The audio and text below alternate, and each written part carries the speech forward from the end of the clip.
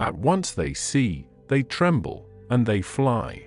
Then first thy spear, divine Patroclus, flew, where the war raged, and where the tumult grew, close to the stern of that famed ship which bore unblessed Patroclus to Ilian's shore.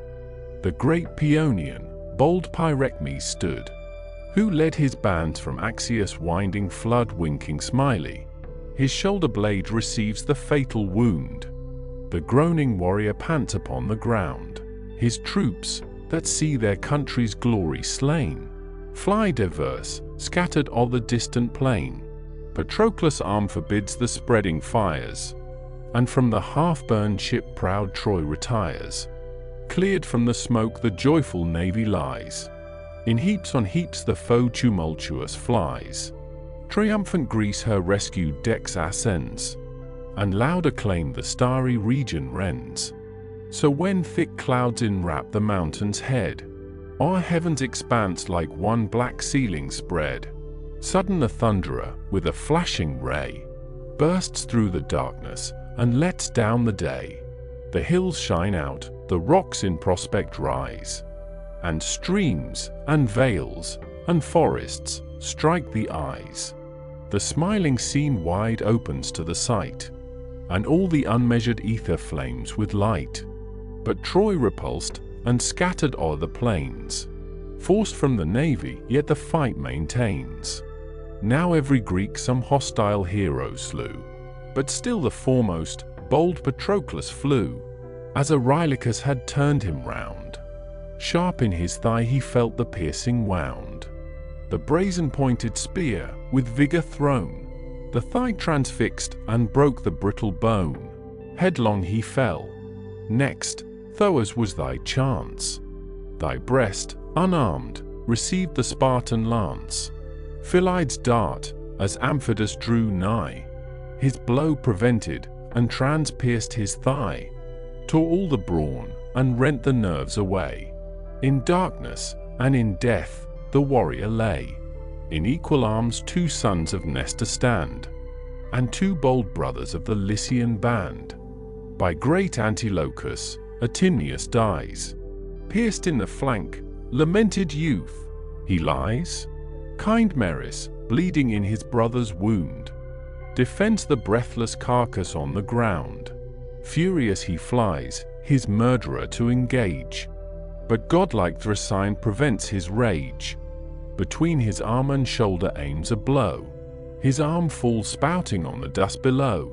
He sinks, with endless darkness covered o'er, and vents his soul, effused with gushing gore. Slain by 2 brothers, thus 2 brothers bleed. Sarpedon's friends, Amisodarus' seed. Amisodarus, who, by Furies led, the bane of men, abhorred Chimera bred. Skilled in the dart in vain, his sons expire, and pay the forfeit of their guilty sire. Stopped in the tumult Cleobulus lies, beneath Oileus' arm, a living prize. A living prize not long the Trojan stood. The thirsty falchion drank his reeking blood. Plunged in his throat the smoking weapon lies.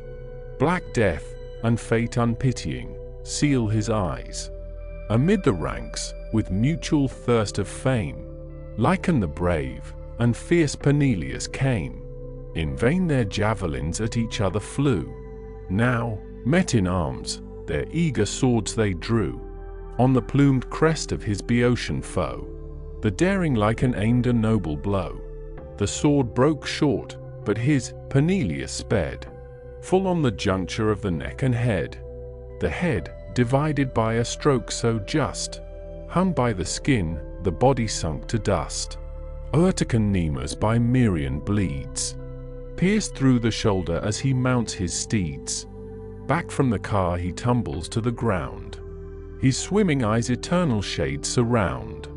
Next Eremus was doomed his fate to feel. His opened mouth received the Cretan steel. Beneath the brain the point a passage tore, crashed the thin bones, and drowned the teeth in gore. His mouth, his eyes, his nostrils, pour a flood. He sobs his soul out in the gush of blood. As when the flock's neglected by the swain, or kids or lambs lie scattered o'er the plain. A troop of wolves the unguarded charge survey, and rend the trembling, unresisting prey.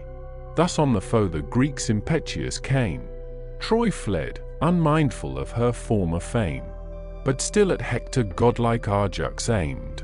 Still, pointed at his breast, his javelin flamed. The Trojan chief, experienced in the field, o'er his broad shoulders spread the massy shield, observed the storm of darts the Grecians pour, and on his buckler caught the ringing shower.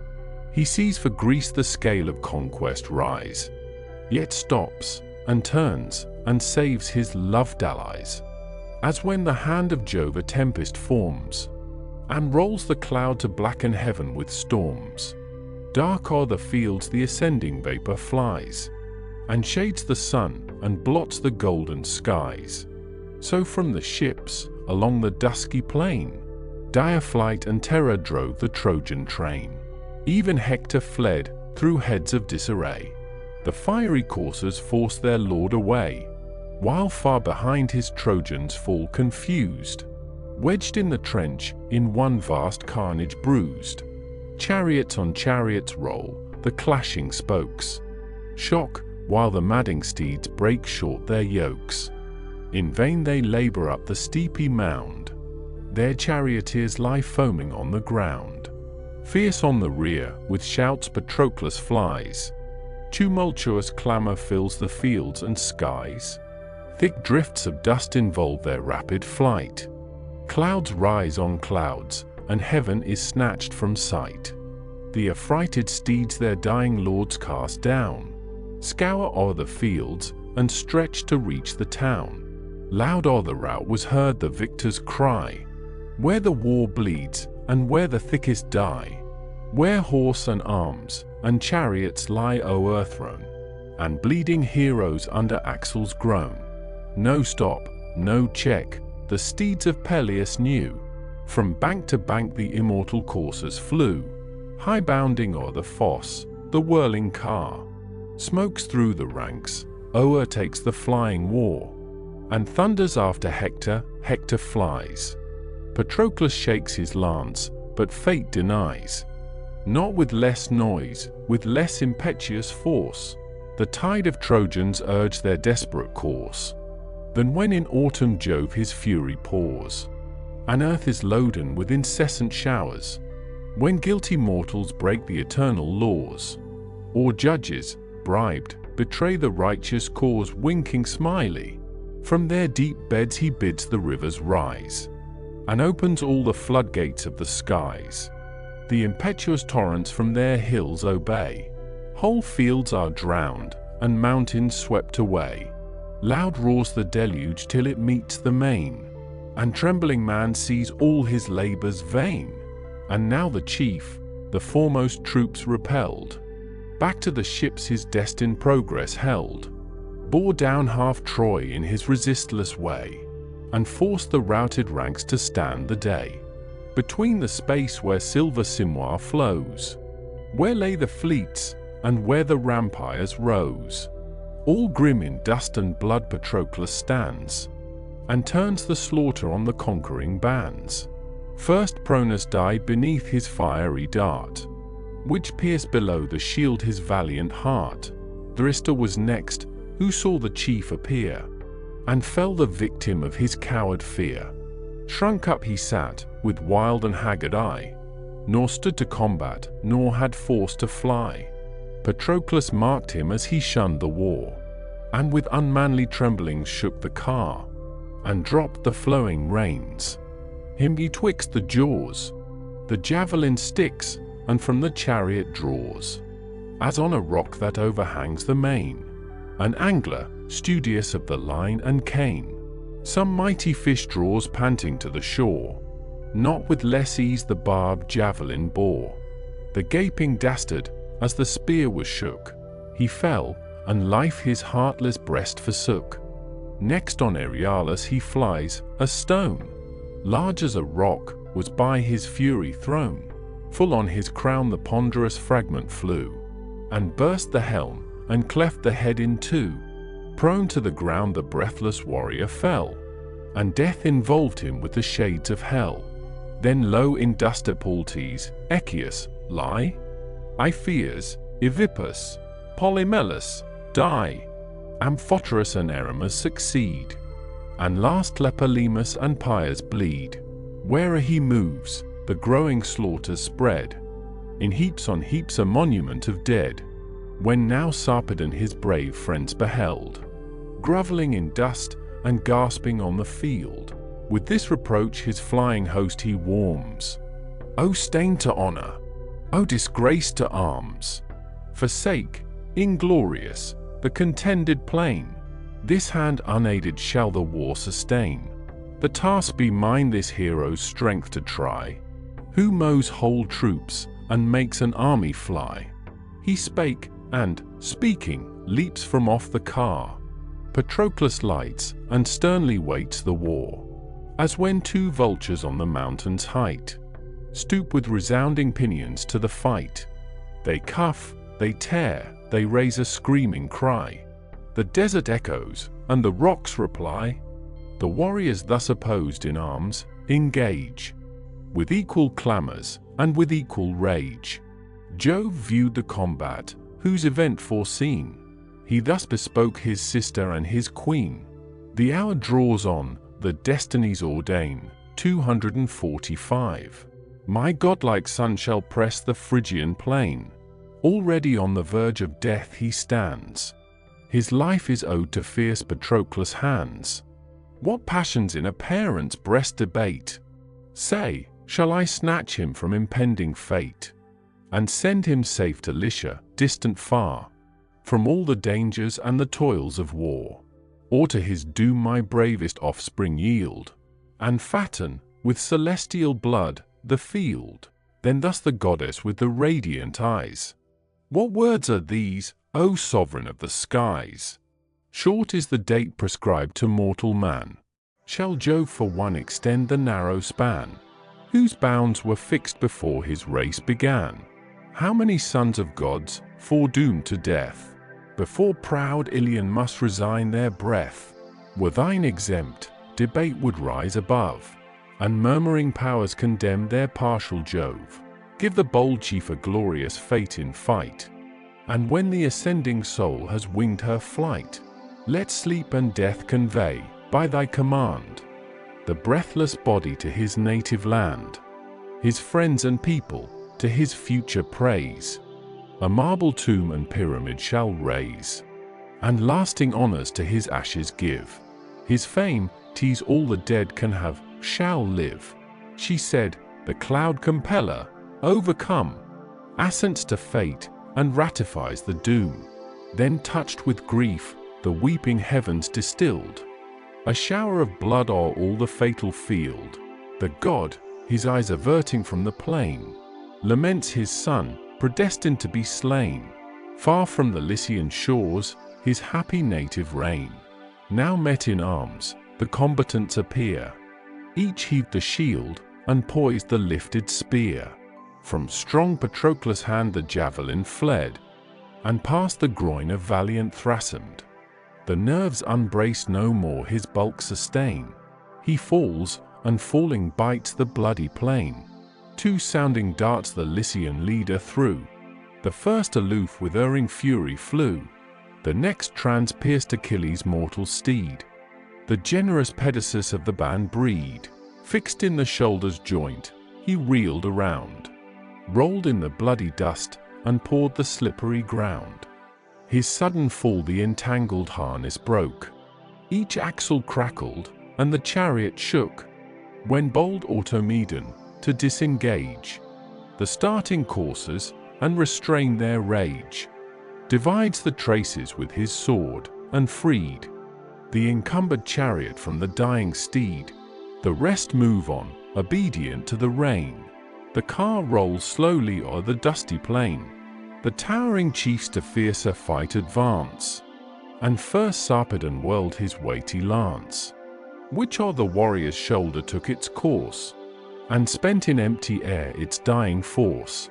Not so Patroclus' never-erring dart, Aimed at his breast it pierced a mortal part, where the strong fibers bind the solid heart.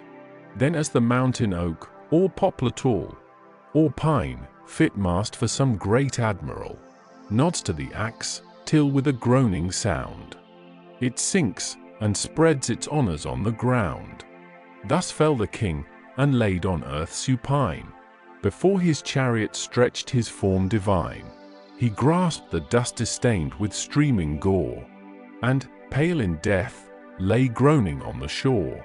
So lies a bull beneath the lion's paws, while the grim savage grinds with foamy jaws the trembling limbs, and sucks the smoking blood. Deep groans, and hollow roars, rebellow through the wood.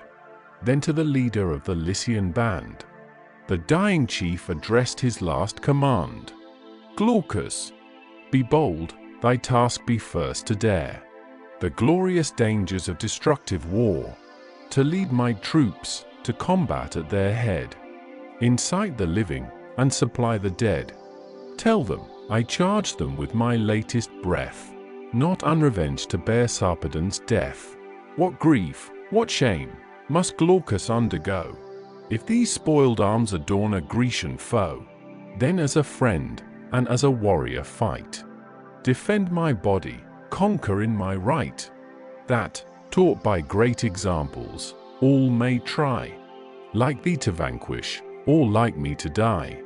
He ceased, the fates suppressed his labouring breath, and his eyes darkened with the shades of death. The insulting victor with disdain bestrode the prostrate prince, and on his bosom trod. Then drew the weapon from his panting heart, the reeking fibers clinging to the dart. From the wide wound gushed out a stream of blood, and the soul issued in the purple flood. His flying steeds the Myrmidons detain, unguided now, their mighty master slain.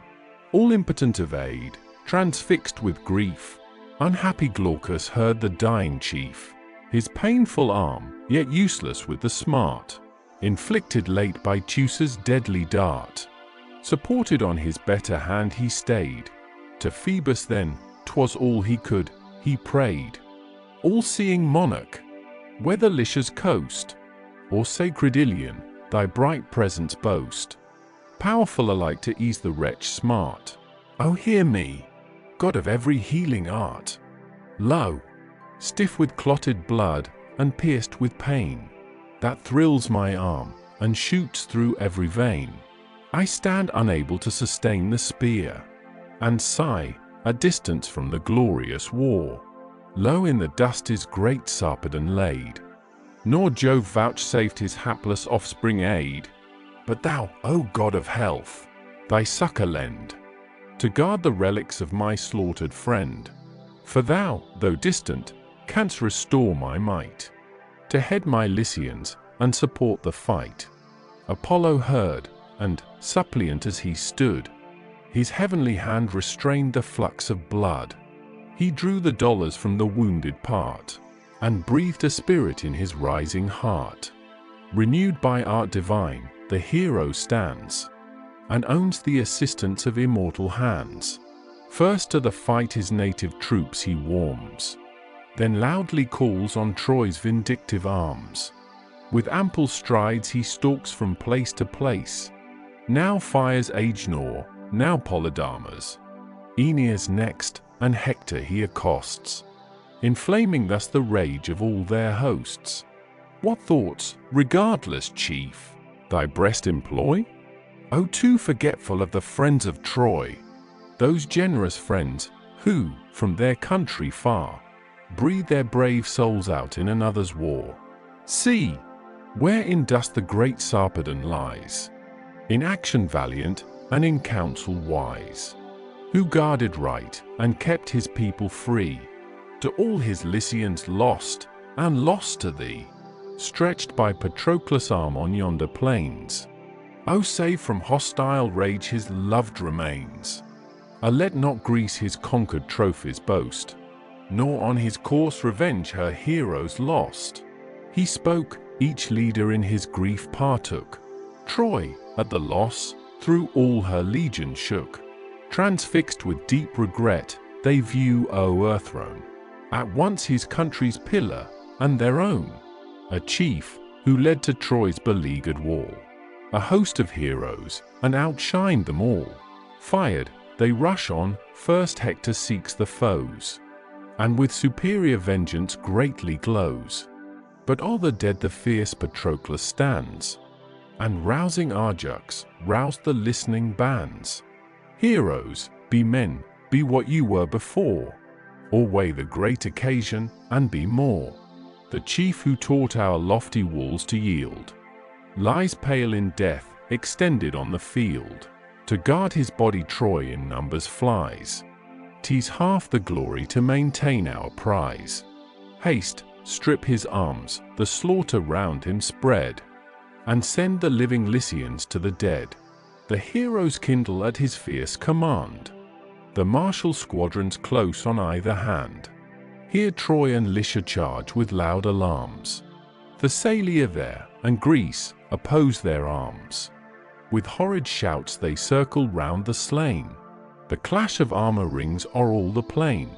Great Jove, to swell the horrors of the fight, o'er the fierce armies pours pernicious night, and round his son confounds the warring hosts, his fate ennobling with a crowd of ghosts.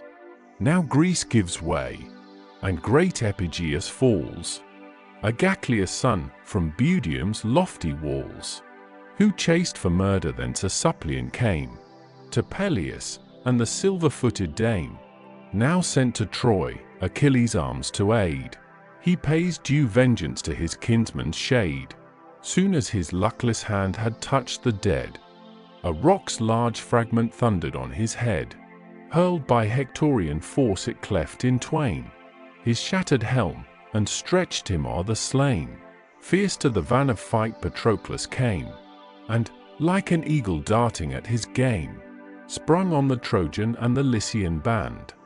What grief thy heart, what fury urged thy hand, O generous Greek, when with full vigour thrown, at Sthenelaus flew the weighty stone, which sunk him to the dead, when Troy, too near, that arm, drew back, and Hector learned to fear.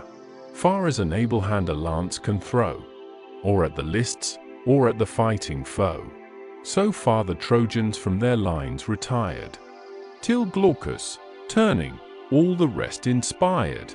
Then Bathycleus fell beneath his rage, the only hope of Chalcon's trembling age. Wide o'er the land was stretched his large domain, with stately seats and riches blessed in vain. Him, bold with youth, and eager to pursue the flying Lycians, Glaucus met and slew, pierced through the bosom with a sudden wound. He fell, and falling made the fields resound. The Achaean sorrow for their heroes slain. With conquering shouts the Trojans shake the plain, and crowd to spoil the dead, the Greeks oppose. An iron circle round the carcass grows. Then brave Laogonus resigned his breath, dispatched by Merion to the shades of death. On Ida's holy hill he made abode, the priest of Jove, and honoured like his god. Between the jaw and ear the javelin went, the soul, exhaling, issued at the vent. His spear Aeneas at the victor threw, who stooping forward from the death withdrew. The lance hissed harmless o'er his covering shield, and trembling struck, and rooted in the field. There yet scarce spent, it quivers on the plain, sent by the great Aeneas' arm in vain. Swift as thou art, the raging hero cries, and skilled in dancing to dispute the prize. My spear, the destined passage had it found, had fixed thy active vigour to the ground. O valiant leader of the Dardan host! Insulted Merion thus retorts the boast. Strong as you are, 'tis mortal force you trust. An arm as strong may stretch thee in the dust. And if to this my lance thy fate be given, vain are thy vaunts, success is still from heaven. This instant sends thee down to Pluto's coast. Mine is the glory, his thy parting ghost. O friend, Menoetius' son this answer gave. With words to combat, ill befits the brave. Not empty boasts the sons of Troy repel. Your swords must plunge them to the shades of hell. To speak beseems the council, but to dare in glorious action is the task of war. This said, Patroclus to the battle flies. Great Merion follows, and new shouts arise. Shields, helmets rattle as the warriors close, and thick and heavy sounds the storm of blows. As through the shrilling vale, or mountain ground, the labors of the woodman's axe resound. Blows following blows are heard re-echoing wide, while crackling forests fall on every side. Thus echoed all the fields with loud alarms. So fell the warriors, and so rung their arms. Now great Sarpedon on the sandy shore, his heavenly form defaced with dust and gore, and stuck with darts by warring heroes shed, lies undistinguished from the vulgar dead. His long disputed course the chiefs enclose. On every side the busy combat grows, thick as beneath some shepherd's thatched abode. The pails high foaming with a milky flood, the buzzing flies, a persevering train, incessant swarm, and chaste return again. Jove viewed the combat with a stern survey, and eyes that flashed intolerable day. Fixed on the field his sight, his breast debates the vengeance due, and meditates the fates, whether to urge their prompt effect, and call the force of Hector to Patroclus' fall. This instant see his short-lived trophies won, and stretch him breathless on his slaughtered son. Or yet, with many a soul's untimely flight, augment the fame and horror of the fight, to crown Achilles' valiant friend with praise. At length he dooms, and, that his last of days shall set in glory, bids him drive the foe, nor unattended see the shades below. Then Hector's mind he fills with dire dismay. He mounts his car, and calls his hosts away. Sunk with Troy's heavy fates, he sees decline the scales of Jove, and pants with awe divine. Then, nor before, the hardy Lycians fled, and left their monarch with the common dead. Around, in heaps on heaps, a dreadful wall of carnage rises as the heroes fall. So Jove decreed. At length the Greeks obtain the prize contested, and despoil the slain. The radiant arms are by Patroclus borne. Patroclus' ships the glorious spoils adorn. Then thus to Phoebus, in the realms above, spoke from his throne the cloud-compelling Jove. Descend, my Phoebus, on the Phrygian plain, and from the fight convey Sarpedon slain. Then bathe his body in the crystal flood, with dust dishonored, and deformed with blood. Are all his limbs ambrosial odors shed, and with celestial robes adorn the dead. Those rites discharged, his sacred course bequeath to the soft arms of silent sleep and death. They to his friends the immortal charge shall bear. His friends a tomb and pyramid shall rear. What honor mortals after death receive, those unavailing honors we may give. Illustration, sleep and death conveying the body of Sarpedon to Lycia. Apollo bows, and from Mount Ida's height, swift to the field precipitates his flight. Thence from the war the breathless hero bore, veiled in a cloud, to silver Simois shore. There bathed his honorable wounds, and dressed his manly members in the immortal vest, and with perfumes of sweet ambrosial dews, restores his freshness, and his form renews. Then sleep and death, two twins of winged race, of matchless swiftness, but of silent pace, received Sarpedon at the god's command, and in a moment reached the Lycian land. The course amidst his weeping friends they laid, where endless honors wait the sacred shade. Meanwhile Patroclus pours along the plains, with foaming coursers, and with loosened reins.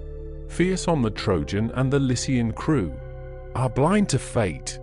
Thy headlong fury flew against what fate and powerful Jove ordain. Vain was thy friend's command, thy courage vain. For he, the god, whose counsels uncontrolled, dismay the mighty and confound the bold. The god who gives resumes and orders all. He urged thee on and urged thee on to fall. Who first, brave hero, by that arm was slain? Who last beneath thy vengeance pressed the plain, when heaven itself thy fatal fury led, and called to fill the number of the dead? Addressed as first, Autonous then succeeds. Patroclus follows, next young Megas bleeds. Epista, Melanippus, bite the ground. The slaughter, Elasus and Mulius crowned. Then sunk Pylarts to eternal night. The rest, dispersing, trust their fates to flight. Now Troy had stooped beneath his matchless power, but flaming Phoebus kept the sacred tower. Thrice at the battlements Patroclus struck, winking sad smiley 246. His blazing aegis thrice Apollo shook. He tried the fourth, when, bursting from the cloud, a more than mortal voice was heard aloud. Patroclus, cease, this heaven-defended wall defies thy lance, not fated yet to fall. Thy friend, thy greater far, it shall withstand. Troy shall not stoop even to Achilles' hand. So spoke the god who darts celestial fires. The Greek obeys him, and with awe retires, while Hector, checking at the Scaean gates, his panting coursers in his breast debates, or in the field his forces to employ, or draw the troops within the walls of Troy. Thus while he thought, beside him Phoebus stood, in Asia's shape, who reigned by Sanga's flood. Thy brother, Hecuba, from Dymas sprung, a valiant warrior, haughty, bold, and young, winking smiley. Thus he accosts him. What a shameful sight! God, is it Hector that forbears the fight? Were thine my vigour, this successful spear should soon convince thee of so false a fear. Turn thee to the field of fame, and in Patroclus' blood efface thy shame. Perhaps Apollo shall thy arms succeed, and heaven ordains him by thy lance to bleed. So spoke the inspiring god, then took his flight, and plunged amidst the tumult of the fight. He bids Cebrian drive the rapid car. The lash resounds, the coursers rush to war. The god the Grecian sinking souls depressed, and poured swift spirits through each Trojan breast. Patroclus lights, impatient for the fight. A spear his left, a stone employs his right. With all his nerves he drives it at the foe, pointed above, and rough and gross below. The falling ruin crushed Cebrian's head, the lawless offspring of King Priam's bed. His front, brows, eyes, one undistinguished wound. The bursting balls dropped sightless to the ground. The charioteer, while yet he held the rein, struck from the car, falls headlong on the plain. To the dark shades the soul unwilling glides, while the proud victor thus his fall derides. Good heaven, what active feats yon artist shows! What skillful divers are our Phrygian foes! Mark with what ease they sink into the sand. Pity that all their practice is by land. Then rushing sudden on his prostrate prize, to spoil the carcass fierce Patroclus flies. Swift as a lion, terrible and bold, that sweeps the field, depopulates the fold. Pierced through the dauntless heart, then tumbles slain, and from his fatal courage finds his bane. At once bold Hector leaping from his car, defends the body, and provokes the war. Thus for some slaughtered hind, with equal rage, two lordly rulers of the wood engage. Stung with fierce hunger, each the prey invades, and echoing roars rebellow through the shades. Stern Hector fastens on the warrior's head, and by the foot Patroclus drags the dead, while all around, confusion, rage, and fright mix the contending hosts in mortal fight. So pent by hills, the wild winds roar aloud. In the deep bosom of some gloomy wood, leaves, arms, and trees, aloft in air are blown. The broad oaks crackle, and the sylvans groan. This way and that, the rattling thicket bends, and the whole forest in one crash descends. Not with less noise, with less tumultuous rage. In dreadful shock the mingled hosts engage. Darts showered on darts, now round the carcass ring. Now flights of arrows bounding from the string. Stones follow stones, some clatter on the fields. Some hard and heavy shake the sounding shields. But where the rising whirlwind clouds the plains, sunk in soft dust the mighty chief remains, and, stretched in death, forgets the guiding reins. Now flaming from the zenith, Sol had driven his fervid orb through half the vault of heaven, while on each host with equal tempests fell. The showering darts, and numbers sank to hell. But when his evening wheels o'erhung the main, glad conquest rested on the Grecian train. Then from amidst the tumult and alarms, they draw the conquered course and radiant arms. Then rash Patroclus with new fury glows, and breathing slaughter, pours amid the foes. Thrice on the press like Mars himself he flew, and thrice 3 heroes at each onset slew. There ends thy glory, there the fates untwine, the last, black remnant of so bright a line. Apollo dreadful stops thy middle way. Death calls, and heaven allows no longer day. For lo, the god in dusky clouds enshrined, approaching dealt a staggering blow behind. The weighty shock his neck and shoulders feel. His eyes flash sparkles, his stunned senses reel. In giddy darkness, far to distance flung, his bounding helmet on the champaign rung. Achilles' plume is stained with dust and gore, that plume which never stooped to earth before. Long used, untouched, in fighting fields to shine, and shade the temples of the mad divine. Jove dooms it now on Hector's helm to nod. Not long, for fate pursues him, and the god. His spear in shivers falls, his ample shield drops from his arm, his baldric strows the field. The corslet his astonished breast forsakes, looses each joint, each nerve with horror shakes. Stupid he stares, and all assistless stands. Such is the force of more than mortal hands. A Dardan youth there was, well known to fame. From Pan thus sprung, Euphorbus was his name. Famed for the manage of the foaming horse, skilled in the dart, and matchless in the course. Full 20 nights he tumbled from the car, while yet he learned his rudiments of war. His venturous spear first drew the hero's gore. He struck, he wounded, but he durst no more. Nor, though disarmed, Patroclus' fury stood, but swift withdrew the long pretended wood, and turned him short, and herded in the crowd.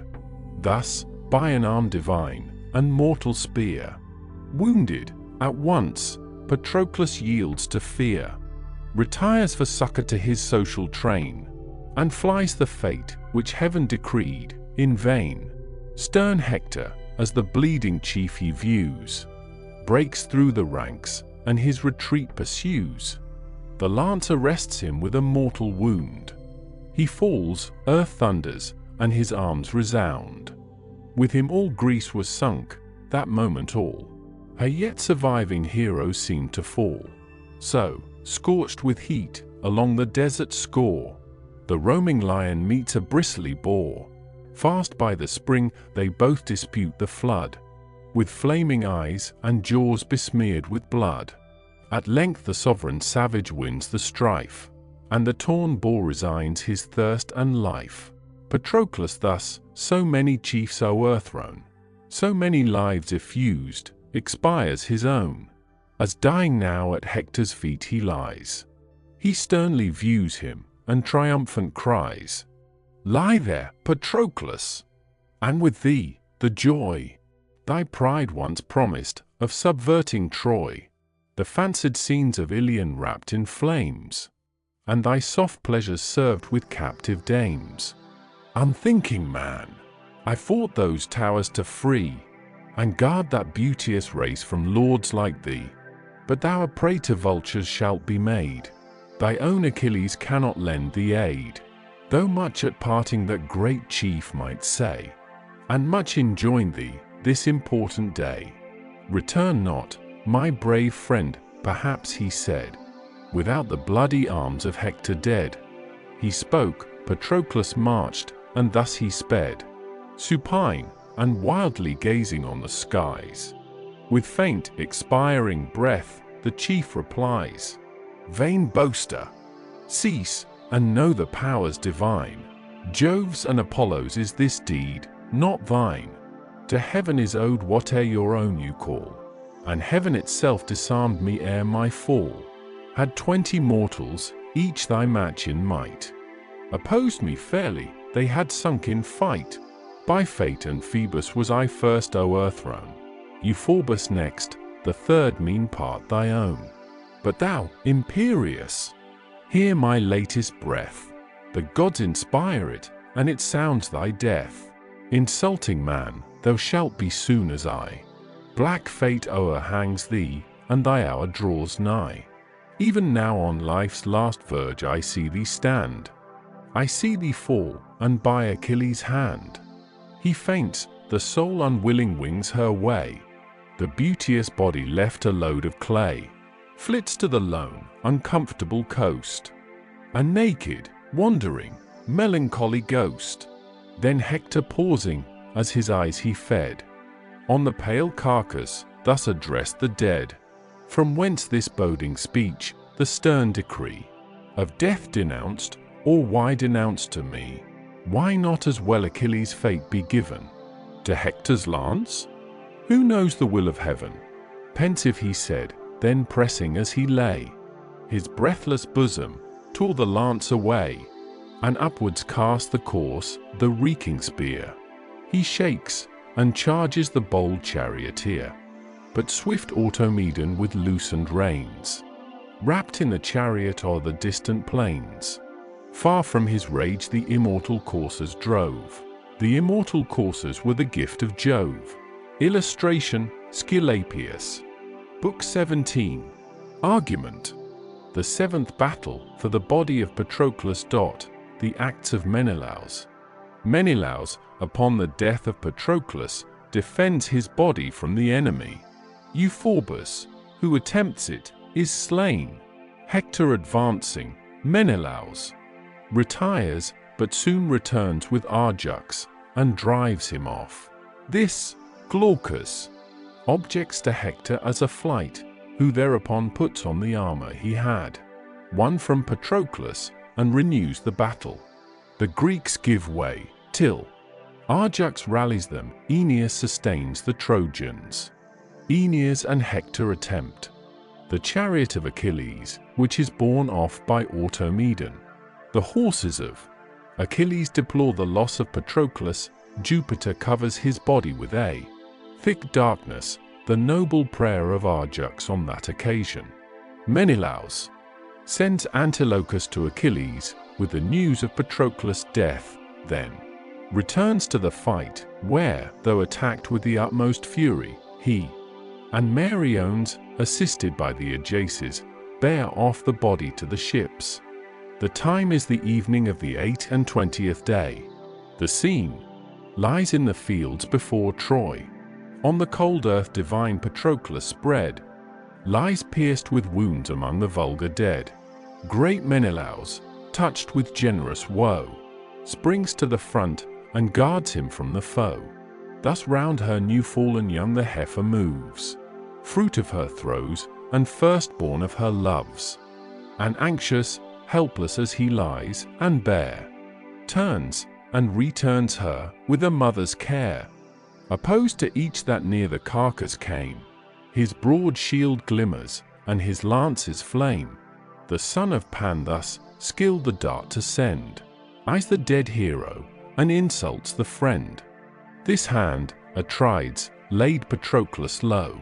Warrior, desist, nor tempt an equal blow. To me the spoils my prowess won, resign. Depart with life, and leave the glory mine. The Trojan thus, the Spartan monarch burned, with generous anguish, and in scorn returned. Laughest thou not, Jove, from thy superior throne, when mortals boast of prowess not their own? Not thus the lion glories in his might, nor panther braves his spotted foe in fight, nor thus the boar, those terrors of the plain winking smiley. Man only vaunts his force, and vaunts in vain, but far the vainest of the boastful kind. These sons of Pan thus vent their haughty mind. Yet 'twas but late, beneath my conquering steel, this boaster's brother, Hyperina, fell against our arm which rashly he defied. Vain was his vigor, and as vain his pride. These eyes beheld him on the dust expire, no more to cheer his spouse, or glad his sire. Presumptuous youth, like his shall be thy doom.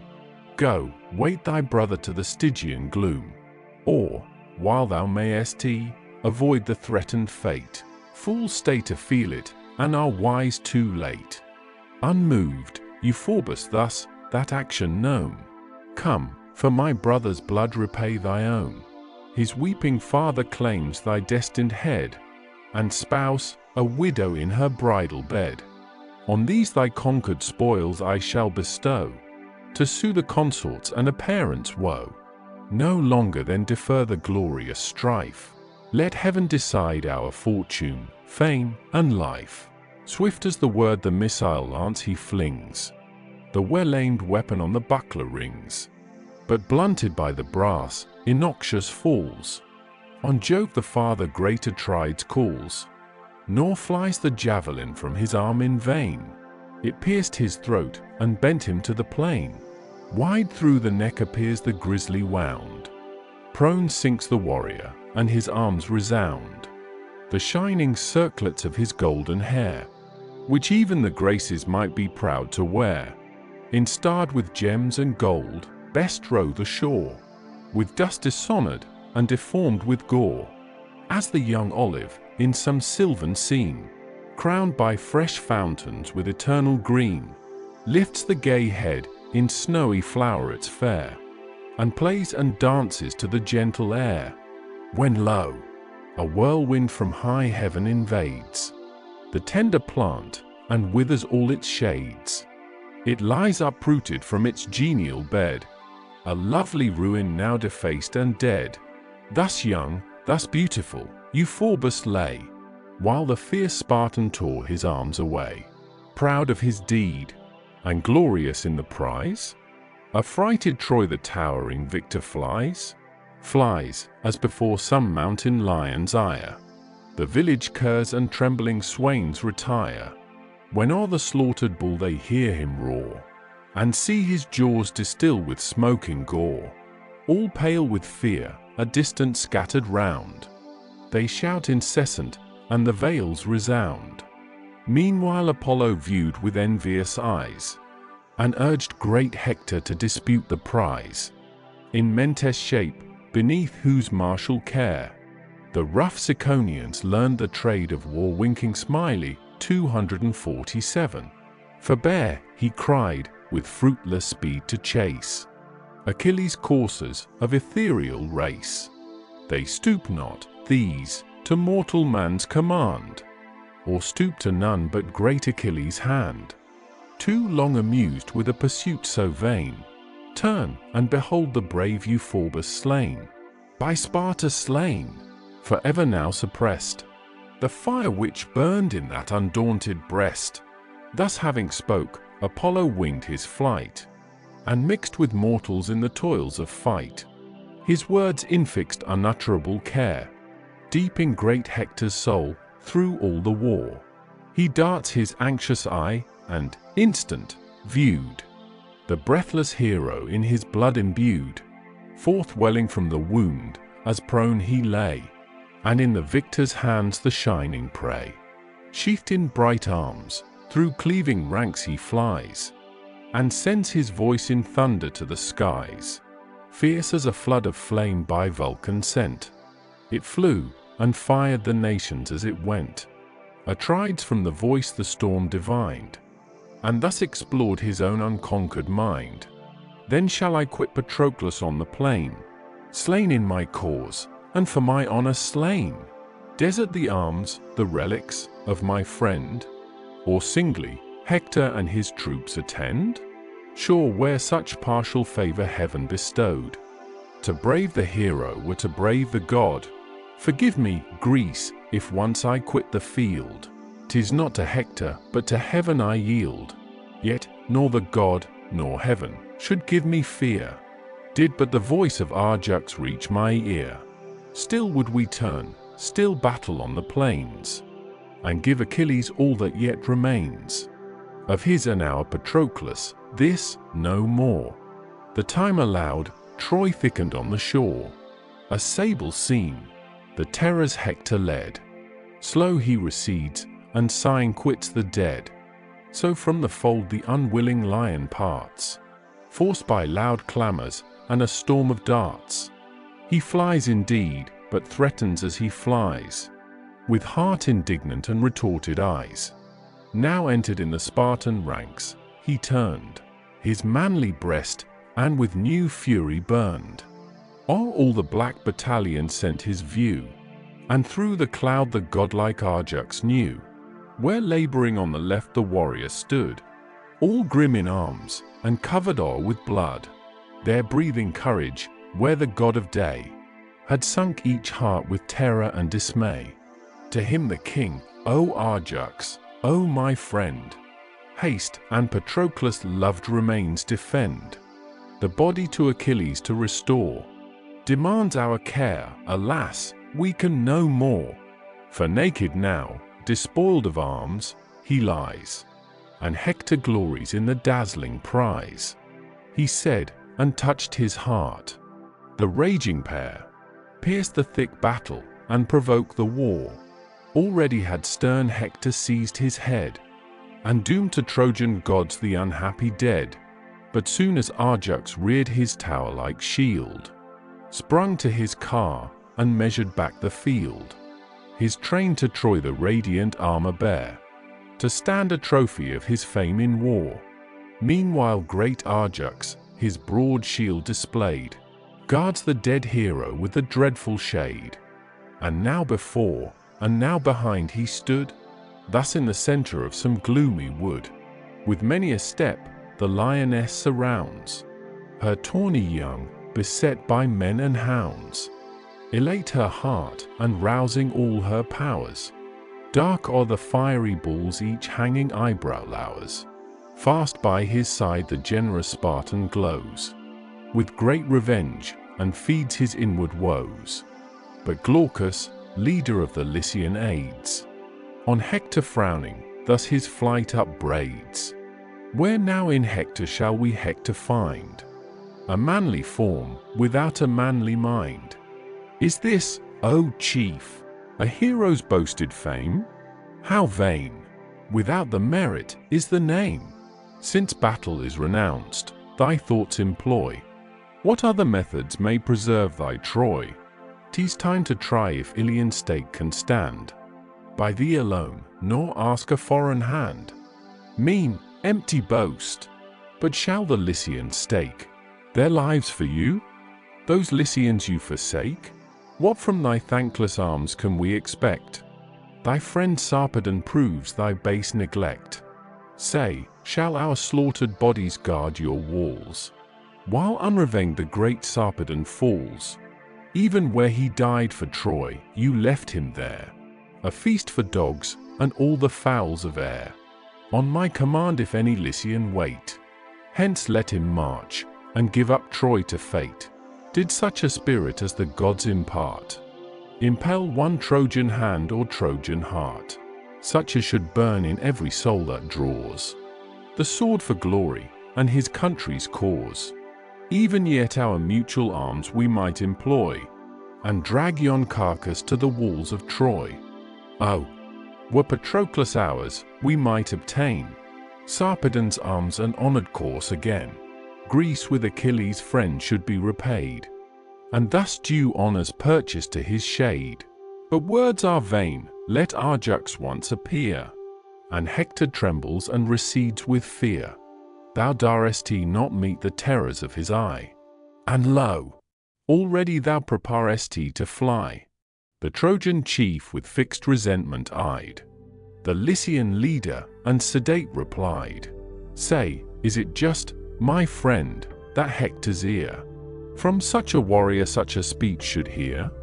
I deemed thee once the wisest of thy kind, but ill this insult suits a prudent mind. I shun great Ajax, I desert my train.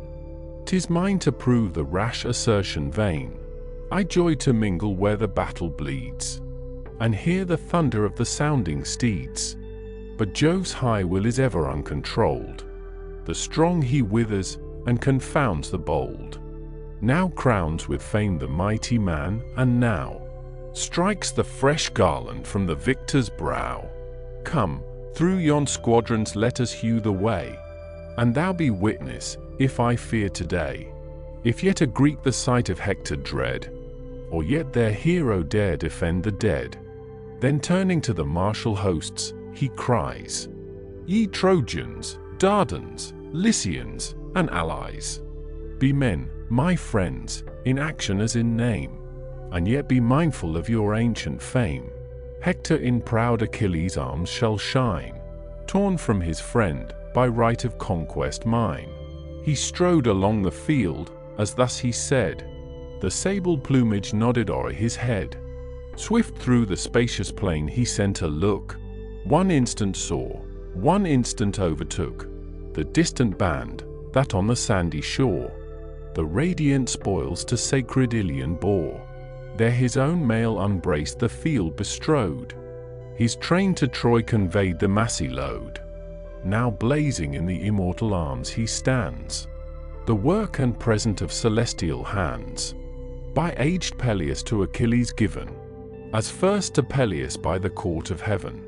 His father's arms not long Achilles wears, forbid by fate to reach his father's years. Him, proud in triumph, glittering from afar, the god whose thunder rents the troubled air, beheld with pity, as apart he sat, and, conscious, looked through all the scene of fate. He shook the sacred honors of his head. Olympus trembled, and the Godhead said, Ah, wretched man, unmindful of thy end, a moment's glory, and what fates attend, in heavenly panoply divinely bright. Thou standest, and armies tremble at thy sight, as at Achilles' self, beneath thy dart, lies slain the great Achilles dear apart. Thou from the mighty dead those arms hast torn, which once the greatest of mankind had worn. Yet live, I give thee one illustrious day, a blaze of glory ere thou fadest away. For no more Andromache shall come, with joyful tears to welcome Hector home. No more Officius, with endearing charms, from thy tired limbs unbrace Pelides' arms. Then with his sable brow he gave the nod, that seals his word, the sanction of the god. The stubborn arms, by Jove's command disposed, conformed spontaneous, and around him closed. Filled with the god, enlarged his members grew, through all his veins a sudden vigor flew. The blood in brisker tides began to roll, and Mars himself came rushing on his soul. Exhorting loud through all the field he strode, and looked, and moved, Achilles, or a god. Now Mesthles, Glaucus, Medon, he inspires, now forces, Chromius, and Hippothous fires. The great Thursilocus like fury found, Asteropaeus kindled at the sound, and Enomus, in augury renowned. Hear, all ye hosts, and hear, unnumbered bands, of neighboring nations, or of distant lands. 'Twas not for state we summoned you so far, to boast our numbers, and the pomp of war. Ye came to fight, a valiant foe to chase, to save our present, and our future race. For this, our wealth, our products, you enjoy, and glean the relics of exhausted Troy. Now then, To conquer or to die prepare. To die or conquer are the terms of war. Whatever hand shall win Patroclus slain, who shall drag him to the Trojan train? With Hector's self shall equal honors claim, with Hector part the spoil, and share the fame. Fired by his words, the troops dismiss their fears. They join, they thicken, they protend their spears. Full on the Greeks they drive in firm array, and each from Ajax hopes the glorious prey. Vain hope! What numbers shall the field o'er spread? What victims perish round the mighty dead? Great Ajax marked the growing storm from far, and thus bespoke his brother of the war. Our fatal day, alas, is come, my friend, and all our wars and glories at an end. 'Tis not this course alone we guard in vain, condemned to vultures on the Trojan plain. We too must yield, the same sad fate must fall. On thee, on me, perhaps, my friend, on all. See what a tempest direful Hector spreads, and lo! It bursts, it thunders on our heads. Call on our Greeks, if any hear the call. The bravest Greeks, this hour demands them all. The warrior raised his voice, and wide around the field re-echoed the distressful sound. O chiefs! O princes, to whose hand is given the rule of men, whose glory is from heaven, whom with due honors both Atrides grace, ye guides and guardians of our Argive race, all whom this well-known voice shall reach from far, all whom I see not through this cloud of war. Come all, let generous rage your arms employ, and save Patroclus from the dogs of Troy. Oilean Ajax first the voice obeyed, swift was his pace, and ready was his aid. Next him Idomeneus, more slow with age, and Merion, burning with a hero's rage. The long succeeding numbers who can name? But all were Greeks, and eager all for fame. Fierce to the charge great Hector led the throng. Whole Troy embodied rushed with shouts along. Thus, when a mountain billow foams and raves, where some swoln river disembogues his waves, full in the mouth is stopped the rushing tide. The boiling ocean works from side to side.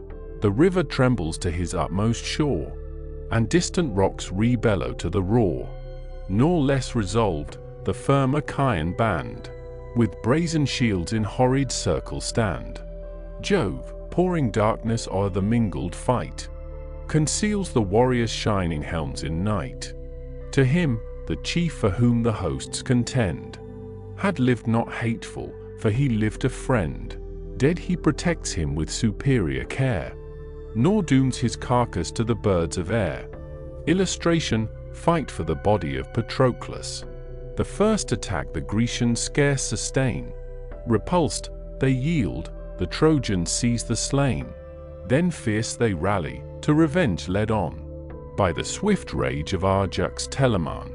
Ajax to Peleus' son the second name, in graceful stature next, and next in fame.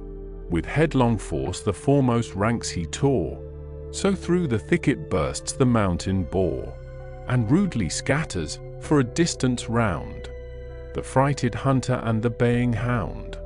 The son of Lethus, brave Pelasgus heir, Hippothous, dragged the carcass through the war.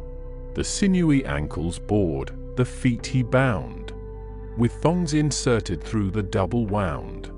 Inevitable fate o'ertakes the deed, doomed by great Ajax' vengeful lance to bleed. It cleft the helmet's brazen cheeks in twain. The shattered crest and horsehair strew the plain. With nerves relaxed he tumbles to the ground. The brain comes gushing through the ghastly wound.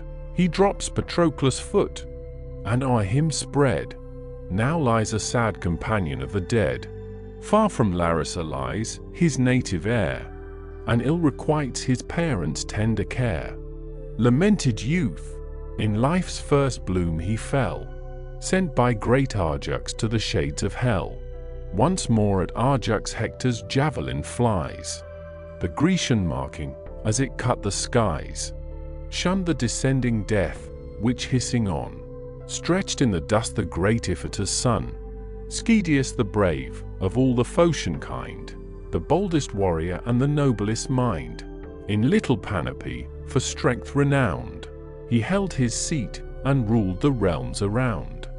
Plunged in his throat, the weapon drank his blood, and deep transpiercing through the shoulder stood. In clanging arms the hero fell, and all the fields resounded with his weighty fall. Forces, as slain Hippothous he defends, the Telamonian lance his belly rends. The hollow armor burst before the stroke, and through the wound the rushing entrails broke. In strong convulsions panting on the sands, he lies, and grasps the dust with dying hands. Struck at the sight, recede the Trojan train. The shouting Argives stripped the heroes slain. And now had Troy, by Greece compelled to yield, fled to her ramparts, and resigned the field. Greece, in her native fortitude elate, with Jove averse, had turned the scale of fate. But Phoebus urged Aeneas to the fight.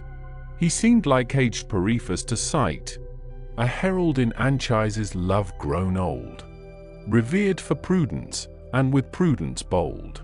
Thus he, what methods yet, O chief, remain, to save your Troy, though heaven its fall ordain? There have been heroes, who, by virtuous care, by valor, numbers, and by arts of war, have forced the powers to spare a sinking state, and gained at length the glorious odds of fate. But you, when fortune smiles, when Jove declares his partial favor, and assists your wars, your shameful efforts 'gainst yourselves employ, and force the unwilling god to ruin Troy. Aeneas through the form assumed descries the power concealed, and thus to Hector cries, O lasting shame!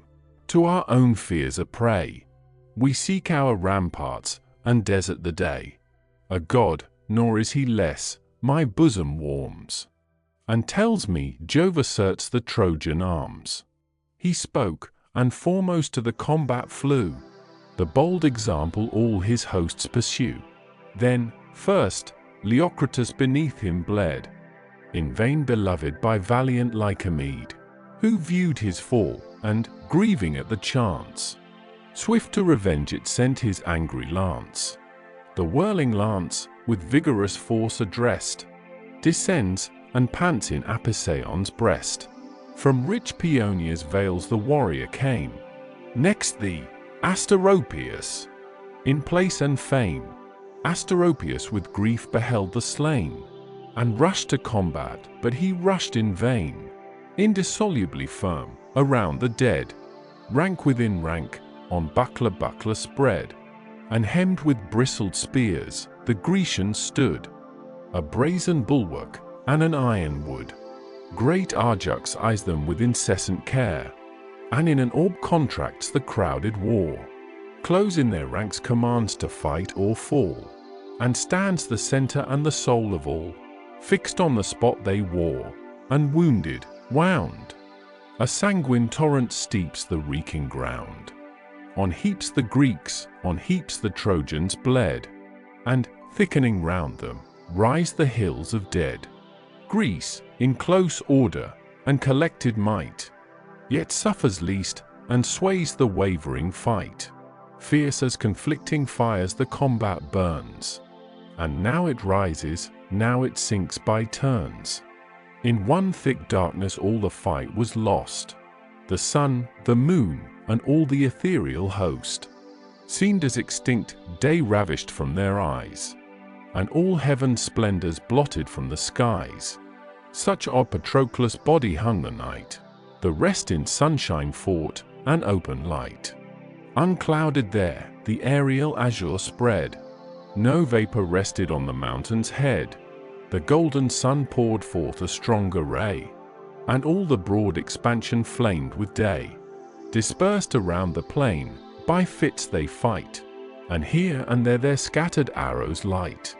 But death and darkness o'er the carcass spread. There burned the war, and there the mighty bled. Meanwhile the sons of Nestor, in the rear. Their fellows routed, tossed the distant spear, and skirmish wide, so Nestor gave command, when from the ships he sent the Pylian band. The youthful brothers thus for fame contend, nor knew the fortune of Achilles' friend. In thought they viewed him still, with martial joy, glorious in arms, and dealing death to Troy. But round the course the heroes pant for breath, and thick and heavy grows the work of death. O'er aboard now, with dust, and sweat, and gore, their knees, their legs, their feet, are covered o'er. Drops follow drops, the clouds on clouds arise, and carnage clogs their hands, and darkness fills their eyes. As when a slaughtered bull's yet reeking hide, strained with full force, and tugged from side to side, the brawny couriers stretch, and labor o'er the extended surface, drunk with fat and gore. So tugging round the course both armies stood, the mangled body bathed in sweat and blood, while Greeks and Ilians equal strength employ, now to the ships to force it, now to Troy. Not Pallas' self, her breast when fury warms, nor he whose anger sets the world in arms, could blame this scene. Such rage, such horror reigned, such Jove to honor the great dead ordained. Achilles in his ships at distance lay, nor knew the fatal fortune of the day. He, yet unconscious of Patroclus' fall, in dust extended under Ilion's wall, expects him glorious from the conquered plain, and for his wished return prepares in vain, though well he knew, to make proud Ilion bend, was more than heaven had destined to his friend. Perhaps to him this Thetis had revealed, the rest, in pity to her son, concealed. Still raged the conflict round the hero dead, and heaps on heaps by mutual wounds they bled. Cursed be the man, even private Greeks would say, who dares desert this well-disputed day. First may the cleaving earth before our eyes gape wide, and drink our blood for sacrifice. First perish all, ere haughty Troy shall boast, we lost Patroclus, and our glory lost. Thus they, while with one voice the Trojans said, grant this day, Jove, or heap us on the dead. Then clash their sounding arms, the clangors rise, and shake the brazen concave of the skies. Meantime, at distance from the scene of blood, the pensive steeds of great Achilles stood, their godlike master slain before their eyes. They wept, and shared in human miseries, 248. In vain Automedon now shakes the rein, now plies the lash, and soothes and threats in vain. Nor to the fight nor Hellespont they go, restive they stood, and obstinate in woe, still as a tombstone, never to be moved, on some good man or woman unreproved, lays its eternal weight, or fixed, as stands, a marble courser by the sculptor's hands, placed on the hero's grave. Along their face, the big round drops course down with silent pace, conglobing on the dust. Their manes, that late circled their arched necks, and waved in state, trailed on the dust beneath the yoke were spread, and prone to earth was hung their languid head. Nor Jove disdained to cast a pitying look, while thus relenting to the steeds he spoke, unhappy coursers of immortal strain, exempt from age, and deathless, now in vain did we your race on mortal man bestow, only, alas, to share in mortal woe? For what is there of inferior birth, that breathes or creeps upon the dust of earth? What wretched creature of what wretched kind, than man more weak, calamitous, and blind? A miserable race! But cease to mourn, for not by you shall Priam's son be born. High on the splendid car, one glorious prize, he rashly boasts, the rest our will denies. Ourself will swiftness to your nerves impart, ourself with rising spirit swell your heart. Automedon your rapid flight shall bear, safe to the navy through the storm of war. For yet 'tis given to Troy to ravage o'er the field, and spread her slaughters to the shore. The sun shall see her conquer, till his fall with sacred darkness shades the face of all. He said, and breathing in the immortal horse, excessive spirit, urged them to the course. From their high manes they shake the dust, and bear the kindling chariot through the parted war. So flies a vulture through the clamorous train of geese that scream and scatter round the plain. From danger now with swiftest speed they flew, and now to conquest with like speed pursue. Sole in the seat the charioteer remains, now plies the javelin, now directs the reins. Him brave Alcimedon beheld distressed, approached the chariot, and the chief addressed, "What god provokes thee rashly thus to dare, alone, unaided, in the thickest war? Alas! Thy friend is slain, and Hector wields Achilles' arms triumphant in the fields." In happy time, the charioteer replies, "The bold Alcimedon now greets my eyes. No Greek like him the heavenly steeds restrains, or holds their fury in suspended reins. Patroclus, while he lived, their rage could tame, but now Patroclus is an empty name. To thee I yield the seat, to thee resign the ruling charge, the task of fight be mine." He said. Alcimedon, with active heat, snatches the reins, and vaults into the seat. His friend descends, the chief of Troy descried, and called Aeneas fighting near his side. "Lo, to my sight, beyond our hope restored, Achilles' car, deserted of its lord. The glorious steeds our ready arms invite, scarce their weak drivers guide them through the fight. Can such opponents stand when we assail? Unite thy force, my friend, and we prevail." The son of Venus to the council yields. Then on their backs they spread their solid shields. With brass refulgent the broad surface shined, and thick bull hides the spacious concave lined. Them Chromius follows, Aratus succeeds. Each hopes the conquest of the lofty steeds. In vain, brave youths, with glorious hopes ye burn. In vain advance, not fated to return.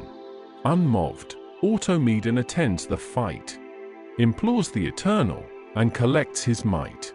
Then turning to his friend, with dauntless mind, "O keep the foaming coursers close behind, full on my shoulders let their nostrils blow. For hard the fight, determined is the foe. 'Tis Hector comes, and when he seeks the prize, war knows no mean, he wins it or he dies." Then through the field he sends his voice aloud, and calls the Ajaces from the warring crowd. With great Atrides, "Hither turn," he said, "turn where distress demands immediate aid. The dead, encircled by his friends, forego, and save the living from a fiercer foe. Unhelped we stand, unequal to engage the force of Hector and Aeneas' rage. Yet mighty as they are, my force to prove is only mine, the event belongs to Jove." He spoke, and high the sounding javelin flung, which passed the shield of Aratus the young. It pierced his belt, embossed with curious art, then in the lower belly struck the dart, as when a ponderous axe, descending full, cleaves the broad forehead of some brawny bull. Sad Smiley 249. Struck betwixt the horns, he springs with many a bound, then tumbling rolls enormous on the ground. Thus fell the youth, the air his soul received, and the spear trembled as his entrails heaved. Now at Automedon the Trojan foe discharged his lance, the meditated blow. Stooping, he shunned, the javelin idly fled, and hissed innoxious o'er the hero's head. Deep-rooted in the ground, the forceful spear, in long vibration spent its fury there. With clashing falchions now the chiefs had closed, but each brave Ajax heard, and interposed. Nor longer Hector with his Trojans stood, but left their slain companion in his blood. His arms Automedon divests, and cries, "Accept, Patroclus, this means sacrifice. Thus have I soothed my griefs, and thus have paid, poor as it is, some offering to thy shade." So looks the lion o'er a mangled boar, all grim with rage, and horrible with gore. High on the chariot at one bound he sprung, and o'er his seat the bloody trophies hung. And now Minerva from the realms of air descends impetuous, and renews the war. For, pleased at length the Grecian arms to aid, the Lord of Thunders sent the blue-eyed maid. As when high Jove denouncing future woe, o'er the dark clouds extends his purple bow, in sign of tempests from the troubled air, or from the rage of man, destructive war. The drooping cattle dread the impending skies, and from his half-tilled field the labourer flies. In such a form the goddess round her drew a livid cloud, and to the battle flew. Assuming phoenix shape on earth she falls, and in his well-known voice to Sparta calls. And lies Achilles' friend, beloved by all, a prey to dogs beneath the Trojan wall? What shame, O Greece, for future times to tell, to thee the greatest in whose cause he fell. O chief, O father, Atreus' son replies, O full of days, by long experience wise, what more desires my soul than here unmoved, to guard the body of the man I loved? Ah, would Minerva send me strength to rear this wearied arm, and ward the storm of war. But Hector, like the rage of fire, we dread, and Jove's own glories blaze around his head. Pleased to be first of all the powers addressed, she breathes new vigor in her hero's breast, and fills with keen revenge, with fell despite, desire of blood, and rage, and lust of fight. So burns the vengeful hornet, soul all o'er, repulsed in vain, and thirsty still of gore. Bold son of air and heat, on angry wings, untamed, untired, he turns, attacks, and stings. Fired with like ardor fierce Atrides flew, and sent his soul with every lance he threw. There stood a Trojan, not unknown to fame, Aetion's son, and Pods was his name, with riches honored, and with courage blessed, by Hector loved, his comrade, and his guest. Through his broad belt the spear a passage found, and, ponderous as he falls, his arms resound.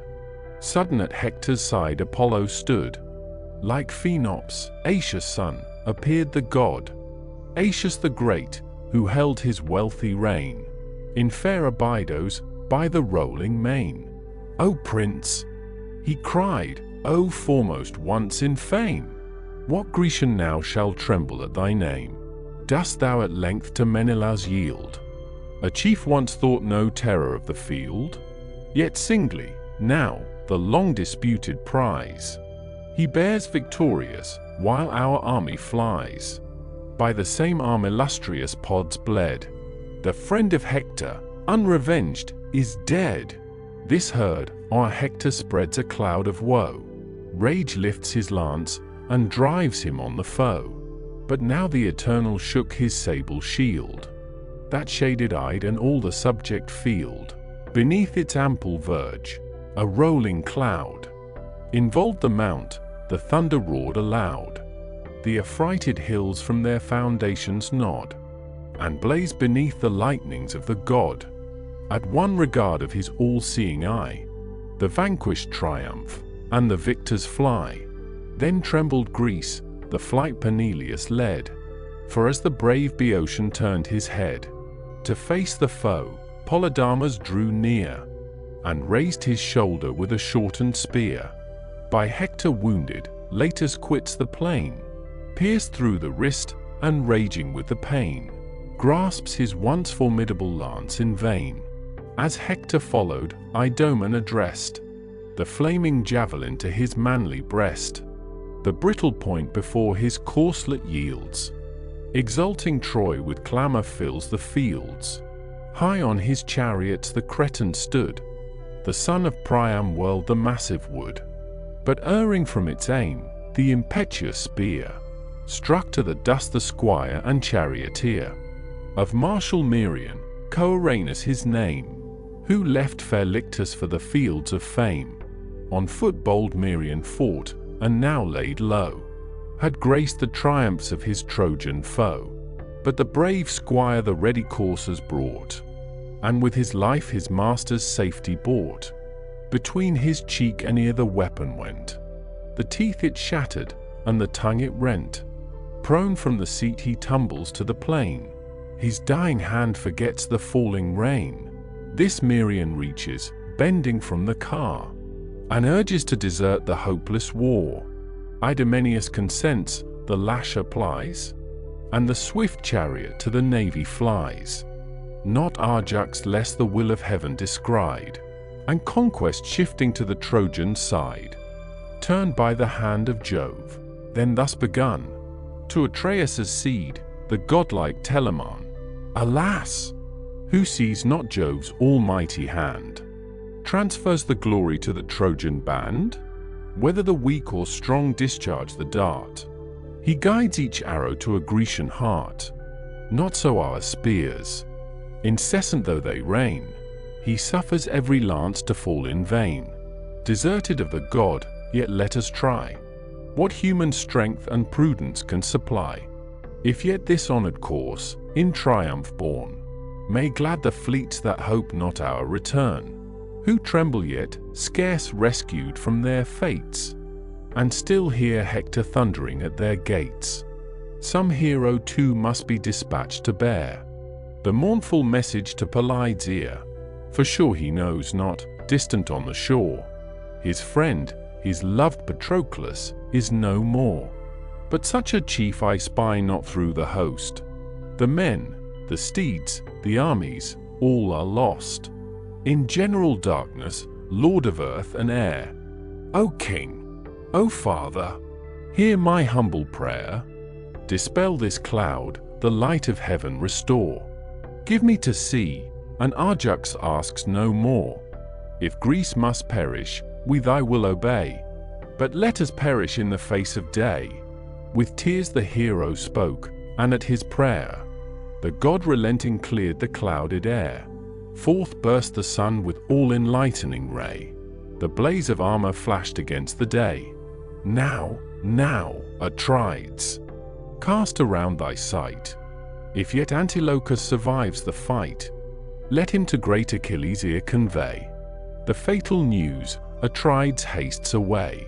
So turns the lion from the nightly fold, though high in courage and with hunger bold, long galled by herdsmen and long vexed by hounds, stiff with fatigue and fretted sore with wounds. The darts fly round him from 100 hands, and the red terrors of the blazing brands, till late, reluctant, at the dawn of day, sour he departs and quits the untasted prey. So moved Atrides from his dangerous place, with weary limbs, but with unwilling pace. The foe, he feared, might yet Patroclus gain, and much admonished, much adjured his train. O guard these relics to your charge consigned, and bear the merits of the dead in mind.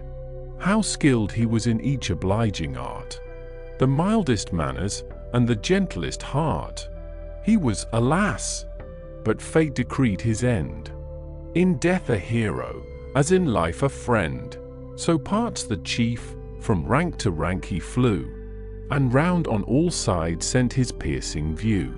As the bold bird, endued with sharpest eye, of all that wings the mid-aerial sky, the sacred eagle, from his walks above, looks down and sees the distant thicket move, then stoops, and sousing on the quivering hair, snatches his life amid the clouds of air.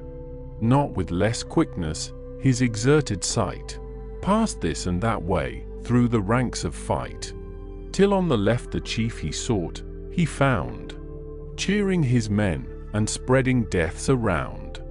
To him the king, beloved of Jove, draw near, for sadder tidings never touched thy ear.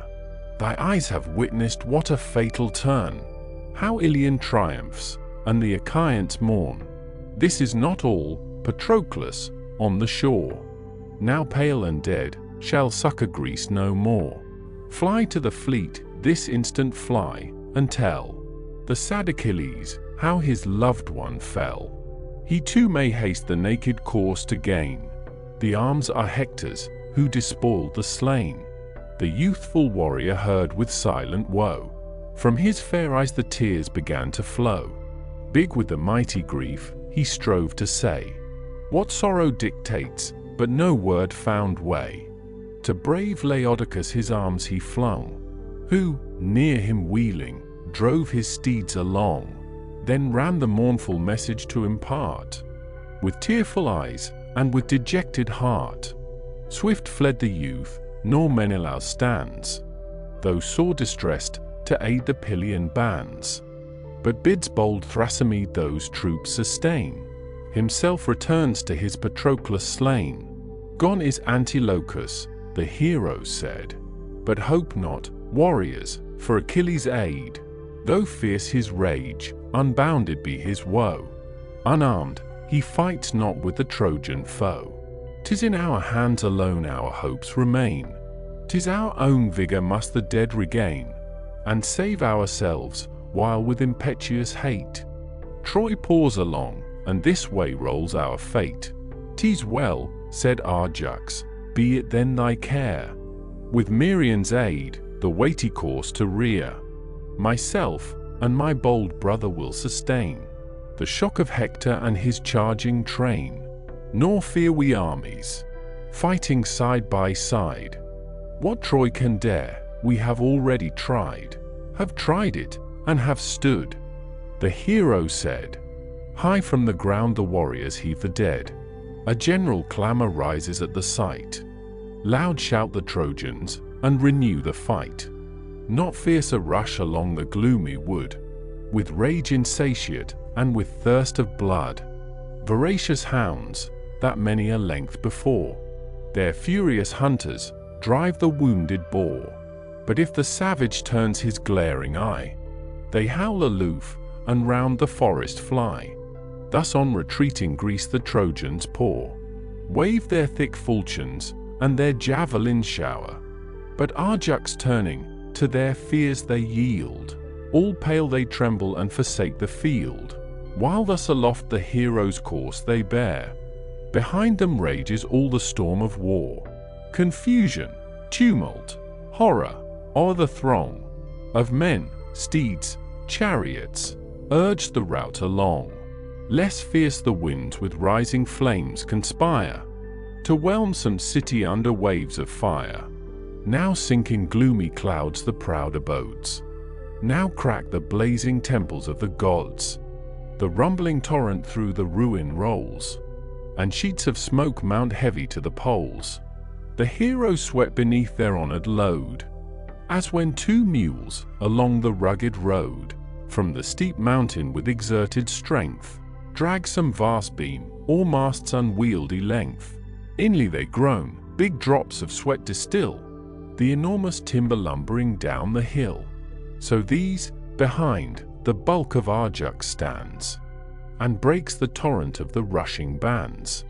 Thus when a river swelled with sudden rains, spreads his broad waters o'er the level plains, some interposing hill the stream divides, and breaks its force, and turns the winding tides. Still close they follow, close the rear engage. Aeneas storms, and Hector foams with rage, while Greece a heavy, thick retreat maintains, wedged in one body, like a flight of cranes, that shriek incessant, while the falcon, hung high on poised pinions, threats their callow young.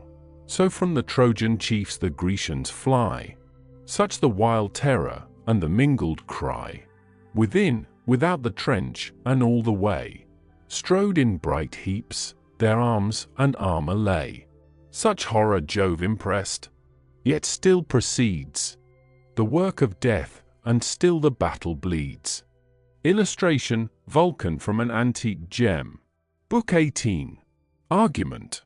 The grief of Achilles, and new armor made him by Vulcan. The news of the death of Patroclus is brought to Achilles by Antilochus.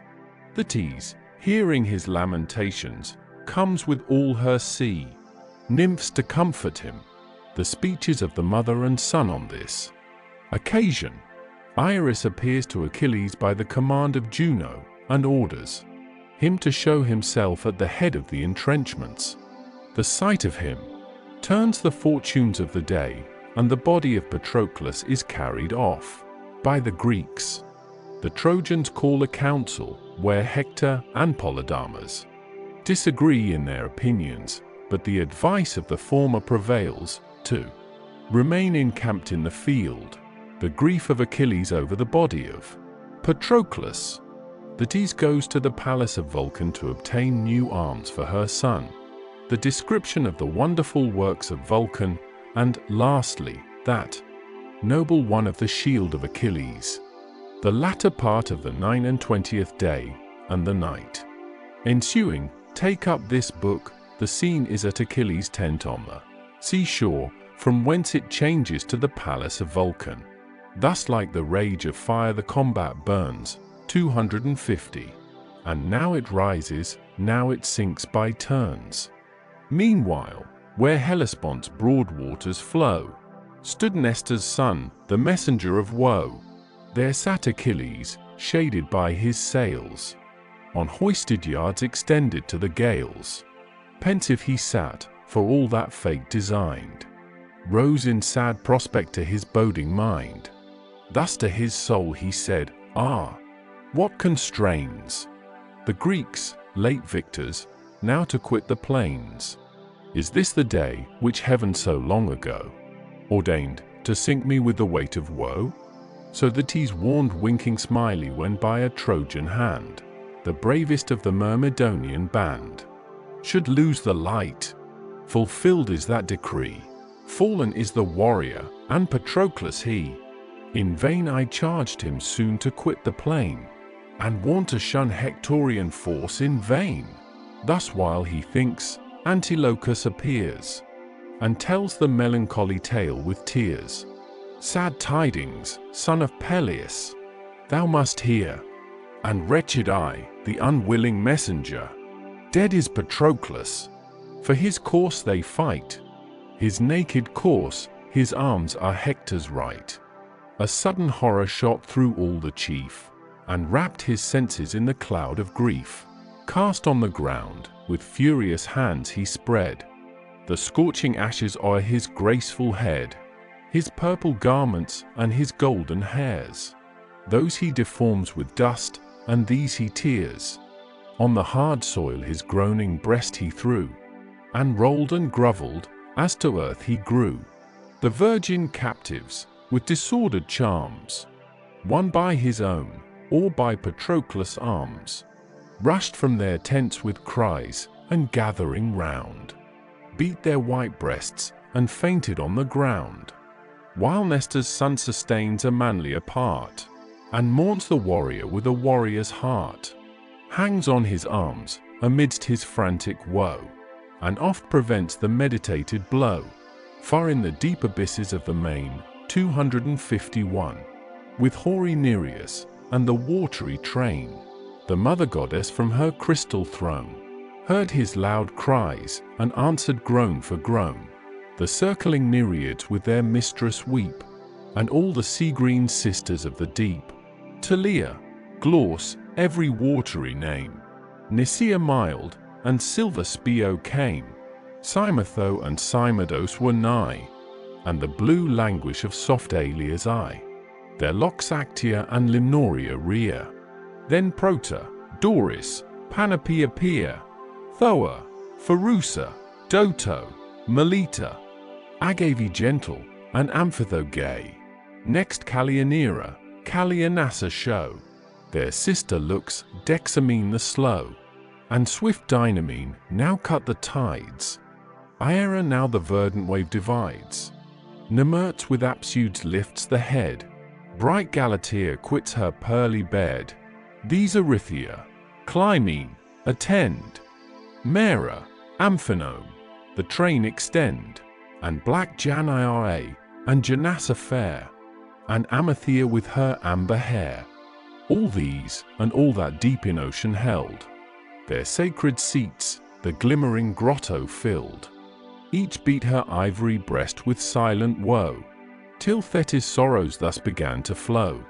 Hear me, and judge, ye sisters of the main, how just a cause has the Thetis to complain? How wretched! Were I mortal, were my fate, how more than wretched in the immortal state?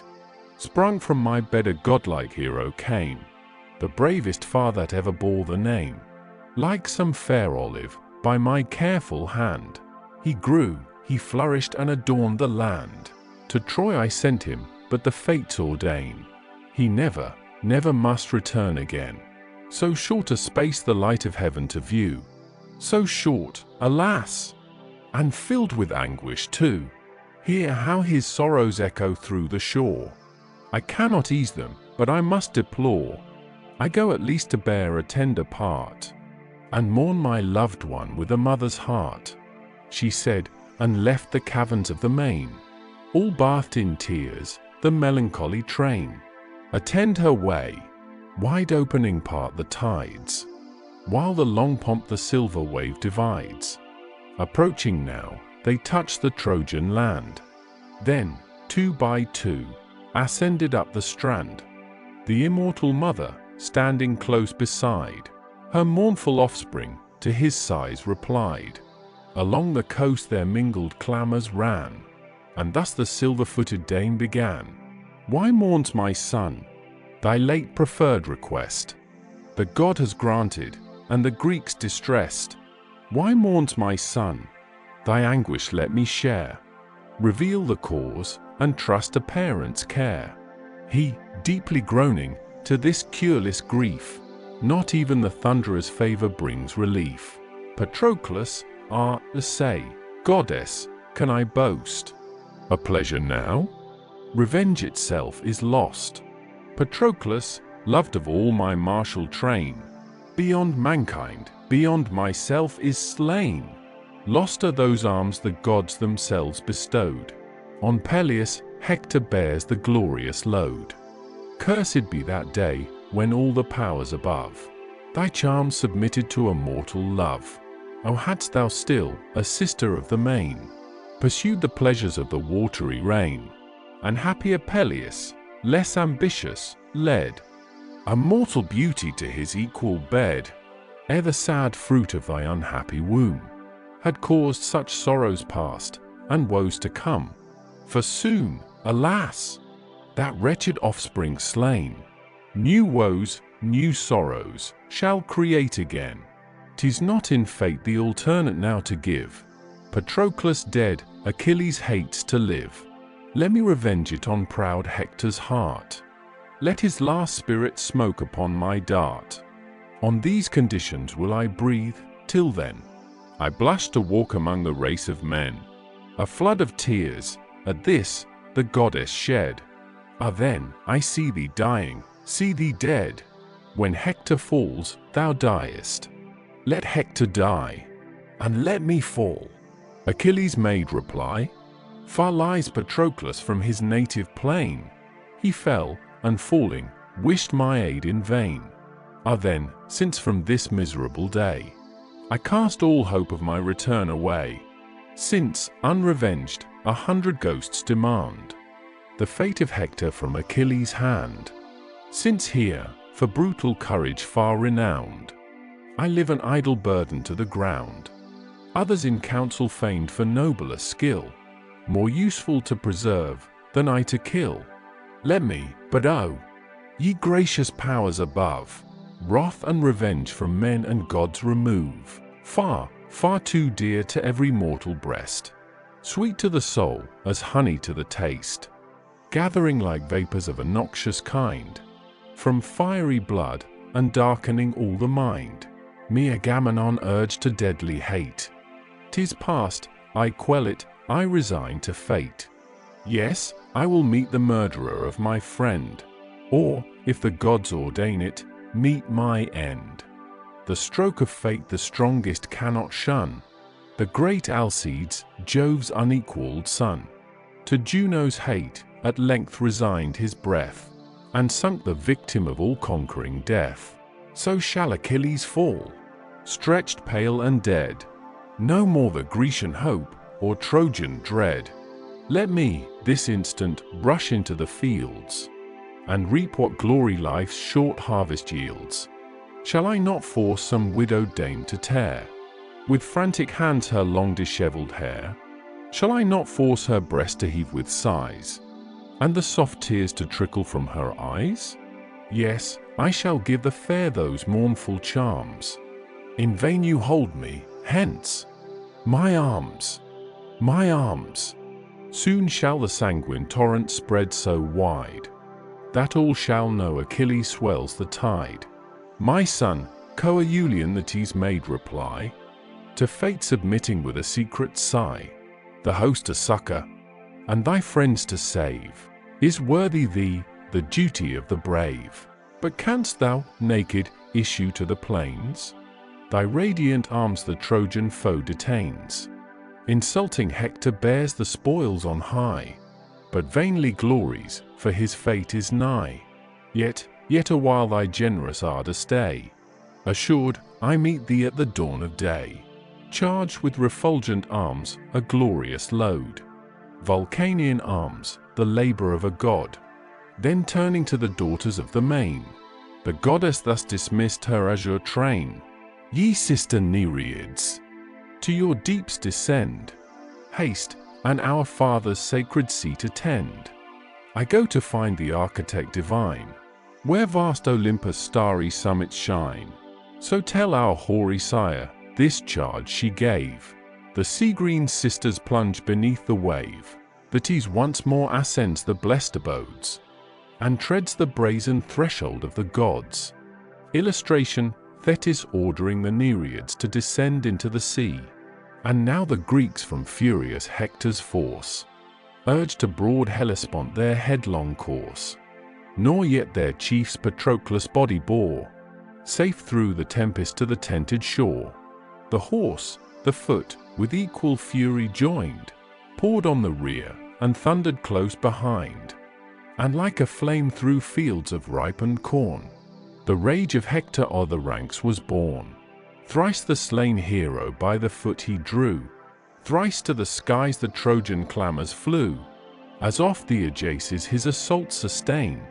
But checked, he turns, repulsed, attacks again. With fiercer shouts his lingering troops he fires, nor yields a step, nor from his post retires. So watchful shepherds strive to force, in vain, the hungry lion from a carcass slain. Even yet Patroclus had he borne away, and all the glories of the extended day, had not high Juno from the realms of air, secret, dispatched her trusty messenger, the various goddess of the showery bow, shot in a whirlwind to the shore below. To great Achilles at his ships she came, and thus began the many-coloured dame. Rise, son of Peleus, rise, divinely brave, assist the combat and Patroclus save. For him the slaughter to the fleet they spread, and fall by mutual wounds around the dead.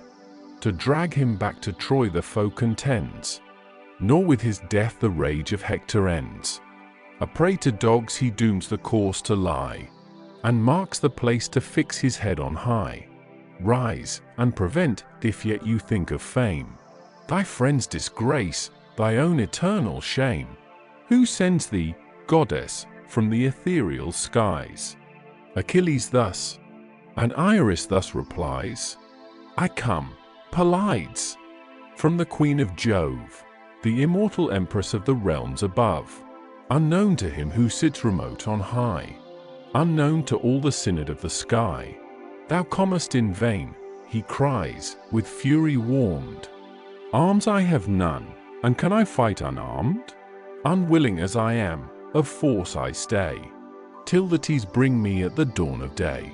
Vulcanian arms, what other can I wield, except the mighty Telamonian shield? That, in my friend's defence, has Ajax spread, while his strong lance around him heaps the dead. The gallant chief defends Menoetius' son, and does what his Achilles should have done. Thy want of arms, said Iris, well we know. But though unarmed, yet clad in terrors, go. Let but Achilles o'er yon trench appear. Proud Troy shall tremble, and consent to fear. Greece from one glance of that tremendous eye shall take new courage, and disdain to fly. She spoke, and passed in air. The hero rose. Her aegis Pallas o'er his shoulder throws. Around his brows a golden cloud she spread.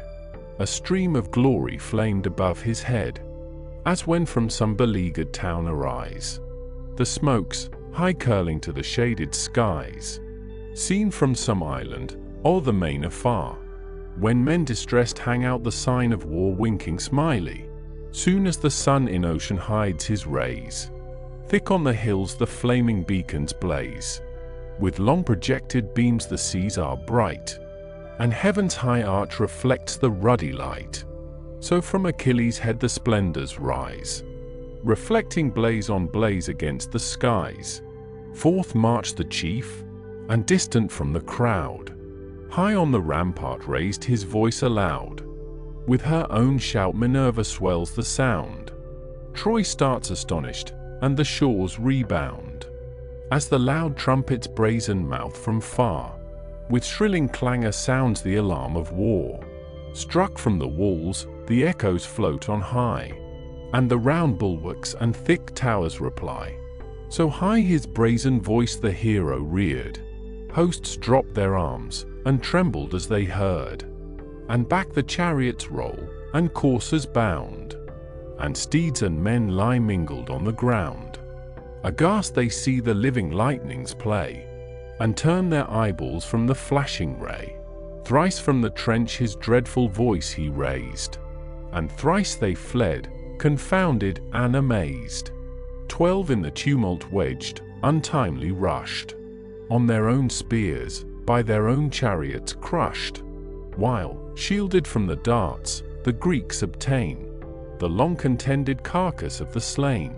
A lofty bier the breathless warrior bears. Around, his sad companions melt in tears. But chief Achilles, bending down his head, pours unavailing sorrows o'er the dead, whom late triumphant, with his steeds and car, he sent refulgent to the field of war. Unhappy change, now senseless, pale, he found, stretched forth and gashed with many a gaping wound. Meantime, unwearied with his heavenly way, in ocean's waves the unwilling light of day quenched his red orb at Juno's high command, and from their labors eased the Achaean band. The frighted Trojans, panting from the war, their steeds unharnessed from the weary car, a sudden council called, each chief appeared. In haste, and standing, for to sit they feared. 'Twas now no season for prolonged debate. They saw Achilles, and in him their fate. Silent they stood, Polydamas at last, skilled to discern the future by the past. The son of Pan thus expressed his fears, the friend of Hector, and of equal years. The selfsame night to both a being gave, one wise in counsel, one in action brave. Illustration, Juno commanding the sun to set. In free debate, my friends, your sentence speak. For me, I move, before the morning break, to raise our camp, too dangerous here our post. Far from Troy walls, and on a naked coast. I deemed not Greece so dreadful, while engaged in mutual feuds her king and hero raged. Then, while we hoped our armies might prevail, we boldly camped beside 1,000 sail. I dread Pelides now, his rage of mind not long continues to the shores confined, nor to the fields, where long in equal fray contending nations won and lost the day. For Troy, shall henceforth be the strife, and the hard contest not for fame, but life. Haste then to Ilion, while the favouring night detains these terrors, keeps that arm from fight. If but the morrow's sun behold us here, that arm, those terrors we shall feel, not fear, and hearts that now disdain shall leap with joy, if heaven permit them then to enter Troy. Let not my fatal prophecy be true, nor what I tremble but to think ensue. Whatever be our fate, yet let us try what force of thought and reason can supply. Let us on counsel for our guard depend, the town her gates and bulwarks shall defend. When morning dawns, our well-appointed powers, arrayed in arms, shall line the lofty towers. Let the fierce hero, then, when fury calls, vent his mad vengeance on our rocky walls, or fetch 1,000 circles round the plain, till his spent coursers seek the fleet again. So may his rage be tired and labored down, and dogs shall tear him ere he sack the town. Return, said Hector, fired with stern disdain. What? Coop whole armies in our walls again? Was 't not enough, ye valiant warriors, say? 9 years imprisoned in those towers ye lay? Wide o'er the world was Iliad famed of old, for brass exhaustless, and for mines of gold. But while inglorious in her walls we stayed, sunk were her treasures, and her stores decayed. The Phrygians now her scattered spoils enjoy, and proud Maeonia wastes the fruits of Troy. Great Jove at length my arms to conquest calls, and shuts the Grecians in their wooden walls. Darest thou dispirit whom the gods incite? Flies any Trojan? I shall stop his flight. To better counsel then attention lend. Take due refreshment, and the watch attend. If there be one whose riches cost him care, forth let him bring them for the troops to share. 'Tis better generously bestowed on those, than left the plunder of our country's foes. Soon as the morn the purple Orient warms, fierce on yon navy will we pour our arms. If great Achilles rise in all his might, his be the danger, I shall stand the fight. Honor, ye gods! Or let me gain or give, and live he glorious, whoso shall live. Mars is our common lord, alike to all, and oft the victor triumphs, but to fall the shouting host in loud applauses joined. So Pallas robbed the many of their mind, to their own sense condemned, and left to choose the worst advice, the better to refuse. While the long night extends her sable reign, around Patroclus mourned the Grecian train. Stern in superior grief Pelide stood. Those slaughtering arms, so used to bathe in blood, now clasp his clay-cold limbs, then gushing start. The tears and sighs burst from his swelling heart. The lion thus, with dreadful anguish stung, roars through the desert and demands his young. When the grim savage, to his rifle den, too late returning, snuffs the track of men, and o'er the vales and o'er the forest bounds, his clamorous grief the bellowing wood resounds. So grieves Achilles, and, impetuous, vents to all his myrmidons his loud laments. In what vain promise, gods, did I engage, when to console Menoetius' feeble age? I vowed his much-loved offspring to restore, charged with rich spoils, to fair Opuntia's shore 252. But mighty Jove cut short, with just disdain, the long, long views of poor designing man.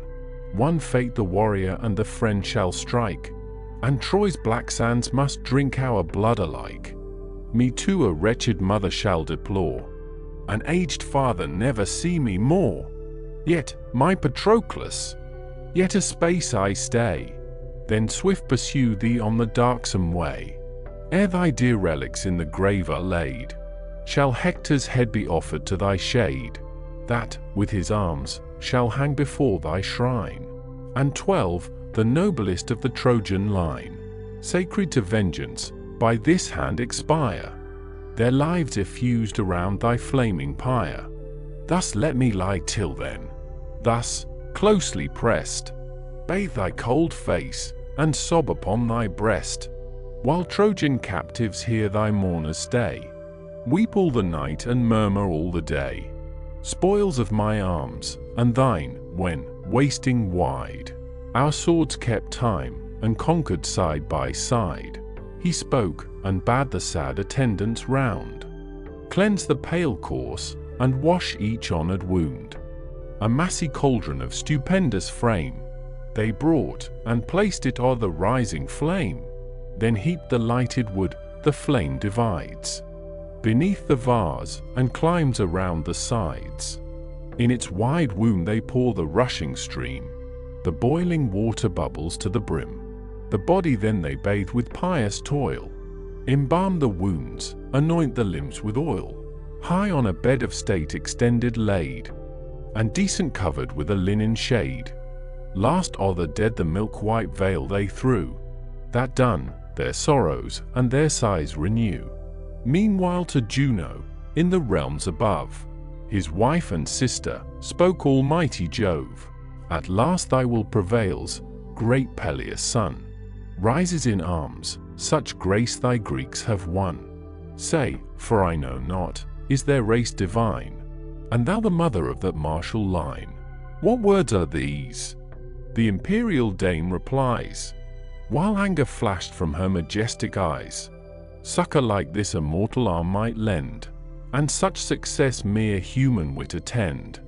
And shall not I, the second power above, heaven's queen, and consort of the thundering Jove, say, shall not I one nation's fate command, not wreak my vengeance on one guilty land? Illustration, tripod. So they, meanwhile the silver-footed dame, reached the Vulcanian dome, eternal frame, high eminent amid the works divine, where heaven's far-beaming brazen mansions shine. There the lame architect the goddess found, obscure in smoke, his forges flaming round. While bathed in sweat from fire to fire he flew, and puffing loud, the roaring billows blew. That day no common task his labour claimed, full 20 tripods for his hall he framed, that placed on living wheels of massy gold, wondrous to tell, instinct with spirit rolled, from place to place, around the blessed abodes, self-moved, obedient to the beck of gods. For their fair handles now, o'erwrought with flowers, in moulds prepared, the glowing ore he pours. Just as responsive to his thought the frame stood prompt to move, the azure goddess came. Charis, his spouse, a grace divinely fair, with purple fillets round her braided hair, observed her entering, her soft hand she pressed, and, smiling, thus the watery queen addressed. What, goddess, this unusual favour draws? All hail, and welcome, whatsoe'er the cause. Till now a stranger, in a happy hour, approach, and taste the dainties of the bower. Illustration, Thetis and Eurynome receiving the infant Vulcan, high on a throne, with stars of silver graced, and various artifice, the queen she placed a footstool at her feet, then calling, said, Vulcan, draw near, the Tease asks your aid. The Tease, replied the god, our powers may claim, an ever dear, an ever honored name. When my proud mother hurled me from the sky, my awkward form, it seems, displeased her eye. She, and Eurynome, my griefs redressed, and soft received me on their silver breast. Even then these arts employed my infant thought. Chains, bracelets, pendants, all their toys, I wrought. 9 years kept secret in the dark abode. Secure I lay, concealed from man and God. Deep in a caverned rock my days were led. The rushing ocean murmured on my head. Now, since her presence glads our mansion, say, for such desert what service can I pay? Vouchsafe, O the Tease, at our board to share the genial rites and hospitable fare, while I the labours of the forge forego, and bid the roaring bellows cease to blow. Then from his anvil the lame artist rose, wide with distorted legs oblique he goes, and stills the bellows, and, in order laid, locks in their chests his instruments of trade. Then with a sponge the sooty workman dressed, his brawny arms embrowned, and hairy breast, with his huge sceptre graced, and red attire, came halting forth the sovereign of the fire. The monarch's steps 2 female forms uphold, that moved and breathed in animated gold, to whom was voice, and sense, and science given. Of works divine, such wonders are in heaven. On these supported, with unequal gait, he reached the throne where pensive Thetis sate. There placed beside her on the shining frame, he thus addressed the silver-footed dame. "Thee, welcome, goddess! What occasion calls so long a stranger to these honored walls? 'Tis thine, fair Thetis, the command to lay, and Vulcan's joy and duty to obey." Illustration: Vulcan and Charis receiving Thetis, to whom the mournful mother thus replies. The crystal drops stood trembling in her eyes. "O Vulcan, say, was ever breast divine, so pierced with sorrows, so o'erwhelmed as mine? Of all the goddesses did Jove prepare for Thetis only such a weight of care? Only I, of all the watery race, by force subjected to a man's embrace, who, sinking now with age and sorrow, pays the mighty fine imposed on length of days. Sprung from my bed, a godlike hero came, the bravest sure that ever bore the name. Like some fair plant beneath my careful hand, he grew, he flourished, and adorned the land. To Troy I sent him, but his native shore never, never, shall receive him more. Even while he lives, he wastes with secret woe, winking smiley. Nor I, a goddess, can retard the blow. Robbed of the prize the Grecian suffrage gave, the king of nations forced his royal slave. For this he grieved, and, till the Greeks oppressed, required his arm, he sorrowed unredressed. Large gifts they promise, and their elders send. In vain, he arms not, but permits his friend his arms, his steeds, his forces to employ. He marches, combats, almost conquers Troy. Then slain by Phoebus, Hector had the name. At once resigns his armor, life, and fame. But thou, in pity, by my prayer be won. Grace with immortal arms this short-lived son, and to the field in martial pomp restore, to shine with glory, till he shines no more. To her the artist god, thy griefs resign. Secure, what Vulcan can, is ever thine. Oh, could I hide him from the fates, as well, or with these hands the cruel stroke repel, as I shall forge most envied arms, the gaze of wondering ages, and the world's amaze. Thus having said, the father of the fires to the black labors of his forge retires.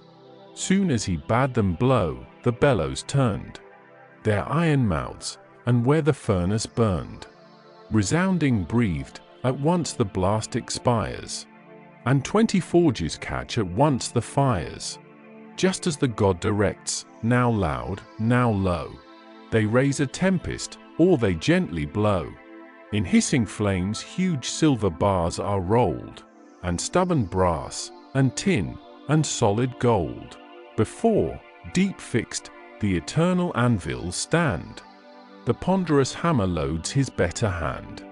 His left with tongs turns the vexed metal round, and thick, strong strokes, the doubling volts rebound. Then first he formed the immense and solid shield. Rich various artifice emblazed the field. Its utmost verge a threefold circle bound, winking sad smiley 253. A silver chain suspends the massy round. 5 ample plates the broad expanse compose, and godlike labors on the surface rose. There shone the image of the mastermind. Their earth, their heaven, their ocean he designed. The unwearied sun, the moon completely round, the starry lights that heaven's high convex crowned. The Pleiads, Hyads, with the northern team, and great Orion's more refulgent beam, to which, around the axle of the sky, the bear, revolving, points his golden eye, still shines exalted on the ethereal plain, nor bathes his blazing forehead in the main. Two cities radiant on the shield appear, the image one of peace and one of war. Here sacred pomp and genial feast delight, and solemn dance and hymeneal rite. Along the street the new-made brides are led, with torches flaming, to the nuptial bed. The youthful dancers in a circle bound, to the soft flute and cithern silver sound. Through the fair streets the matrons in a row stand in their porches and enjoy the show. There in the forum swarm a numerous train, the subject of debate, a townsman slain. One pleads the fine discharged, which one denied, and bade the public and the laws decide. The witness is produced on either hand. For this or that, the partial people stand. The appointed heralds still the noisy bands, and form a ring, with scepters in their hands. On seats of stone, within the sacred place, 254, the reverend elders nodded o'er the case. Alternate, each the attesting scepter took, and rising solemn, each his sentence spoke. 2 golden talents lay amidst, in sight, the prize of him who best adjudged the right. Another part, a prospect differing far, 255, glowed with refulgent arms and horrid war. 2 mighty hosts a leaguered town embrace, and one would pillage, one would burn the place. Meantime the townsmen, armed with silent care, a secret ambush on the foe prepare. Their wives, their children, and the watchful band of trembling parents on the turret stand. They march, by Pallas and by Mars made bold. Gold were the gods, their radiant garments gold, and gold their armor. These the squadron led, august, divine, superior by the head. A place for ambush fit they found, and stood, covered with shields, beside a silver flood. 2 spies at distance lurk, and watchful seem. If sheep or oxen seek the winding stream, soon the white flocks proceeded o'er the plains, and steers slow-moving, and 2 shepherd swains. Behind them piping on their reeds they go, nor fear an ambush, nor suspect a foe. In arms the glittering squadron rising round, rush sudden, hills of slaughter heap the ground. Whole flocks and herds lie bleeding on the plains, and, all amidst them, dead, the shepherd swains. The bellowing oxen the besiegers hear. They rise, take horse, approach, and meet the war. They fight, they fall, beside the silver flood. The waving silver seemed to blush with blood. Their tumult, their contention stood confessed. One reared a dagger at a captive's breast. One held a living foe, that freshly bled. With new-made wounds, another dragged a dead. Now here, now there, the carcasses they tore. Fate stalked amidst them, grim with human gore. And the whole war came out and met the eye, and each bold figure seemed to live or die. A field deep furrowed next the god designed, 256. The third time labored by the sweating hind. The shining shares full many ploughmen guide, and turn their crooked yokes on every side. Still as at either end they wheel around, the master meets them with his goblet crowned. The hearty draught rewards, renews their toil. Then back the turning ploughshares cleave the soil. Behind, the rising earth in ridges rolled, and sable looked, though formed of molten gold. Another field rose high with waving grain. With bended sickles stand the reaper train. Here stretched in ranks the levelled swards are found. Sheaves heaped on sheaves here thicken up the ground. With sweeping stroke the mowers strow the lands. The gatherers follow, and collect in bands. And last the children, in whose arms are born. Too short to gripe them, the brown sheaves of corn. The rustic monarch of the field descries. With silent glee, the heaps around him rise. A ready banquet on the turf is laid, beneath an ample oak's expanded shade. The victim ox the sturdy youth prepare, the reaper's due repast, the woman's care. Next, ripe in yellow gold, a vineyard shines, bent with the ponderous harvest of its vines. A deeper dye the dangling clusters show, and curled on silver props, in order glow. A darker metal mixed entrench the place, and pails of glittering tin the enclosure grace. To this, one pathway gently winding leads, where march a train with baskets on their heads, fair maids and blooming youths, that smiling bear the purple product of the autumnal year. To these a youth awakes the warbling strings, whose tender lay the fate of Linus sings. In measured dance behind him move the train, tune soft the voice, and answer to the strain. Here herds of oxen march, erect and bold, rear high their horns, and seem to low in gold, and speed to meadows on whose sounding shores a rapid torrent through the rushes roars. For golden herdsmen as their guardian stand, and 9 sour dogs complete the rustic band. 2 lions rushing from the wood appeared, and seized a bull, the master of the herd. He roared, in vain the dogs, the men withstood. They tore his flesh, and drank his sable blood. The dogs, oft cheered in vain, desert the prey, dread the grim terrors, and at distance bay. Next this, the eye the art of Vulcan leads, deep through fair forests, and a length of meads, and stalls, and folds, and scattered cots between, and fleecy flocks, that whiten all the scene. A figured dance succeeds, such once was seen, in lofty Knossos for the Cretan queen, formed by Daedalian art, a comely band of youths and maidens, bounding hand in hand.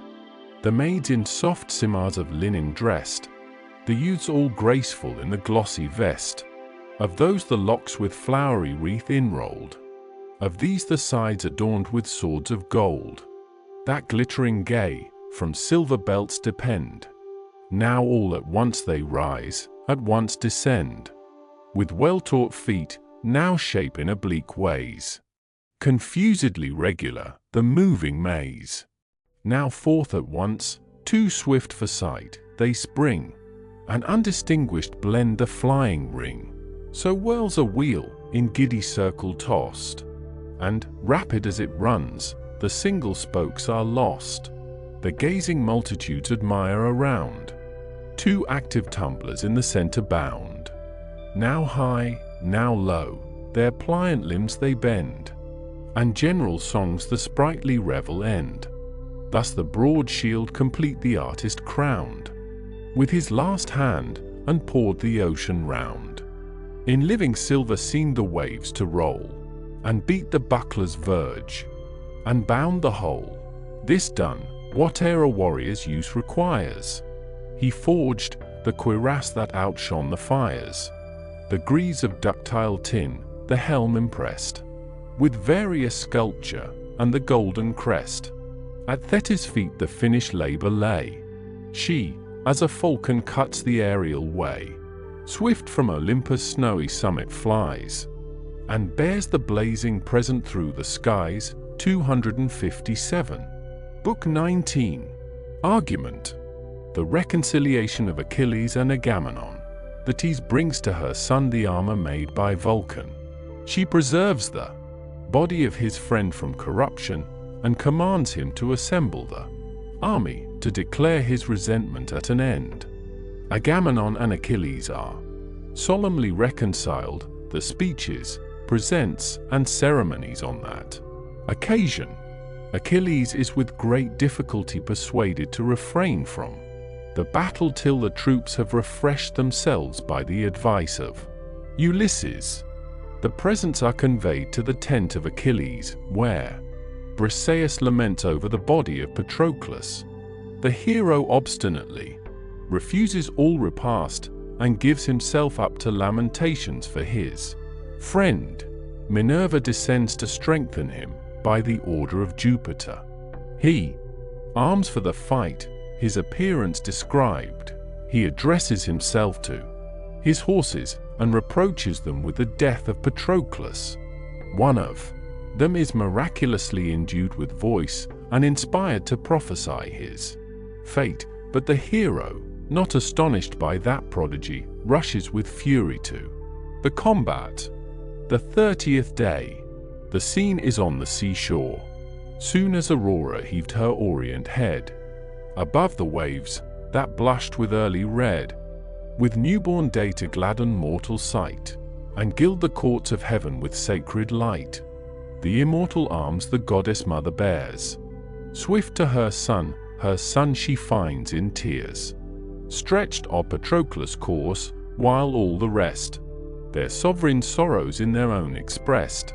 A ray divine her heavenly presence shed, and thus his hand soft touching, that he said, "Suppress, my son, this rage of grief, and know it was not man, but heaven, that gave the blow. Behold what arms by Vulcan are bestowed, arms worthy thee, or fit to grace a god." Then drops the radiant burden on the ground. Clang the strong arms, and ring the shores around.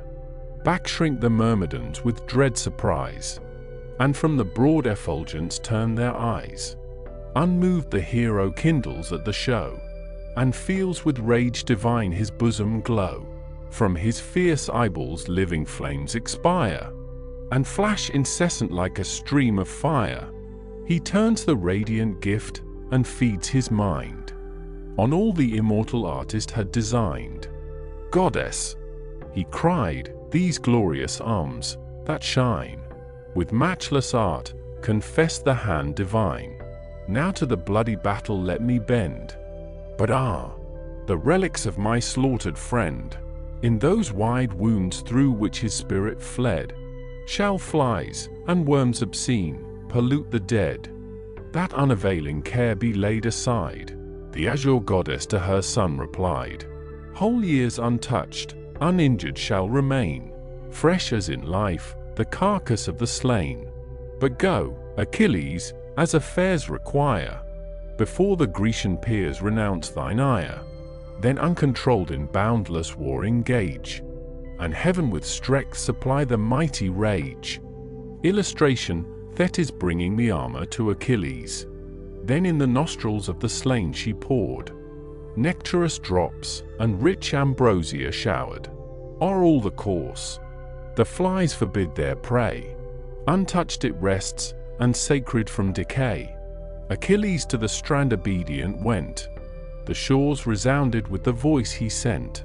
The heroes heard, and all the naval train that tend the ships, or guide them o'er the main. Alarmed, transported, at the well-known sound, frequent and full, the great assembly crowned.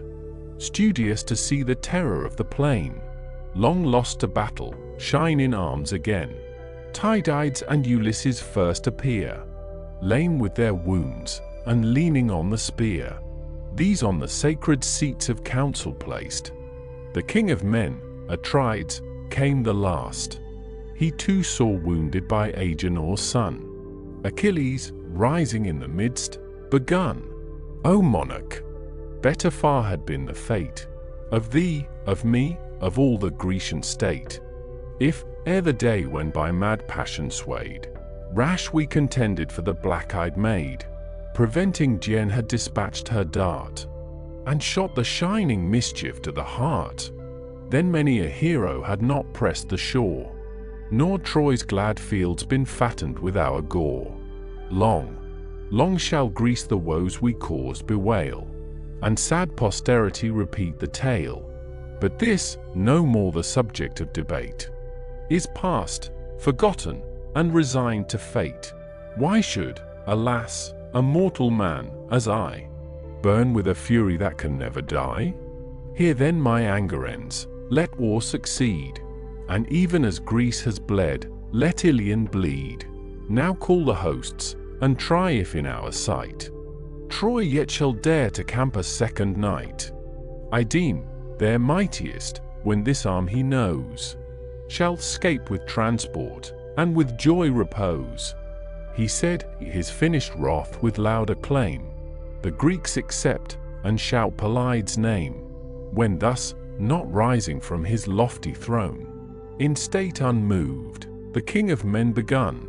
Hear me, ye sons of Greece, with silence hear, and grant your monarch an impartial ear.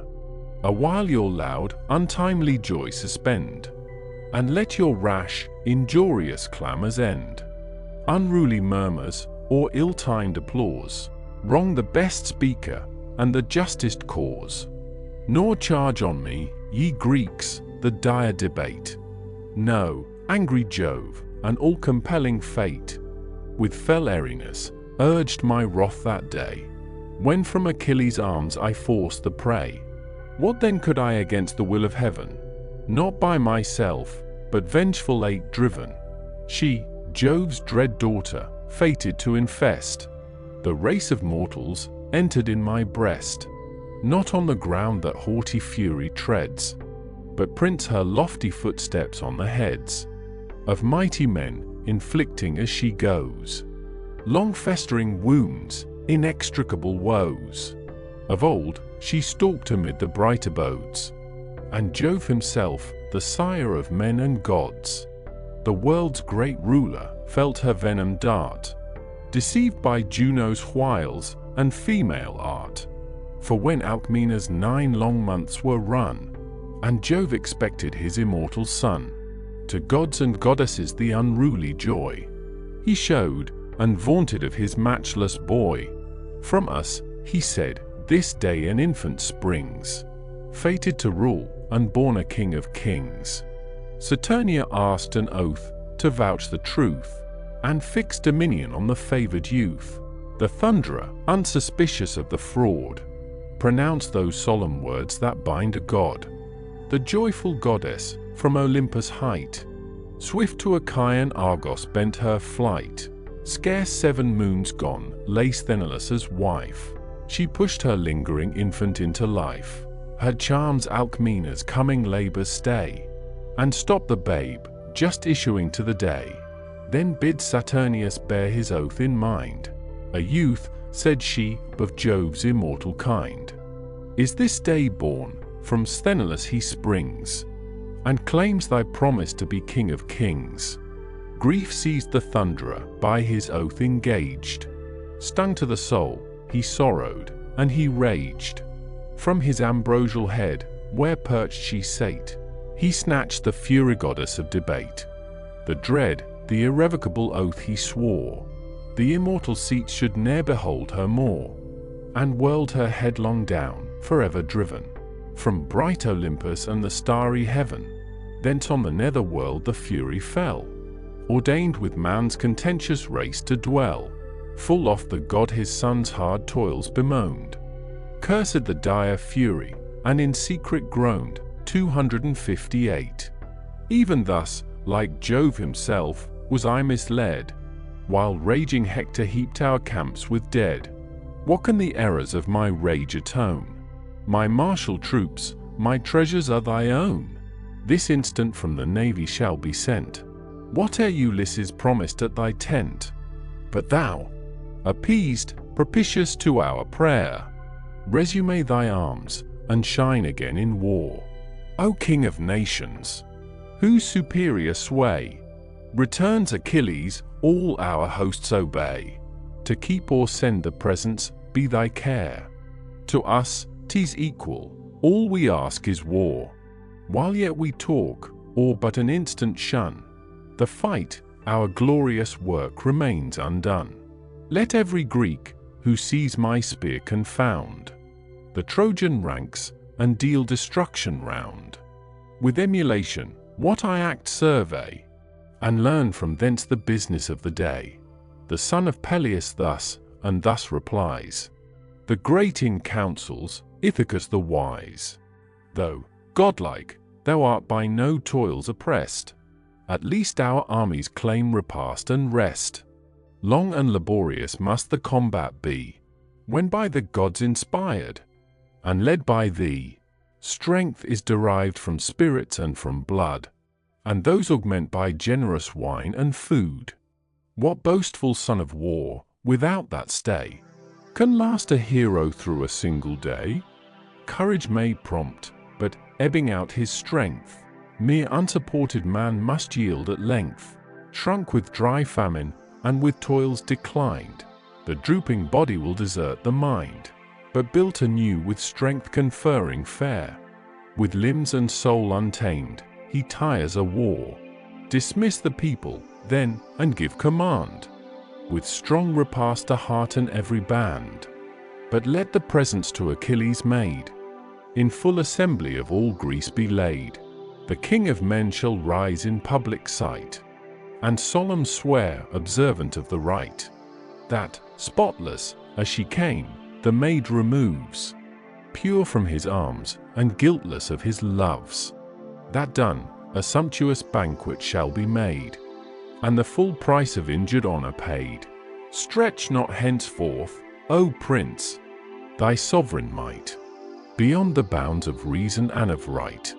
'Tis the chief praise that e'er to kings belonged, to right with justice whom with power they wronged. To him the monarch, just is thy decree. Thy words give joy, and wisdom breathes in thee. Each due atonement gladly I prepare, and heaven regard me as I justly swear. Here then awhile let Greece assembled stay, nor great Achilles grudge this short delay, till from the fleet our presence be conveyed, and Jove attesting, the firm compact made. A train of noble youths the charge shall bear.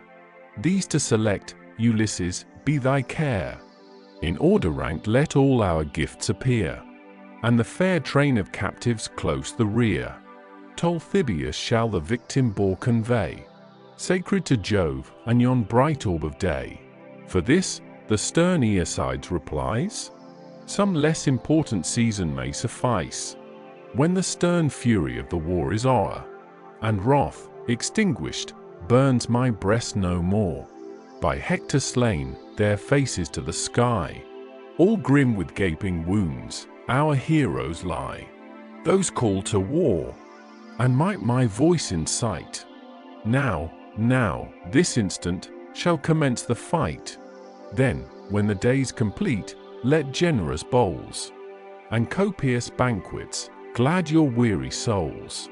Let not my palate know the taste of food, till my insatiate rage be cloyed with blood. Pale lies my friend, with wounds disfigured o'er, and his cold feet are pointed to the door. Revenge is all my soul, no meaner care. Interest, or thought, has room to harbor there. Destruction be my feast, and mortal wounds, and scenes of blood, and agonizing sounds. O first of Greeks, Ulysses thus rejoined, the best and bravest of the warrior kind. Thy praise it is in dreadful camps to shine, but old experience and calm wisdom mine. Then hear my counsel, and to reason yield. The bravest soon are satiate of the field, though vast the heaps that strow the crimson plain. The bloody harvest brings but little gain, the scale of conquest ever wavering lies. Great Jove but turns it, and the victor dies. The great, the bold, by thousands daily fall, and endless were the grief, to weep for all. Eternal sorrows what avails to shed? Greece honors not with solemn fasts the dead. Enough, when death demands the brave, to pay the tribute of a melancholy day. One chief with patience to the grave resigned, our care devolves on others left behind. Let generous food supplies of strength produce, let rising spirits flow from sprightly juice. Let their warm heads with scenes of battle glow, and pour new furies on the feebler foe. Yet a short interval, and none shall dare expect a second summons to the war. Who waits for that, the dire effects shall find, if trembling in the ships he lags behind. Embodied, to the battle let us bend, and all at once on haughty Troy descend. And now the delegates Ulysses sent, to bear the presents from the royal tent. The sons of Nestor, Phyleus' valiant heir, Thias and Merion, thunderbolts of war, with Lycomedes of Creontian strain, and Melanippus, formed the chosen train. Swift as the word was given, the youths obeyed. Twice 10 bright vases in the midst they laid. A row of 6 fair tripods then succeeds, and twice the number of high-bounding steeds. 7 captives next a lovely line compose. The 8th Briseis, like the blooming rose, closed the bright band, great Ithacus, before. First of the train, the golden talents bore. The rest in public view the chiefs dispose. A splendid scene! Then Agamemnon rose. The boar Talthybius held, the Grecian lord, drew the broad cutlass sheath beside his sword. The stubborn bristles from the victim's brow he crops, and offering meditates his vow. His hands uplifted to the attesting skies, on heaven's broad marble roof were fixed his eyes. The solemn words a deep attention draw, and Greece around sat thrilled with sacred awe.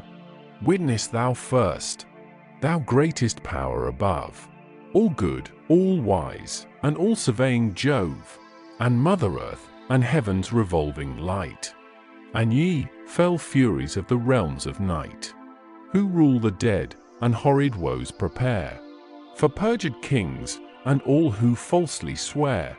The black-eyed maiden Violet removes, pure and unconscious of my manly loves. If this be false, heaven all its vengeance shed, and levelled thunder strike my guilty head. With that, his weapon deep inflicts the wound. The bleeding savage tumbles to the ground. The sacred herald rolls the victim slain, a feast for fish into the foaming main. Then thus Achilles, hear, ye Greeks, and know, whate'er we feel, 'tis Jove inflicts the woe. Not else atrides could our rage inflame, nor from my arms, unwilling, force the Dane. 'Twas Jove's high will alone, o'erruling all, that doomed our strife, and doomed the Greeks to fall. Go then, ye chiefs, indulge the genial rite. Achilles waits ye, and expects the fight. The speedy council at his word adjourned. To their black vessels all the Greeks returned.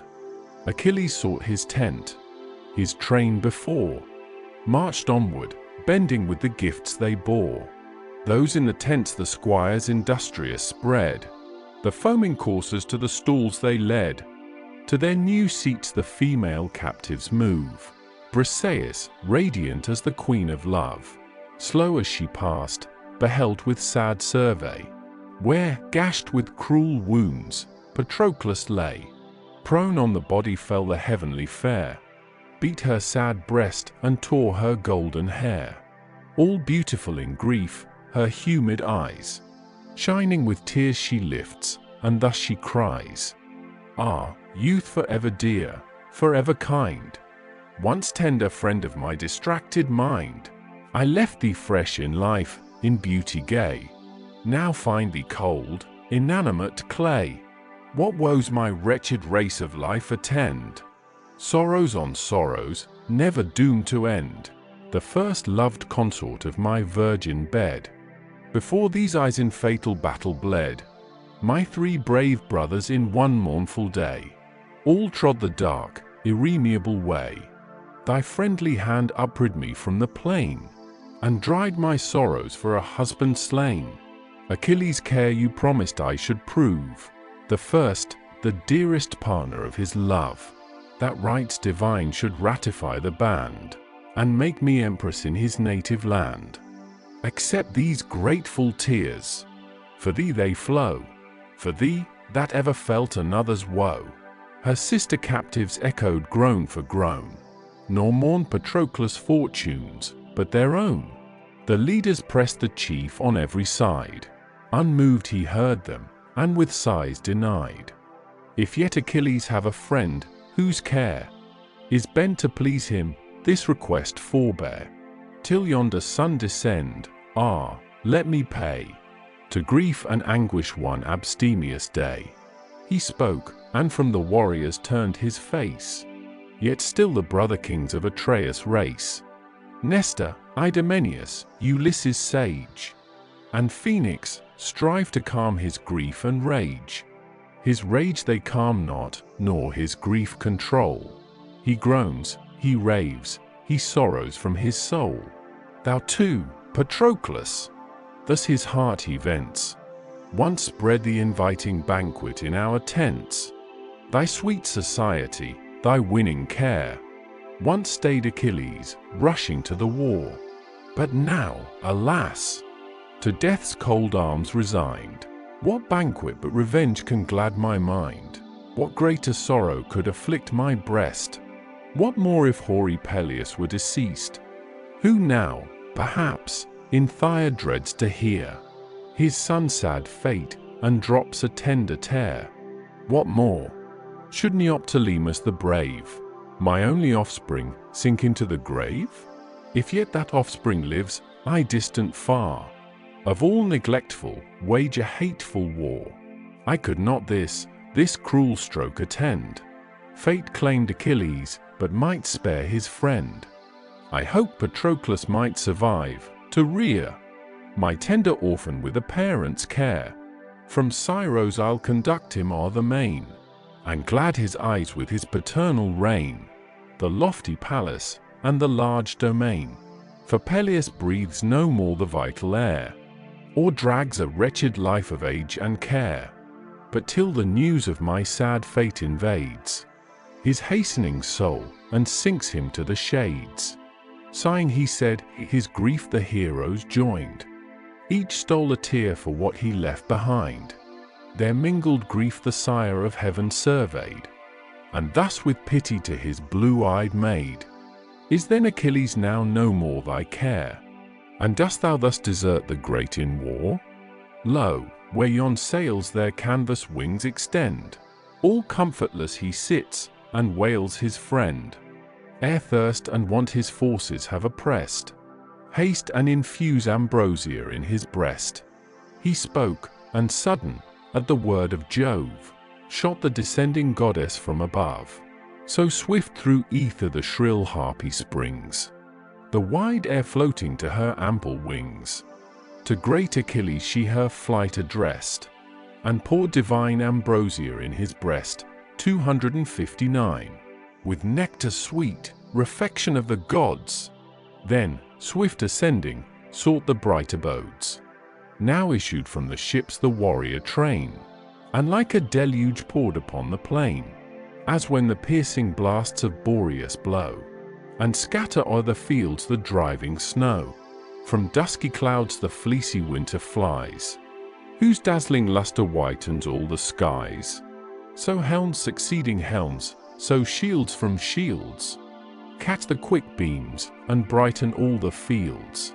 Broad glittering breastplates, spears with pointed rays, mix in one stream, reflecting blaze on blaze. Thick beats the center as the coursers bound. With splendor flame the skies, and laugh the fields around.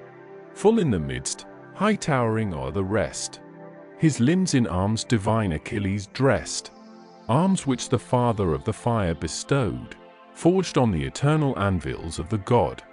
Grief and revenge his furious heart inspire, his glowing eyeballs roll with living fire. He grinds his teeth, and furious with delay, o'erlooks the embattled host, and hopes the bloody day. The silver quishes first his thighs enfold, then o'er his breast was braced the hollow gold, the brazen sword of various baldric tied, that, starred with gems, hang glittering at his side. And, like the moon, the broad refulgent shield blazed with long rays, and gleamed athwart the field. So to night-wandering sailors, pale with fears, wide o'er the watery waste, a light appears, which on the far-seen mountain blazing high, streams from some lonely watchtower to the sky. With mournful eyes they gaze, and gaze again. Loud howls the storm, and drives them o'er the main.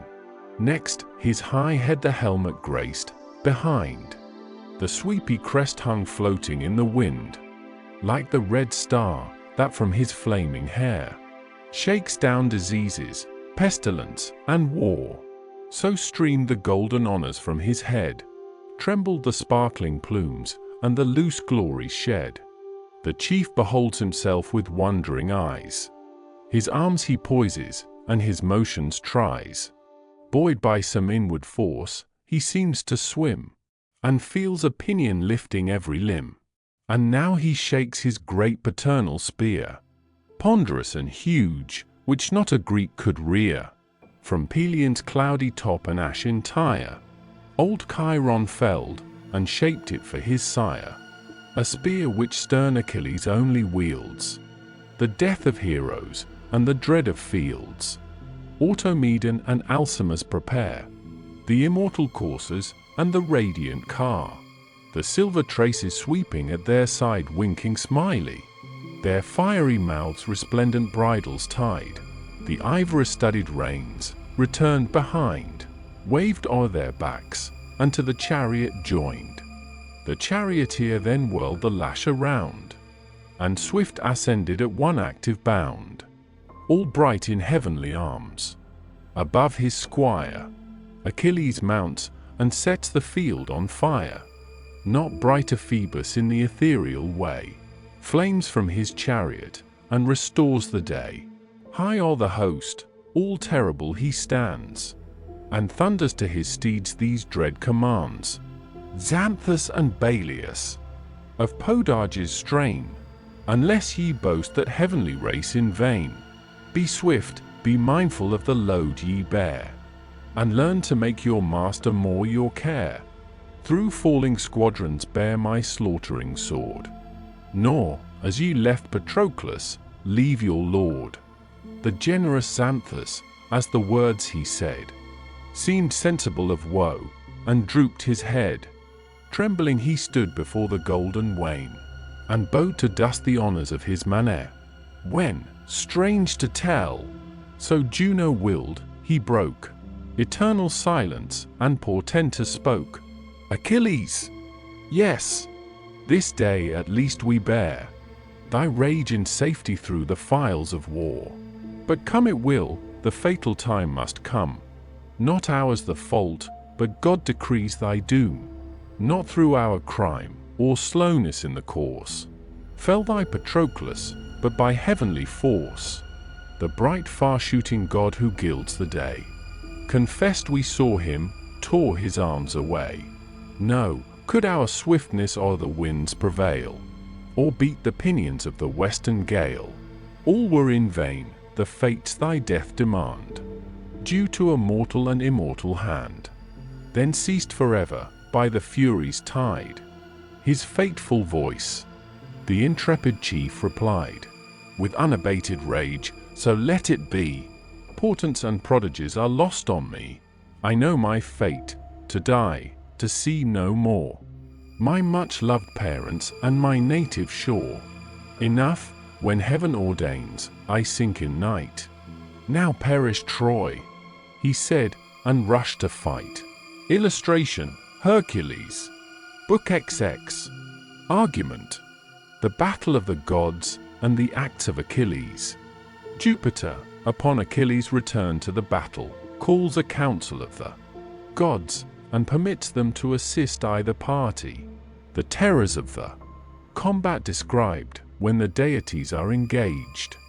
Apollo encourages Aeneas to meet Achilles. After a long conversation, these two heroes encounter, but Aeneas is preserved by the assistance of Neptune. Achilles falls upon the rest of the Trojans, and is upon the point of killing Hector, but Apollo conveys him away in a cloud. Achilles pursues the Trojans with a great slaughter. The same day continues. The scene is in the field before Troy. Thus round Pelides breathing war and blood, Greece, sheathed in arms, beside her vessels stood, while near impending from a neighboring height, Troy's black battalions wait the shock of fight. Then Jove to the Mys gives command, to call the gods to council in the starry hall. Swift o'er Olympus' 100 hills she flies, and summons all the senate of the skies. These shining on, in long procession come, to Jove's eternal adamantine dome. Not one was absent, not a rural power, that haunts the verdant gloom, or rosy bower. Each fair-haired dryad of the shady wood, each azure sister of the silver flood, all but old ocean, hoary sire, who keeps his ancient seat beneath the sacred deeps, on marble thrones, with lucid columns crowned. The work of Vulcan sat the powers around. Even he whose trident sways the watery reign, heard the loud summons, and forsook the main, assumed his throne amid the bright abodes, and questioned thus the sire of men and gods. What moves the god who heaven and earth commands, and grasps the thunder in his awful hands, thus to convene the whole ethereal state? Is Greece and Troy the subject in debate? Already met, the lowering hosts appear, and death stands ardent on the edge of war. 'Tis true, the cloud-compelling power replies, this day we call the council of the skies. In care of human race, even Jove's own eye sees with regret unhappy mortals die. Far on Olympus' top in secret state, ourself will sit and see the hand of fate work out our will. Celestial powers, descend, and as your minds direct, your succor lend to either host. Troy soon must lie o'erthrown, if uncontrolled Achilles fights alone. Their troops but lately durst not meet his eyes. What can they now, if in his rage he rise? Assist them, gods, or Ilion's sacred wall may fall this day, though fate forbids the fall. He said, and fired their heavenly breasts with rage. On adverse parts the warring gods engage. Heaven's awful queen, and he whose azure round girds the vast globe, the maid in arms renowned, Hermes, of profitable arts the sire, and Vulcan, the black sovereign of the fire. These to the fleet repair with instant flight. The vessels tremble as the gods alight. In aid of Troy, Latona, Phoebus came, Mars fire-helmed, the laughter-loving dame, Xanthus, whose streams in golden currents flow, and the chaste huntress of the silver bow. Ere yet the gods their various aid employ, each Argive bosom swelled with manly joy, while great Achilles, terror of the plain, long lost to battle, shone in arms again. Dreadful he stood in front of all his host. Pale Troy beheld, and seemed already lost. Her bravest heroes pant with inward fear, and trembling see another god of war. But when the powers descending swelled the fight, then tumult rose, fierce rage and pale affright. Varied each face, then discord sounds alarms. Earth echoes, and the nations rush to arms. Now through the trembling shores Minerva calls, and now she thunders from the Grecian walls. Mars hovering o'er his Troy, his terror shrouds in gloomy tempests and a night of clouds. Now through each Trojan heart he fury pours, with voice divine from Ilion's topmost towers. Now shouts to Sinwar from her beauteous hill. The mountain shook, the rapid stream stood still. Above, the sire of gods his thunder rolls, and peals on peals redoubled rend the poles. Beneath, stern Neptune shakes the solid ground. The forests wave, the mountains nod around. Through all their summits tremble Ida's woods, and from their sources boil her 100 floods. Troy's turrets totter on the rocking plain, and the tossed navies beat the heaving main. Deep in the dismal regions of the dead, 260, the infernal monarch reared his horrid head, leaped from his throne, lest Neptune's arm should lay his dark dominions open to the day, and pour in light on Pluto's drear abodes, abhorred by men, and dreadful even to gods. 261. Illustration: the gods descending to battle. Such war the immortals wage, such horrors rend the world's vast concave when the gods contend. First silver-shafted Phoebus took the plain against blue Neptune, monarch of the main. the god of arms his giant bulk displayed. Opposed to Pallas, war's triumphant made. Against Latona marched the son of May, the quivered Den, sister of the day, her golden arrows sounding at her side. Saturnia, majesty of heaven, defied, with fiery Vulcan last in battle stands, the sacred flood that rolls on golden sands. Xanthus his name with those of heavenly birth, but called Scamander by the sons of earth. While thus the gods in various league engage, Achilles glowed with more than mortal rage. Hector he sought, in search of Hector turned his eyes around, for Hector only burned, and burst like lightning through the ranks, and vowed to glut the god of battles with his blood. Aeneas was the first who dared to stay. Apollo wedged him in the warrior's way, but swelled his bosom with undaunted might, half forced and half persuaded to the fight. Like young Lycaon, of the royal line, in voice and aspect seemed the power divine, and bade the chief reflect, how late with scorn in distant threats he braved the goddess born. Then thus the hero of Anchises' strain, to meet Pelides you persuade in vain. Already have I met, nor void of fear, observed the fury of his flying spear. From Ida's woods he chased us to the field, our force he scattered, and our herds he killed. Lyrnessus, Pedasus in ashes lay, but, Jove assisting, I survived the day. Else had I sunk oppressed in fatal fight, by fierce Achilles and Minerva's might. Where'er he moved, the goddess shone before, and bathed his brazen lance in hostile gore. What mortal man Achilles can sustain? The immortals guard him through the dreadful plain, and suffer not his dart to fall in vain. Were God my aid, this arm should check his power, though strong in battle as a brazen tower. To whom the son of Jove, that god implore, and be what great Achilles was before. From heavenly Venus thou derivest thy strain, and he but from a sister of the main, an aged sea godfather of his line. But Jove himself the sacred source of thine.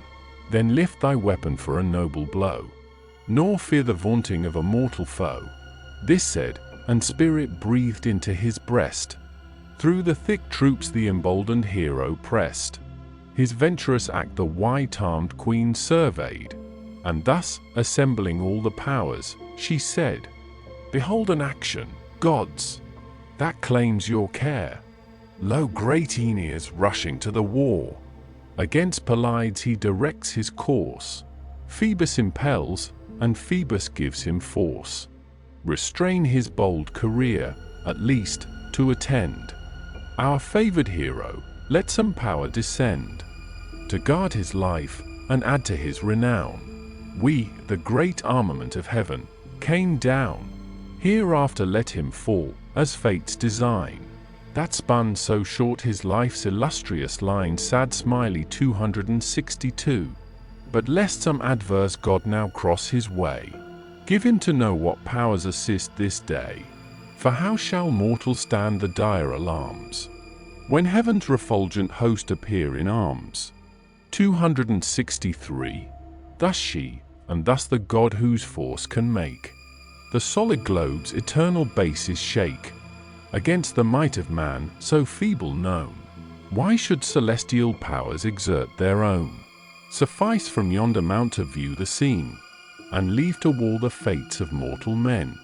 But if the omnipotent, or god of light, obstruct Achilles, or commence the fight, thence on the gods of Troy we swift descend. Full soon, I doubt not, shall the conflict end, and these, in ruin and confusion hurled, yield to our conquering arms the lower world. Thus having said, the tyrant of the sea, Coelulian Neptune, rose, and led the way. Advanced upon the field there stood a mound, of earth congested, walled, and trenched around. In elder times to guard Alcides made, the work of Trojans, with Minerva's aid. What time a vengeful monster of the main swept the wide shore, and drove him to the plain. Here Neptune and the gods of Greece repair, with clouds encompassed and a veil of air. The adverse powers, around Apollo laid, crown the fair hills that silver Simwa shade. In circle close each heavenly party sat, intent to form the future scheme of fate, but mix not yet in fight, though Jove on high gives the loud signal, and the heavens reply. Meanwhile the rushing armies hide the ground. The trampled center yields a hollow sound, steeds cased in mail, and chiefs in armor bright. The gleaming champaign glows with brazen light. Amid both hosts, a dreadful space appear. There great Achilles, bold Aeneas, here. With towering strides Aeneas first advanced. The nodding plumage on his helmet danced. Spread o'er his breast the fencing shield he bore, and, so he moved, his javelin flamed before. Not so Pelides, furious to engage. He rushed impetuous, such the lion's rage, who viewing first his foes with scornful eyes, though all in arms the peopled city rise, stalks careless on, with unregarding pride, till at the length, by some brave youth defied, to his bold spear the savage turns alone. He murmurs fury with a hollow groan. He grins, he foams, he rolls his eyes around. Lashed by his tail his heaving sides resound. He calls up all his rage, he grinds his teeth, resolved on vengeance, or resolved on death. So fierce Achilles on Aeneas flies. So stands Aeneas, and his force defies. Ere yet the stern encounter joined, begun, the seed of the tease thus to Venus' son. Why comes Aeneas through the ranks so far? Seeks he to meet Achilles' arm in war, in hope the realms of Priam to enjoy, and prove his merits to the throne of Troy? Grant that beneath thy lance Achilles dies. The partial monarch may refuse the prize. Sons he has many, those thy pride may quell, and it is his fault to love those sons too well. Or, in reward of thy victorious hand, has Troy proposed some spacious tract of land, an ample forest, or a fair domain, of hills for vines, and arable for grain? Even this, perhaps, will hardly prove thy lot. But can Achilles be so soon forgot? Once, as I think, you saw this brandished spear, and then the great Aeneas seemed to fear. With hearty haste from Ida's mount he fled, nor, till he reached Lyrnessus, turned his head. Her lofty walls not long our progress stayed. Those, Pallas, Jove, and we, in ruins laid. In Grecian chains her captive race were cast. 'Tis true, the great Aeneas fled too fast, defrauded of my conquest once before. What then I lost, the gods this day restore. Go, while thou mayest, avoid the threatened fate. Fools stay to feel it, and are wise too late. To this Anchises' son, such words employ. To one that fears thee, some unwarlike boy. Such we disdain, the best may be defied, with mean reproaches, and unmanly pride. Unworthy the high race from which we came, proclaimed so loudly by the voice of fame. Each from illustrious fathers draws his line, each goddess-born, half human, half divine. Thetis this day, or Venus' offspring dies, and tears shall trickle from celestial eyes. For when two heroes, thus derived, contend, 'tis not in words the glorious strife can end. If yet thou further seek to learn my birth, a tale resounded through the spacious earth. Hear how the glorious origin we prove, from ancient Dardanus, the first from Jove. Dardania's walls he raised, for Ilion, then, the city since of many languaged men, was not. The natives were content to till the shady foot of Ida's fountful hill, 264. From Dardanus great Erichthonius springs, the richest, once, of Asia's wealthy kings. 3,000 mares his spacious pastures bred, 3,000 foals beside their mothers fed. Boreas, enamored of the sprightly train, concealed his godhead in a flowing manner, with voice dissembled to his loves he nate, and coursed the dappled beauties o'er the mead. Hence sprung 12 others of unrivalled kind, swift as their mother mares, and far the wind. These lightly skimming, when they swept the plain, nor plied the grass, nor bent the tender grain. And when along the level seas they flew, 265, scarce on the surface curled the briny dew. Such Erichthonius was, from him there came the sacred Tros, of whom the Trojan name. 3 sons renowned adorned his nuptial bed, Ilus, Assaracus, and Ganymede, the matchless Ganymede, divinely fair, whom heaven, enamored, snatched to upper air, to bear the cup of Jove, ethereal guest, the grace and glory of the ambrosial feast. The 2 remaining sons the line divide.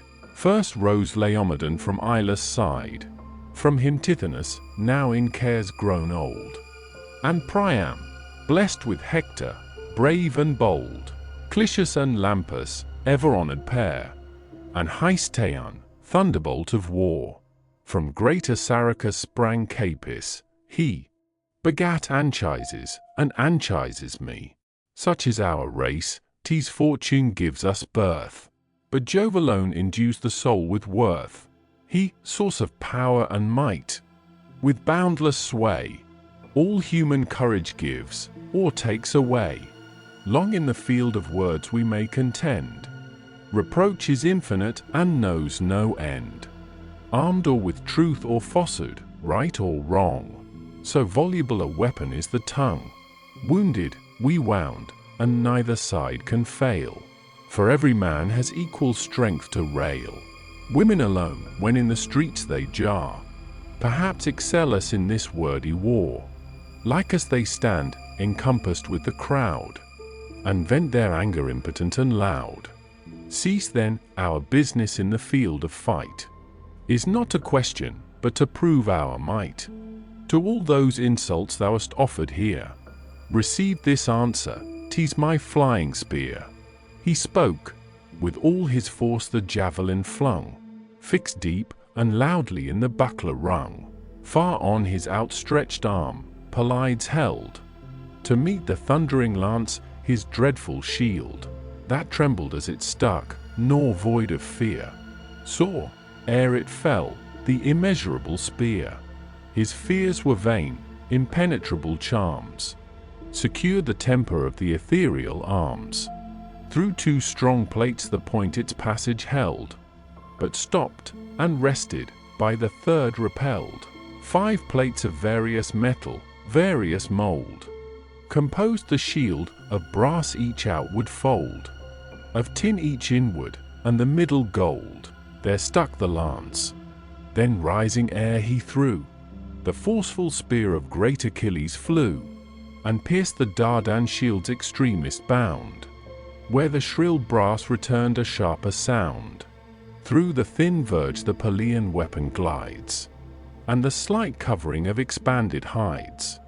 Aeneas his contracted body bends, and o'er him high the riven targe extends. Sees, through its parting plates, the upper air, and at his back perceives the quivering spear. A fate so near him chills his soul with fright, and swims before his eyes the many-colored light. Achilles, rushing in with dreadful cries, draws his broad blade, and at Aeneas flies. Aeneas rousing as the foe came on, with force collected, heaves a mighty stone, a mass enormous, which in modern days no 2 of earth's degenerate sons could raise. But ocean's god, whose earthquakes rock the ground, saw the distress, and moved the powers around. Lo! On the brink of fate Aeneas stands, an instant victim to Achilles' hands. By Phoebus urged, but Phoebus has bestowed his aid in vain, the man o'erpowers the god. And can ye see this righteous chief atone with guiltless blood for vices not his own? To all the gods his constant vows were paid. Sure, though he wars for Troy, he claims our aid. Fate wills not this, nor thus can Jove resign.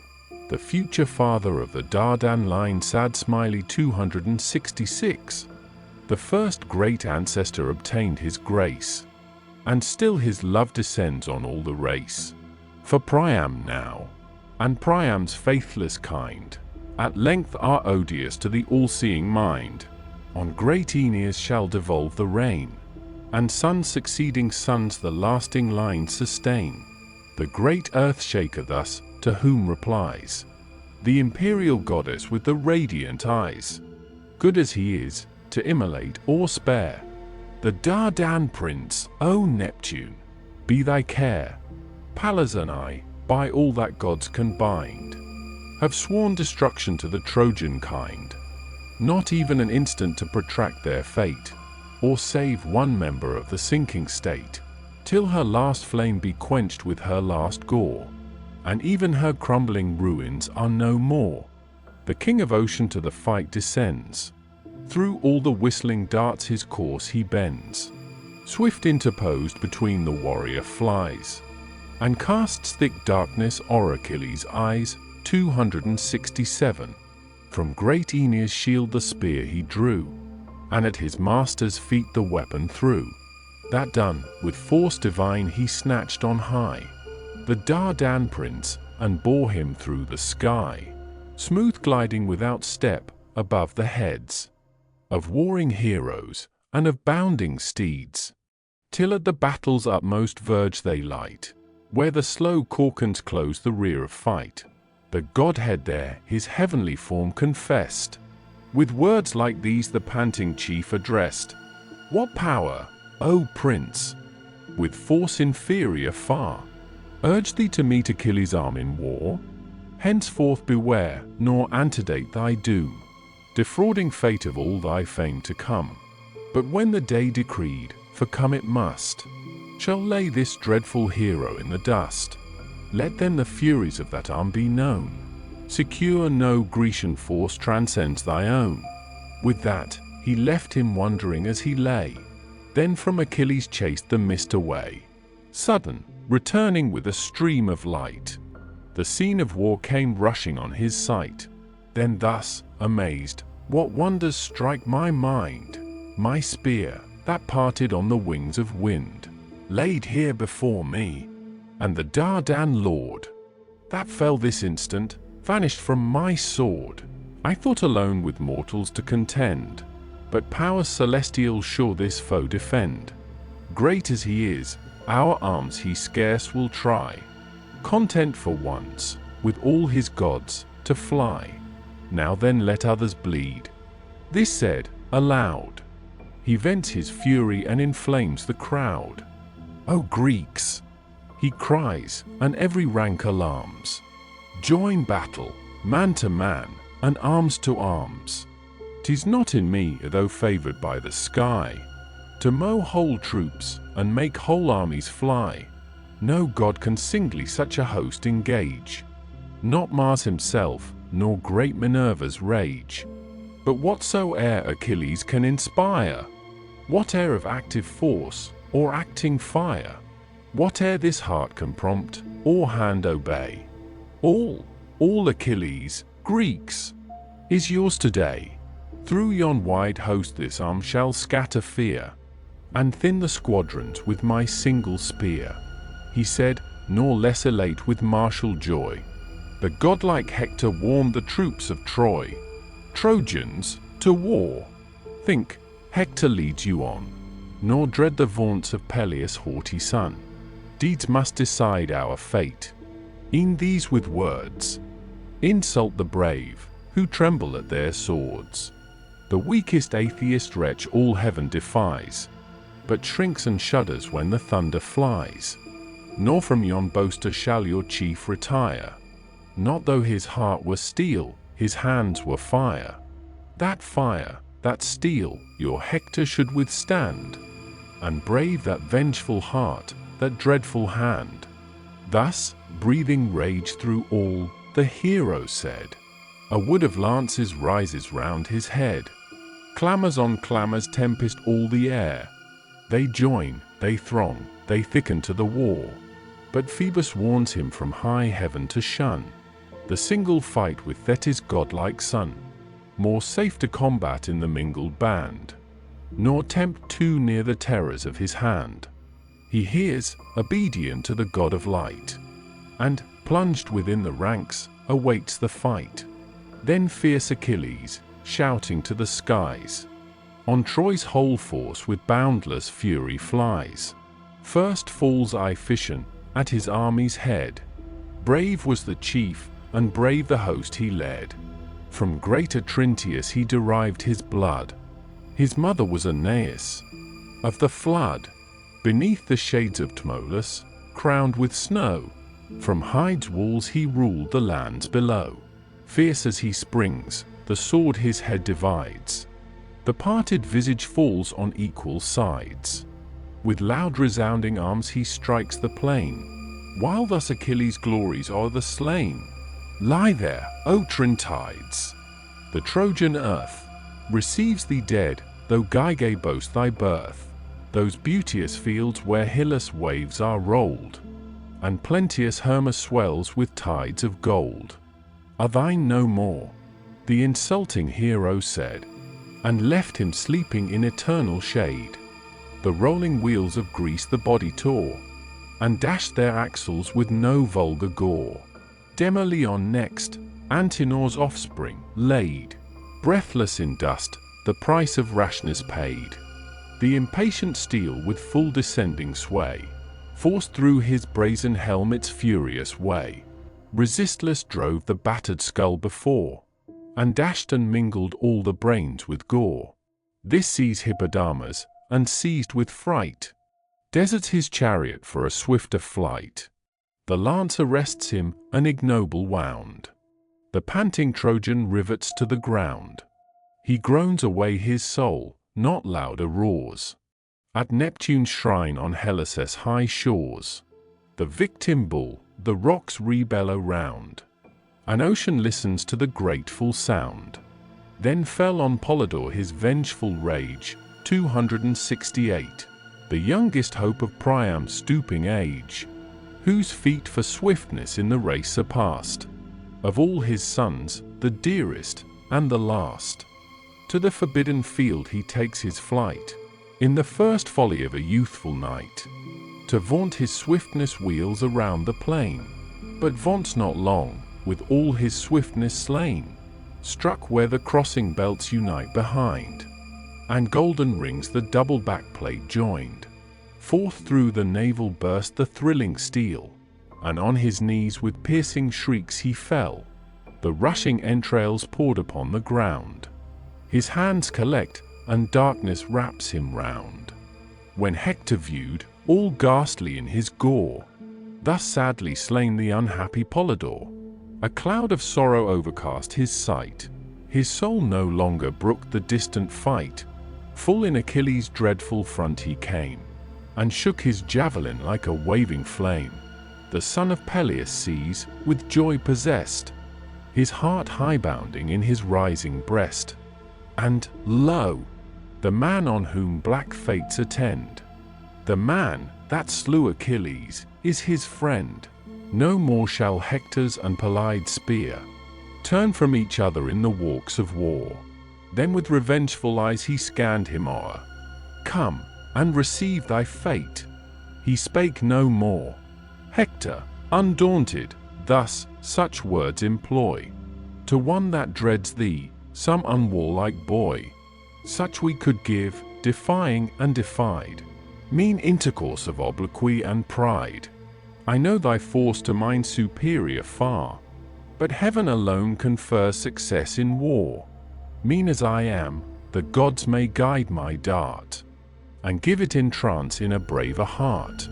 Then parts the lance, but Pallas' heavenly breath far from Achilles wafts the winged death. The bidden dart again to Hector flies, and at the feet of its great master lies. Achilles closes with his hated foe, his heart and eyes with flaming fury glow. but present to his aid, Apollo shrouds the favored hero in a veil of clouds. Thrice struck Pelides with indignant heart. Thrice in impassive air he plunged the dart, the spear a fourth time buried in the cloud. He foams with fury, and exclaims aloud, "Wretch! Thou hast escaped again, once more thy flight has saved thee, and the partial god of light.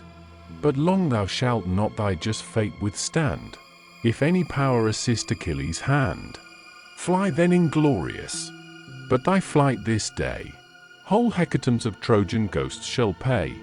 With that, he gluts his rage on numbers slain. Then Dryops tumbled to the ensanguined plain. Pierced through the neck, he left him panting there, and stopped Demuchus, great Philota's heir. Gigantic chief, deep gashed the enormous blade, and for the soul an ample passage made. Laogonus and Dardanus expire, the valiant sons of an unhappy sire, both in one instant from the chariot hurled, sunk in one instant to the nether world. This difference only their sad fates afford, that one the spear destroyed, and one the sword. Nor less unpitied, young Alastor bleeds. In vain his youth, in vain his beauty pleads.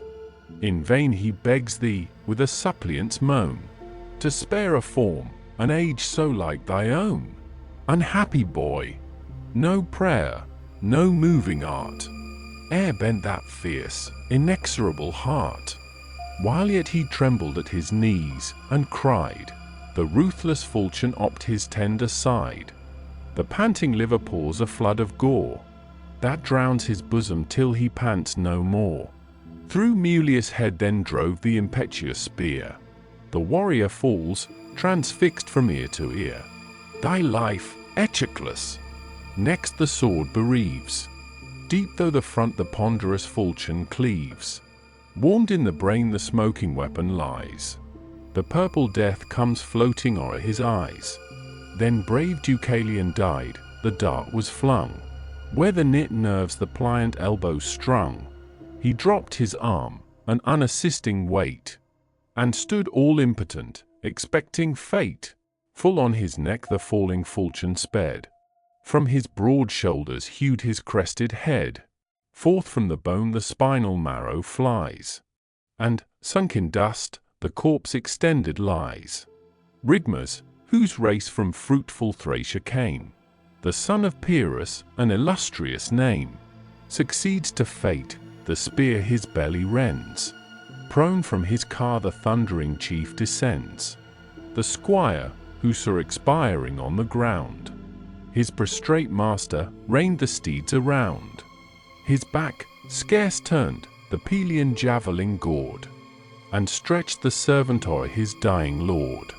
As when a flame the winding valley fills, and runs on crackling shrubs between the hills, then all the stubble up the mountain flies, fires the high woods, and blazes to the skies.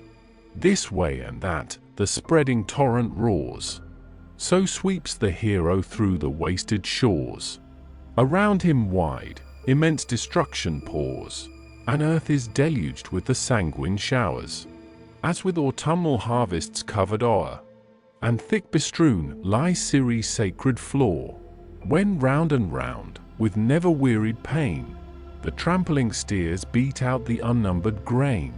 So the fierce coursers, as the chariot rolls, tread down whole ranks, and crush out heroes' souls, dashed from their hoofs while o'er the dead they fly. Black, bloody drops the smoking chariot die, the spiky wheels through heaps of carnage tore, and thick the groaning axles dropped with gore. High o'er the scene of death Achilles stood, all grim with dust, all horrible in blood, yet still insatiate, still with rage on flame. Such is the lust of never-dying fame. Illustration: Centaur. Book XXI.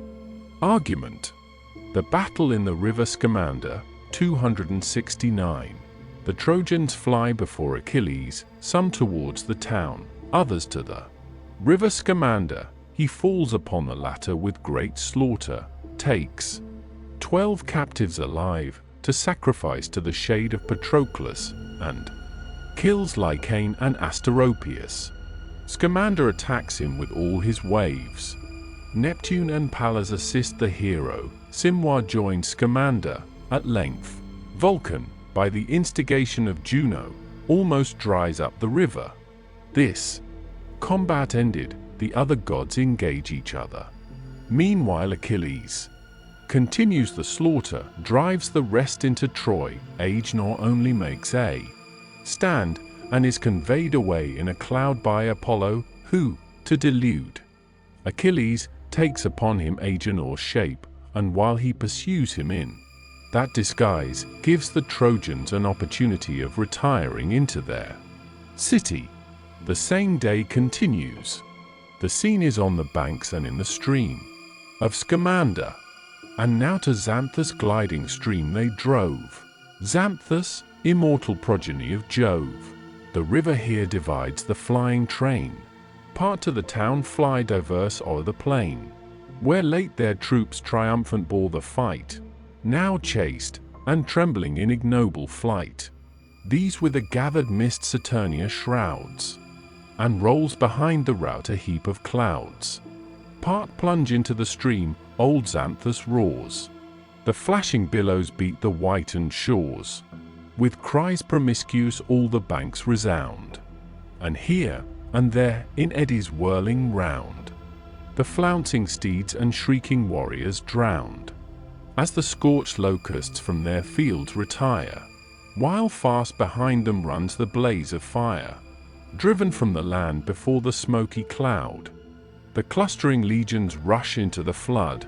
So, plunged in Xanthus by Achilles' force, roars the resounding surge with men and horse. His bloody lance the hero casts aside, which spreading tamarisks on the margin hide. Then, like a god, the rapid billows braves, armed with his sword, high brandished o'er the waves. Now down he plunges, now he whirls it round. Deep groaned the waters with the dying sound. Repeated wounds the reddening river dyed, and the warm purple circled on the tide. Swift through the foamy flood the Trojans fly, and close in rocks or winding caverns lie. So the huge dolphin tempesting the main, in shoals before him fly the scaly train.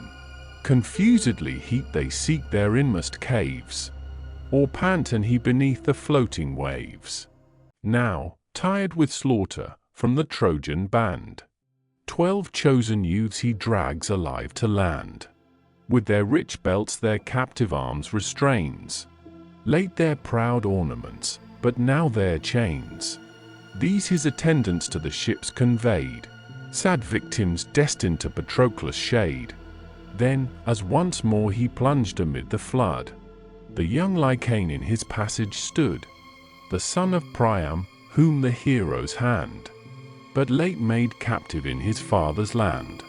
As from a sycamore, he sounding steel, lopped the green arms to spoke a chariot wheel. To Lemnos isle he sold the royal slave, where Jason's son the price demanded gave. But kind Aetion, touching on the shore, the ransomed prince to fair Arisbe bore. 10 days were past, since in his father's reign he felt the sweets of liberty again. The next, that God whom men in vain withstand, gives the same youth to the same conquering hand, now never to return, and doomed to go a sadder journey to the shades below. His well-known face when great Achilles eyed, the helm and visor he had cast aside, with wild affright, and dropped upon the field his useless lance and unavailing shield, as trembling, panting, from the stream he fled, and knocked his faltering knees. The hero said, "Ye mighty gods, what wonders strike my view? Is it in vain our conquering arms subdue? Sure I shall see yon heaps of Trojans killed rise from the shades, and brave me on the field, as now the captive, whom so late I bound, and sold to Lemnos, stalks on Trojan ground, not in the sea's unmeasured deeps detain, that bar such numbers from their native plain. Lo, he returns. Try, then, my flying spear. Try, if the grave can hold the wanderer. If earth, at length this active prince can seize. Earth, whose strong grasp has held down Hercules. Thus while he spoke, the Trojan pale with fears approached, and sought his knees with suppliant tears. Loth as he was to yield his youthful breath, and his soul shivering at the approach of death, Achilles raised the spear, prepared to wound. He kissed his feet, extended on the ground, and while, above, the spear suspended stood, longing to dip its thirsty point in blood, one hand embraced them close, one stopped the dart. While thus these melting words attempt his heart, thy well-known captive, great Achilles, see, once more Lycaon trembles at thy knee. Some pity to a suppliant's name afford, who shared the gifts of Ceres at thy board, whom late thy conquering arm to Lemnos bore, far from his father, friends, and native shore. 100 oxen were his price that day. Now sums immense thy mercy shall repay. Scarce respited from woes I yet appear, and scarce 12 morning suns have seen me here. Lo, Jove again submits me to thy hands. Again, her victim cruel fate demands. I sprang from Priam, and Laotho fair, old Alt's daughter, and Lelegia's heir, who held in Pedasus his famed abode, and ruled the fields where silver Satnio flowed. 2 sons, alas, unhappy sons, she bore. For one spear shall drink each brother's gore, and I succeed to slaughtered Polydore. How from that arm of terror shall I fly? Some demon urges, 'tis my doom to die. If ever yet soft pity touch thy mind, think not me too much of Hector's kind. Not the same mother gave thy suppliant breath, with his who wrought thy loved Patroclus' death. These words, attended with a shower of tears, the youth addressed to unrelenting ears. Talk not of life, or ransom, he replies. Patroclus dead, whoever meets me, dies. In vain a single Trojan sues for grace, but least the sons of Priam's hateful race. Die then, my friend, what boots it to deplore? The great, the good Patroclus is no more. He, far thy better, was foredoomed to die. And thou, dost thou bewail mortality? Sayest thou not me, whom nature's gifts adorn, sprung from a hero, from a goddess born? The day shall come, which nothing can avert, when by the spear, the arrow, or the dart, by night, or day, by force, or by design, impending death and certain fate are mine. Die then, he said, and as the word he spoke, the fainting stripling sank before the stroke. His hand forgot its grasp, and left the spear, while all his trembling frame confessed his fear. Sudden, Achilles his broadsword displayed, and buried in his neck the reeking blade. Prone fell the youth, and panting on the land, the gushing purple dyed the thirsty sand. The victor to the stream the carcass gave, and thus insults him, floating on the wave. Lie there, Lycaon, let the fish surround thy bloated corpse, and suck thy gory wound. There no sad mother shall thy funerals weep, but swift Scamander roll thee to the deep, whose every wave some watery monster brings, to feast unpunished on the fat of kings. So perish Troy, and all the Trojan line, such ruin theirs, and such compassion mine. What boots ye now Scamander's worshipped stream, his earthly honours, and immortal name? In vain your immolated bulls are slain, your living coursers glut his gulfs in vain. Thus he rewards you with this bitter fate, thus till the Grecian vengeance is complete. Thus is atoned Patroclus' honoured shade, and the short absence of Achilles paid. These boastful words provoke the raging god, with fury swells the violated flood. What means divine may yet the power employ to check Achilles and to rescue Troy? Meanwhile the hero springs in arms to dare the great Asteropaeus to mortal war, the son of Pelagon, whose lofty line flows from the source of Axius, stream divine. Fair Peribea's love the god had crowned, with all his refluent waters circled round. On him Achilles rushed, he fearless stood, and shook 2 spears, advancing from the flood. The flood impelled him on Pelides' head, to avenge his waters choked with heaps of dead. Near as they drew, Achilles thus began, "What art thou, boldest of the race of man? Who, or from whence? Unhappy is the sire, whose son encounters our resistless ire. O son of Peleus, what avails to trace?" Replied the warrior, "Our illustrious race from rich Paeonia's valleys I command, armed with protended spears, my native band. Now shines the 10th bright morning since I came in aid of Iliad to the fields of fame. Axius, who swells with all the neighboring rills, and wide around the floated region fills, begot my sire, whose spear much glory won. Now lift thy arm, and try that hero's son." Threatening he said, the hostile chiefs advance. At once Asteropaeus discharged each lance, for both his dexterous hands the lance could wield. One struck, but pierced not, the Vulcanian shield. One raised Achilles' hand, the spouting blood spun forth, in earth the fastened weapon stood. Like lightning next the Pelean javelin flies, its erring fury hissed along the skies. Deep in the swelling bank was driven the spear, even to the middle earth, and quivered there. Then from his side the sword Pelides drew, and on his foe with double fury flew. The foe thrice tugged, and shook the rooted wood. Repulsive of his might the weapon stood. The 4th, he tries to break the spear in vain.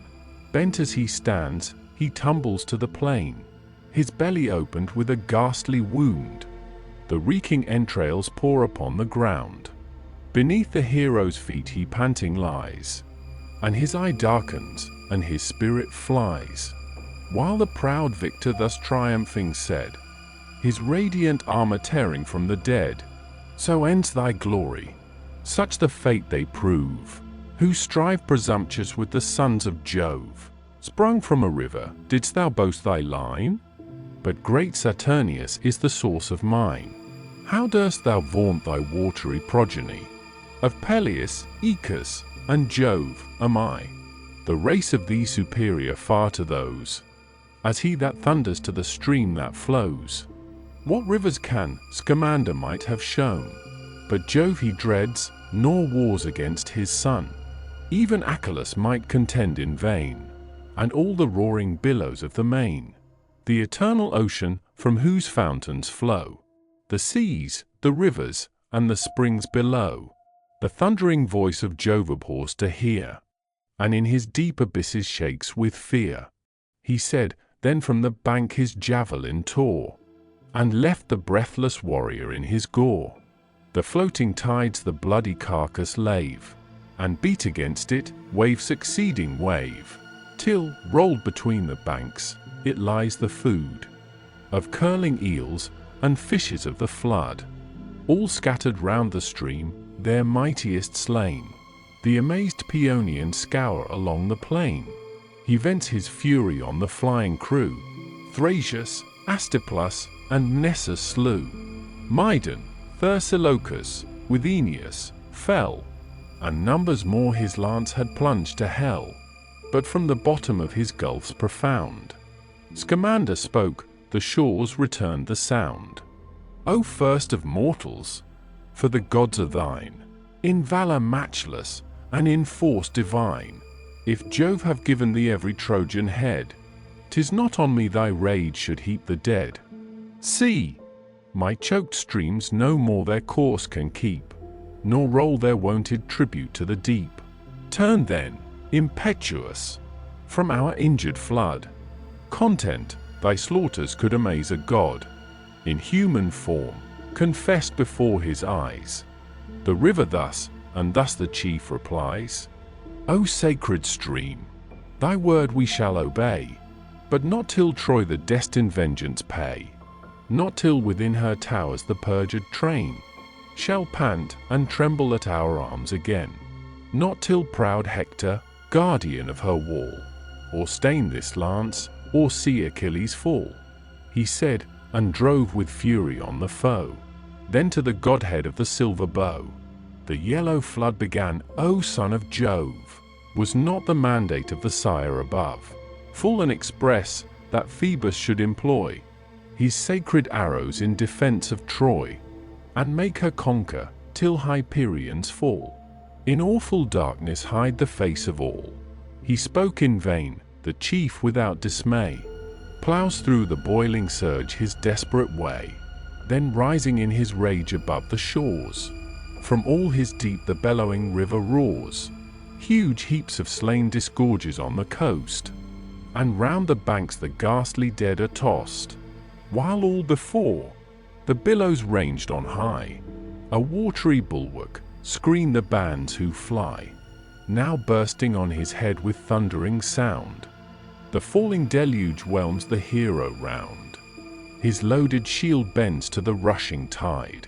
His feet, upborne, scarce the strong flood divide. Sliddering and staggering, on the border stood a spreading elm that overhung the flood. He seized a bending bough, he steps to stay.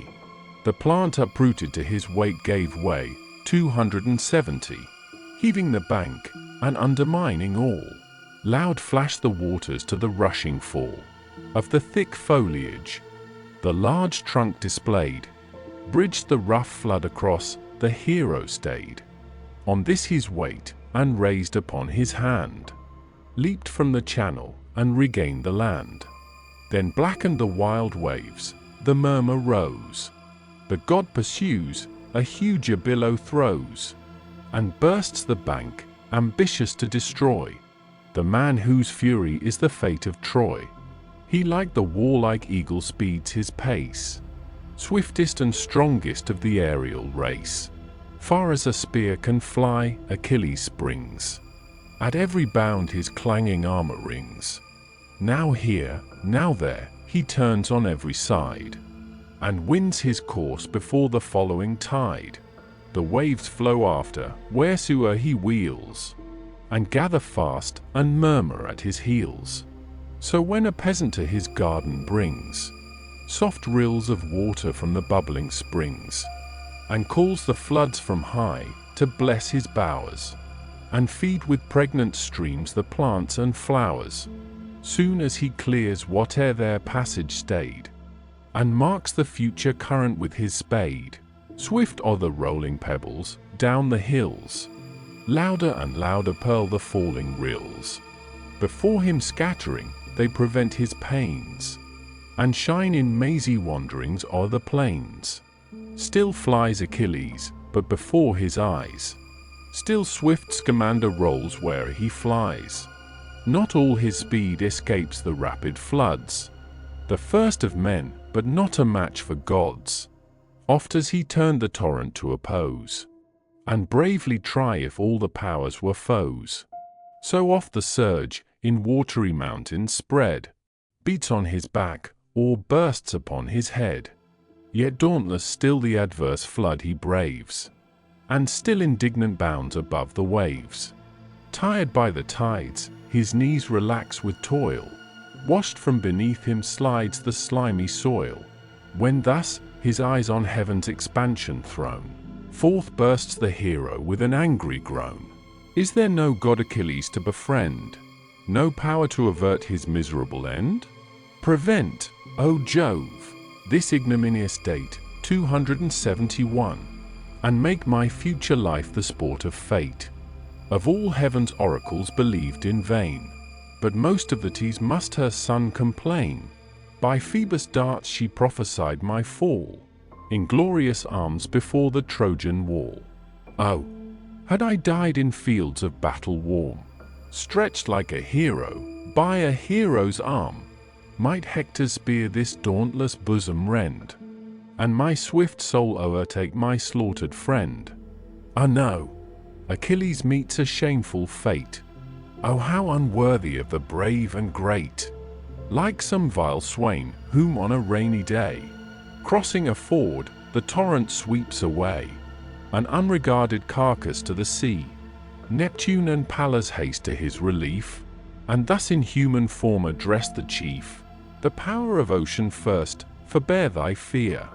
O son of Peleus, lo, thy gods appear. Behold, from Jove descending to thy aid, propitious Neptune and the blue-eyed maid. Stay, and the furious flood shall cease to rave. 'Tis not thy fate to glut his angry wave. But thou, the counsel heaven suggests, attend, nor breathe from combat, nor thy sword suspend, till Troy receive her flying sons, till all her routed squadrons pant behind their wall. Hector alone shall stand his fatal chance, and Hector's blood shall smoke upon thy lance. Thine is the glory doomed. Thus spake the gods. Then swift ascended to the bright abodes. Stung with new ardor, thus by heaven impelled, he springs impetuous, and invades the field. O'er all the expanded plain the waters spread, heaved on the bounding billows dance the dead, floating amid scattered arms, while casques of gold, and turned up bucklers glittered as they rolled.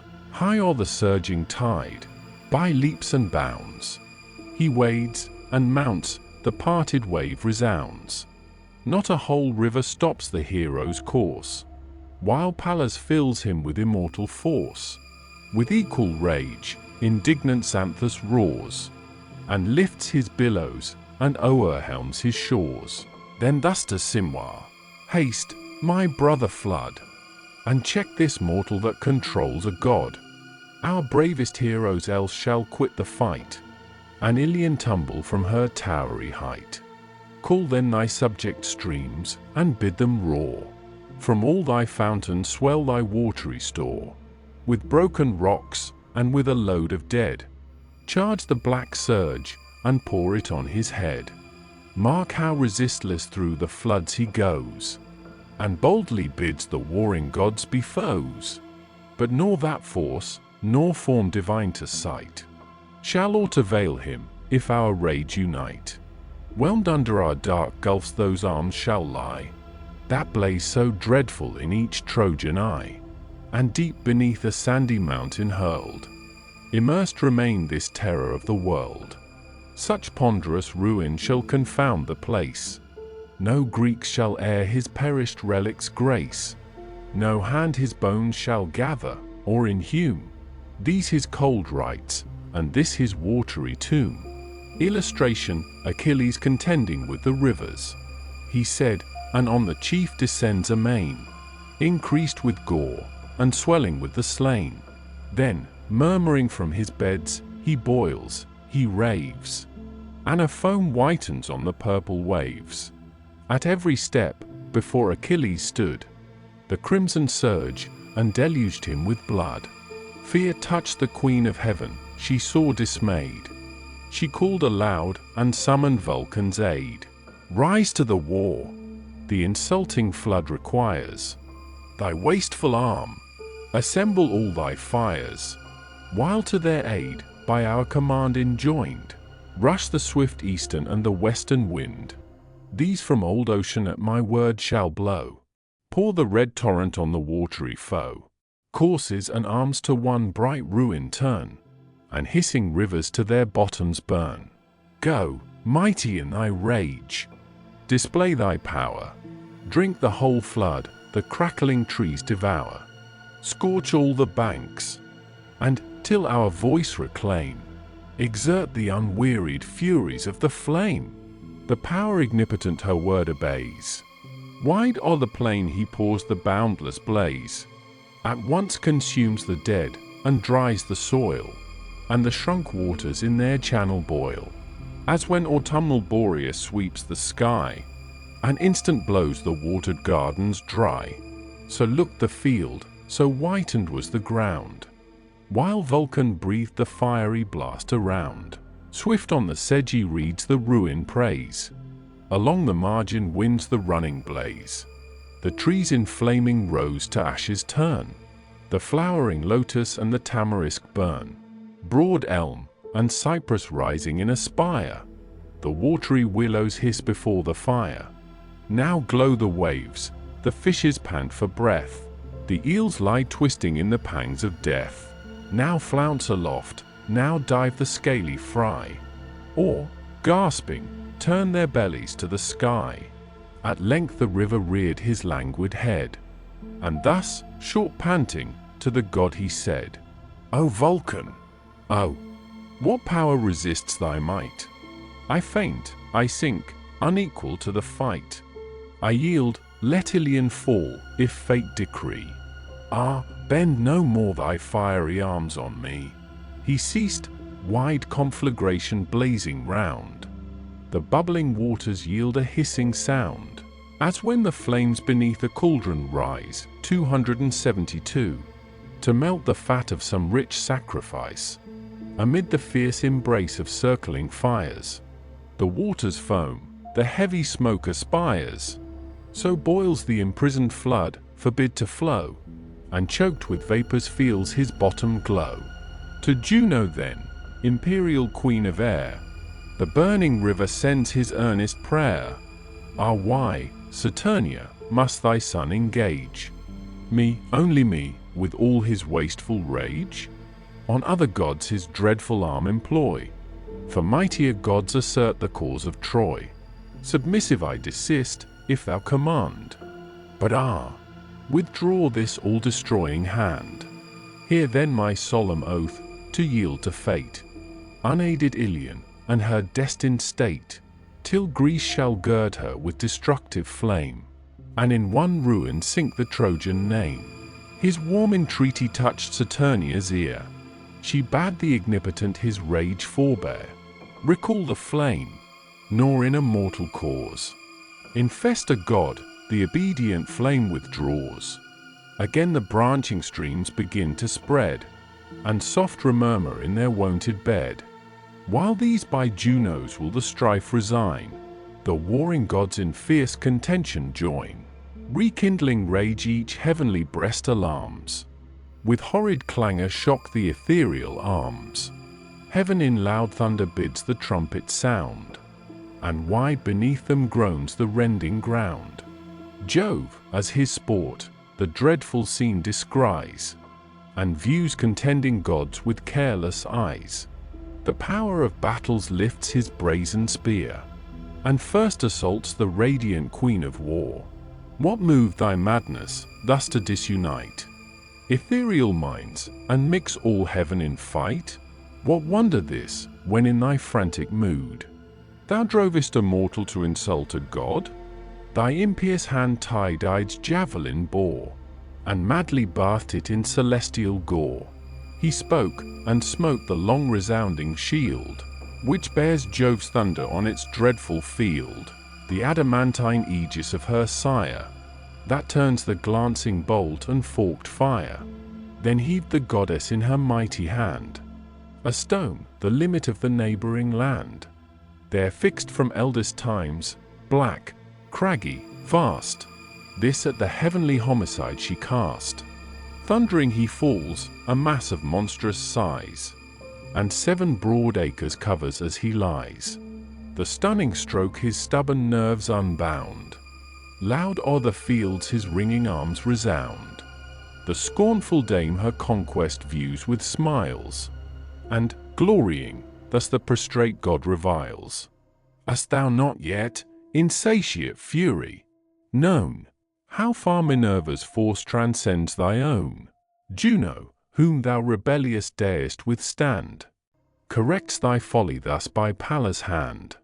Thus meets thy broken faith with justice grace, and partial aid to Troy's perfidious race. The goddess spoke, and turned her eyes away, that, beaming round, diffused celestial day. Jove's Cyprian daughter, stooping on the land, lent to the wounded god her tender hand.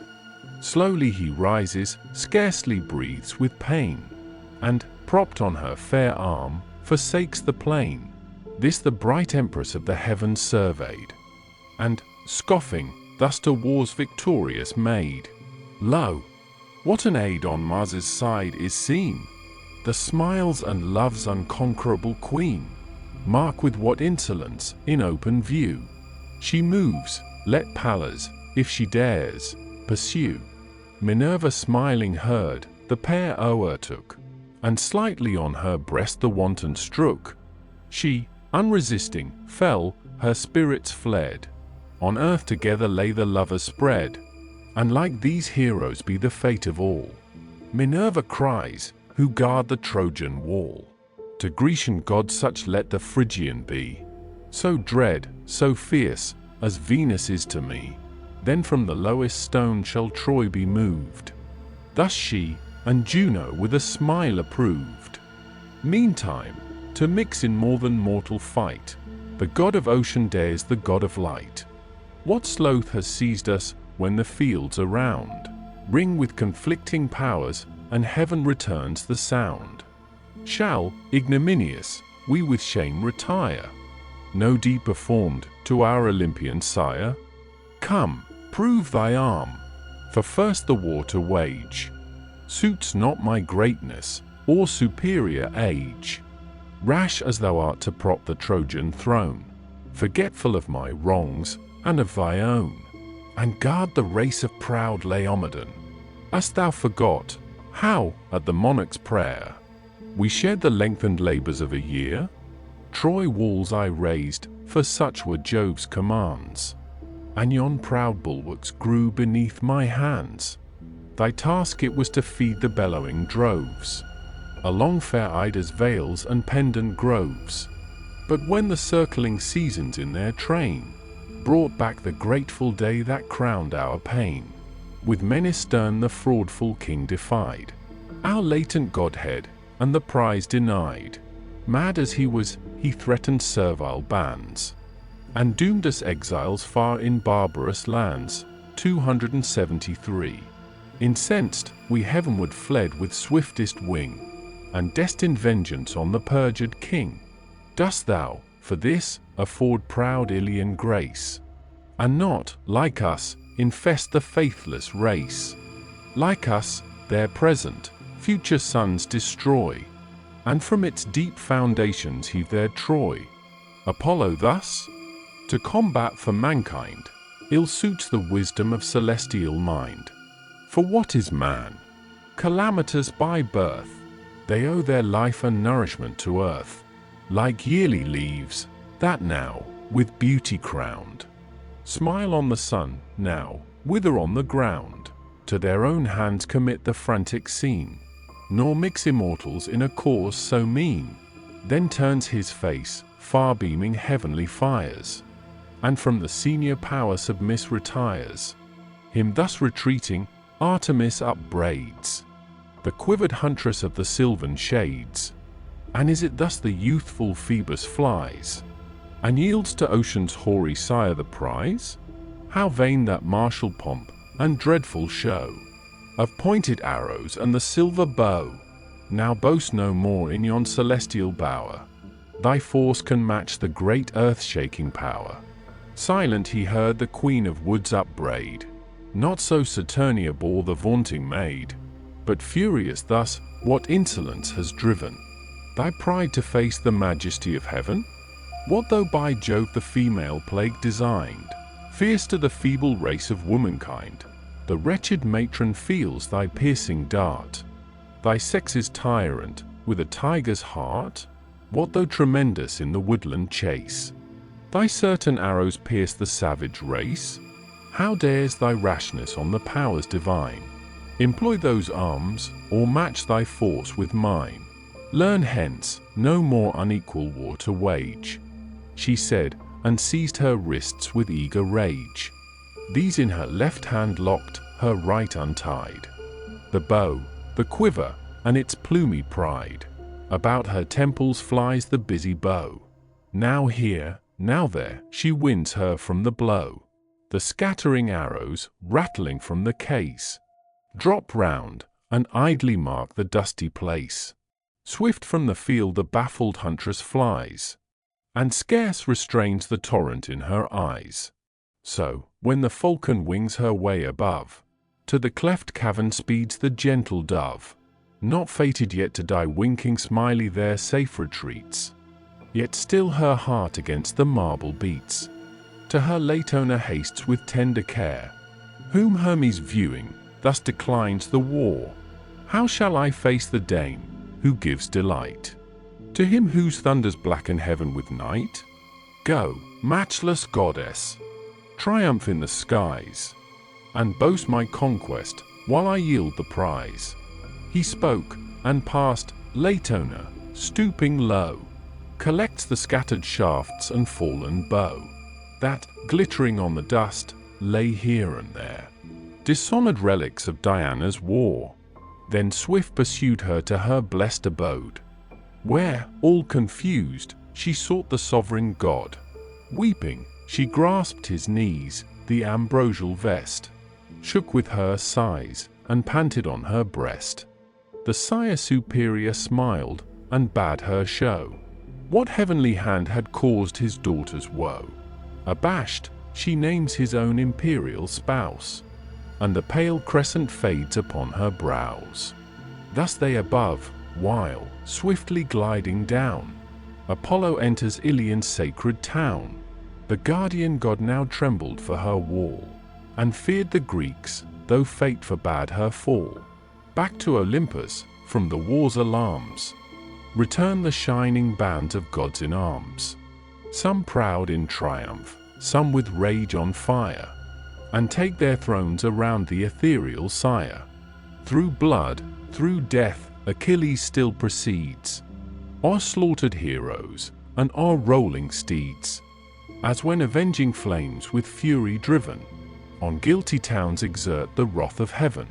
The pale inhabitants, some fall, some fly, and the red vapors purple all the sky. So raged Achilles, death and dire dismay, and toils and terrors filled the dreadful day. High on a turret hoary Priam stands, and marks the waste of his destructive hands. Views, from his arm, the Trojans' scattered flight, and the near hero rising on his sight. No stop, no check, no aid, with feeble pace, and settled sorrow on his aged face. Fast as he could, he sighing quits the walls, and thus descending, on the guards he calls. You to whose care our city gates belong, set wide your portals to the flying throng. For lo, he comes with unresisted sway. He comes, and desolation marks his way. But when within the walls our troops take breath, lock fast the brazen bars, and shut out death. Thus charged the reverend monarch, wide were flung the opening folds, the sounding hinges rung. Phoebus rushed forth, the flying bands to meet, struck slaughter back, and covered the retreat. On heaps the Trojans crowd to gain the gate, and gladsome see their last escape from fate. Thither, all parched with thirst, a heartless train, hoary with dust, they beat the hollow plain, and gasping, panting, fainting, labor on, with heavier strides, that lengthen toward the town. Enraged Achilles follows with his spear, wild with revenge, insatiable of war. Then had the Greeks eternal praise acquired, and Troy inglorious to her walls retired. But he, the god who darts ethereal flame, shot down to save her and redeem her fame. To young age nor force divine he gave Antenor's offspring, haughty, bold, and brave, winking smiley.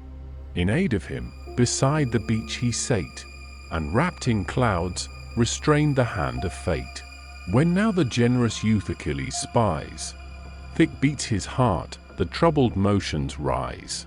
So, ere a storm, the waters heave and roll, he stops, and questions thus his mighty soul. What, shall I fly this terror of the plain, like others fly, and be like others slain? Vain hope, to shun him by the self-same road, yon line of slaughtered Trojans lately trod? No, with the common heap I scorn to fall. What if they pass me to the Trojan wall? While I decline to yonder path that leads to Ida's forests and surrounding shades, so may I reach, concealed, the cooling flood, from my tired body wash the dirt and blood. As soon as night her dusky veil extends, return in safety to my Trojan friends. What if, but wherefore all this vain debate? Stand I to doubt, within the reach of fate? Even now perhaps, ere yet I turn the wall, the fierce Achilles sees me, and I fall. Such is his swiftness, 'tis in vain to fly, and such his valor, that who stands must die. How it is better, fighting for the state, here, and in public view, to meet my fate. Yet sure he too is mortal, he may feel, like all the sons of earth, the force of steel. One only soul informs that dreadful frame, and Jove's sole favor gives him all his fame. He said, and stood, collected, in his might, and all his beating bosom claimed the fight. So from some deep groan would a panther starts, roused from his thicket by a storm of darts. Untaught to fear or fly, he hears the sounds of shouting hunters and of clamorous hounds. Though struck, though wounded, scarce perceives the pain, and the barbed javelin stings his breast in vain. On their whole war, untamed, the savage flies, and tears his hunter, or beneath him dies. Not less resolved, Antenor's valiant heir confronts Achilles, and awaits the war. Disdainful of retreat, high held before, his shield, a broad circumference, he bore. Then graceful as he stood, in act to throw the lifted javelin, thus bespoke the foe. How proud Achilles glories in his fame, and hopes this day to sink the Trojan name beneath her ruins. No, that hope is vain. 1,000 woes, 1,000 toils remain. Parents and children our just arms employ, and strong and many other sons of Troy. Great as thou art, even thou mayest stain with gore these Phrygian fields, and press a foreign shore. He said, with matchless force the javelin flung, smote on his knee, the hollow cuishes rung. Beneath the pointed steel, but safe from harms, he stands impassive in the ethereal arms. Then fiercely rushing on the daring foe, his lifted arm prepares the fatal blow. But, jealous of his fame, Apollo shrouds the godlike Trojan in a veil of clouds. Safe from pursuit, and shut from mortal view, dismissed with fame, the favored youth withdrew. Meanwhile the god, to cover their escape, assumes Agenor's habit, voice and shape, flies from the furious chief in this disguise. The furious chief still follows where he flies. Now o'er the fields they stretch with lengthened strides, now urge the course where swift Scamander glides. The god, now distant scarce a stride before, tempts his pursuit, and wheels about the shore, while all the flying troops their speed employ, and pour on heaps into the walls of Troy. No stop, no stay, no thought to ask, or tell, who escaped by flight, or who by battle fell. 'Twas tumult all, and violence of flight, and sudden joy confused, and mixed affright. Pale Troy against Achilles shuts her gate, and nations breathe, delivered from their fate. Book XXI. Argument. The death of Hector. The Trojans being safe within the walls, Hector only stays to oppose Achilles. Priam is struck at his approach, and tries to persuade his son to re-enter the town. Hecuba joins her entreaties, but in vain. Hector consults within himself what measures to take, but at the advance of Achilles, his resolution fails him, and he flies. Achilles pursues him thrice round the walls of Troy. The gods debate concerning the fate of Hector, At length Minerva descends to the aid of Achilles. She deludes Hector in the shape of Deiphobus. He stands the combat and is slain. Achilles drags the dead body at his chariot in the sight of Priam and Hecuba. Their lamentations, tears, and despair, their cries, reach the ears of Andromache, who, ignorant of this, was retired into the inner part of the palace. She mounts up to the walls, and beholds her dead husband. She swoons at the spectacle. Her excess of grief and lamentation. The 30th day still continues. The scene lies under the walls, and on the battlements of Troy. Thus to their bulwarks, smit with panic fear, the herded Ilians rush like driven deer. There safe they wipe the briny drops away, and drown in bowls the labours of the day. Close to the walls, advancing o'er the fields, beneath one roof of well-compacted shields, march, bending on, the Greeks' embodied powers, far stretching in the shade of Trojan towers. Great Hector singly stayed, chained down by fate. There fixed he stood before the Scaean gate, still his bold arms determined to employ, the guardian still of long defended Troy. Apollo now to tired Achilles turns, the power confessed in all his glory burns. And what, he cries, has Peleus' son in view? With mortal speed a godhead to pursue? For not to thee to know the gods is given, unskilled to trace the latent marks of heaven. What boots thee now, that Troy forsook the plain? Vain thy past labour, and thy present vain. Safe in their walls are now her troops bestowed, while here thy frantic rage attacks a god, the chief incensed, too partial god of day, to check my conquests in the middle way. How few in Ilion else had refuge found! What gasping numbers now had bit the ground! Thou robbest me of a glory justly mine, powerful of Godhead, and of fraud divine. Mean fame, alas! For one of heavenly strain, to cheat a mortal who repines in vain. Then to the city, terrible and strong, with high and haughty steps he towered along. So the proud courser, victor of the prize, to the near goal with double ardor flies. Him, as he blazing shot across the field, the careful eyes of Priam first beheld. Not half so dreadful rises to the sight, 274. Through the thick gloom of some tempestuous night, Orion's dog, the year when autumn weighs, and o'er the feebler stars exerts his rays. Terrific glory, for his burning breath taints the red air with fevers, plagues, and death. So flamed his fiery mail. Then wept the sage. He strikes his reverend head, now white with age. He lifts his withered arms, tests the skies. He calls his much-loved son with feeble cries. The son, resolved Achilles' force to dare, full at the Scaean gates expects the war, while the sad father on the rampart stands, and thus adjures him with extended hands. Ah, stay not, guardless and alone, Hector, my loved, my dearest, bravest son. Methinks already I behold thee slain, and stretched beneath that fury of the plain. Implacable Achilles, might st thou be, to all the gods no dearer than to me.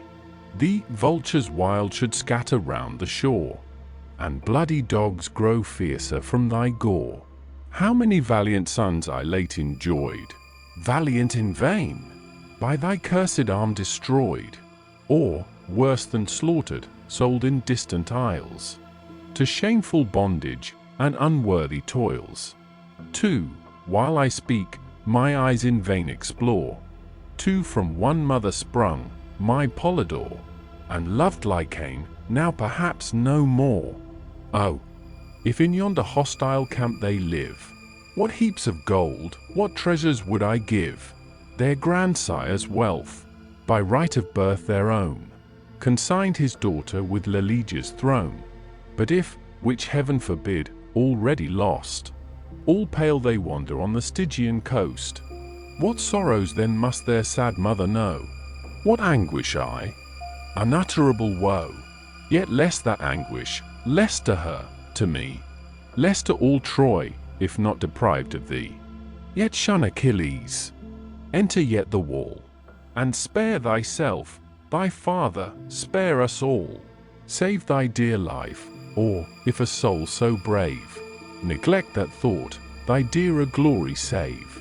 Pity, while yet I live, these silver hairs, while yet thy father feels the woes he bears. Yet cursed with sense, a wretch, whom in his rage, all trembling on the verge of helpless age, great Jove has placed, sad spectacle of pain, the bitter dregs of fortune's cup to drain, to fill with scenes of death his closing eyes, and number all his days by miseries. My hero slain, my bridal bed o'erturned, my daughters ravished, and my city burned, my bleeding infants dashed against the floor. These I have yet to see, perhaps yet more, perhaps even I, reserved by angry fate, the last sad relic of my ruined state, dire pomp of sovereign wretchedness, must fall, and stain the pavement of my regal hall, where famished dogs, late guardians of my door, shall lick their mangled master's spattered gore. Yet for my sons I thank ye, gods. 'Tis well, well have they perished, for in fight they fell. Who dies in youth and vigor, dies the best, struck through with wounds, all honest on the breast. But when the fates, in fullness of their rage, spurn the hoar head of unresisting age, in dust the reverend lineaments deform, and pour to dogs the lifeblood scarcely warm, this is misery, the last, the worse, that man can feel. Man, fated to be cursed, he said, and acting what no words could say, rent from his head the silver locks away. With him the mournful mother bears a part, yet all her sorrows turn not Hector's heart. The zone unbraced, her bosom she displayed, and thus, fast falling the salt tears, she said, "Have mercy on me, O my son, revere the words of age, attend a parent's prayer. If ever thee in these fond arms I pressed, or still thy infant clamours at this breast, I do not thus our helpless years forego, but by our walls secured, repel the foe. Against his rage if singly thou proceed, should st thou, but heaven avert it, should st thou bleed, nor must thy corse lie honoured on the bier, nor spouse, nor mother, grace thee with a tear. Far from our pious rites those dear remains must feast the vultures on the naked plains. So they, while down their cheeks the torrents roll, but fixed remains the purpose of his soul. Resolved he stands, and with a fiery glance expects the hero's terrible advance. So, rolled up in his den, the swelling snake beholds the traveller approach the brake, when fed with noxious herbs his turgid veins have gathered half the poisons of the plains. He burns, he stiffens with collected ire, and his red eyeballs glare with living fire. Beneath a turret on his shield reclined, he stood, and questioned thus his mighty mind. Sad smiley 275. Where lies my way? To enter in the wall? Honor and shame the ungenerous thought recall. Shall proud Polydamas before the gate proclaim, his counsels are obeyed too late, which timely followed but the former night. What numbers have been saved by Hector's flight? That wise advice rejected with disdain. I feel my folly in my people slain. Methinks my suffering country's voice I hear, but most her worthless sons insult my ear. On my rash courage charge the chance of war, and blame those virtues which they cannot share. No, if I e'er return, return I must, glorious, my country's terror laid in dust. Or if I perish, let her see me fall, in field at least, and fighting for her wall. And yet suppose these measures I forego, Approach unarmed, and parley with the foe. The warrior shield, the helm, and lance lay down, and treat on terms of peace to save the town. The wife withheld, the treasure ill detained. Cause of the war, and grievance of the land, with honorable justice to restore, and add half Iliad's yet remaining store, which Troy shall, sworn, produce, that injured Greece may share our wealth, and leave our walls in peace. But why this thought? Unarmed if I should go, what hope of mercy from this vengeful foe?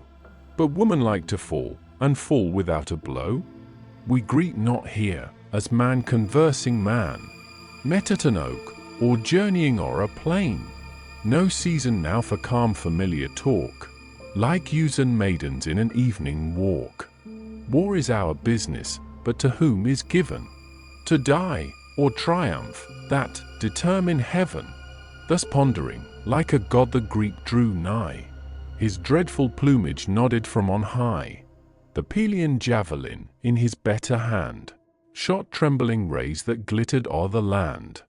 And on his breast the beamy splendor shone, like Jove's own lightning, or the rising sun. As Hector sees unusual terrors rise, struck by some god, he fears, recedes, and flies. He leaves the gates, he leaves the wall behind. Achilles follows like the winged wind, thus at the panting dove a falcon flies, the swiftest racer of the liquid skies. Just when he holds, or thinks he holds his prey, obliquely wheeling through the aerial way, with open beak and shrilling cries he springs, and aims his claws, and shoots upon his wings. No less forright the rapid chase they held, one urged by fury, one by fear impelled, now circling round the walls their course maintain, where the high watchtower overlooks the plain, now where the fig trees spread their umbrage broad. A wider compass, smoke along the road. Next by Scamander's double source they bound, where two famed fountains burst the parted ground. This hot through scorching clefts is seen to rise, with exhalation steaming to the skies, that the green banks in summer's heat o'erflows, like crystal clear and cold as winter snows. Each gushing fount a marble cistern fills, whose polished bed receives the falling rills, where Trojan dames, ere yet alarmed by Greece, washed their fair garments in the days of peace, 276. By these they passed, one chasing, one in flight. The mighty fled, pursued by stronger might. Swift was the course, no vulgar prize they play. No vulgar victim must reward the day, such as in races crown the speedy strife. The prize contended was great Hector's life, as when some hero's funerals are decreed, in grateful honor of the mighty dead, where high rewards the vigorous youth inflame, some golden tripod, or some lovely dame. The panting coursers swiftly turn the goal, and with them turns the raised spectator's soul. Thus 3 times round the Trojan wall they fly. The gazing gods lean forward from the sky, to whom, while eager on the chase they look, the sire of mortals and immortals spoke. Unworthy sight, the man beloved of heaven, behold, inglorious round yon city driven. My heart partakes the generous Hector's pain, Hector, whose zeal whole hecatombs has slain, whose grateful fumes the gods received with joy, from Ida's summits and the towers of Troy. Now see him flying, to his fears resigned, and fate, and fierce Achilles, close behind. Consult, ye powers, 'tis worthy your debate, whether to snatch him from impending fate, or let him bear, by stern Pelides slain. Good as he is, the lot imposed on man. Then Pallas thus shall he whose vengeance forms the forky bolt, and blackens heaven with storms. Shall he prolong one Trojan's forfeit breath?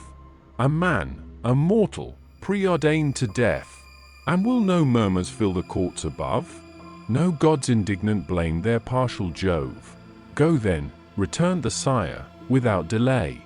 Exert thy will, I give the fates their way. Swift at the mandate pleased Tritonia flies, and stoops impetuous from the cleaving skies. As through the forest, o'er the vale and lawn, the well-breathed beagle drives the flying fawn. In vain he tries the covert of the brakes, or deep beneath the trembling thicket shakes. Sure of the vapor in the tainted dews, the certain hound his various maze pursues.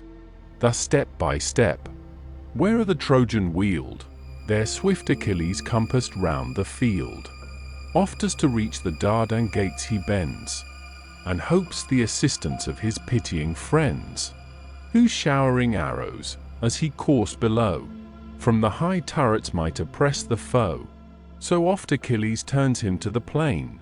He eyes the city, but he eyes in vain, as men in slumbers seem with speedy pace, one to pursue, and one to lead the chase. Their sinking limbs the fancied course forsake, nor this can fly, nor that can overtake. No less the laboring heroes pant and strain, while that but flies, and this pursues in vain. What god, O Muse, assisted Hector's force, with fate itself so long to hold the course? Phoebus it was, who, in his latest hour, endued his knees with strength, his nerves with power, and great Achilles, lest some Greeks advance, should snatch the glory from his lifted lance, signed to the troops to yield his foe the way, and leave untouched the honors of the day. Jove lifts the golden balances that show the fates of mortal men and things below. Here each contending hero's lot he tries, and weighs, with equal hand, their destinies. Low sinks the scale surcharged with Hector's fate, heavy with death it sinks, and hell receives the weight. Then Phoebus left him, fierce Minerva flies to stern Pelides, and triumphing, cries, O loved of Jove, this day our labors cease, and conquest blazes with full beams on Greece. Great Hector falls, that Hector famed so far, drunk with renown, insatiable of war, falls by thy hand, and mine, nor force, nor flight, shall more avail him, nor his God of light. See, where in vain he supplicates above, rolled at the feet of unrelenting Jove.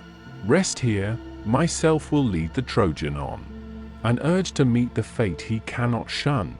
Her voice divine the chief with joyful mind obeyed, and rested, on his lance reclined, while like Deiphobus the martial dame, her face, her gesture, and her arms the same, in show and aid, by hapless Hector's side, approached, and greets him thus with voice belied.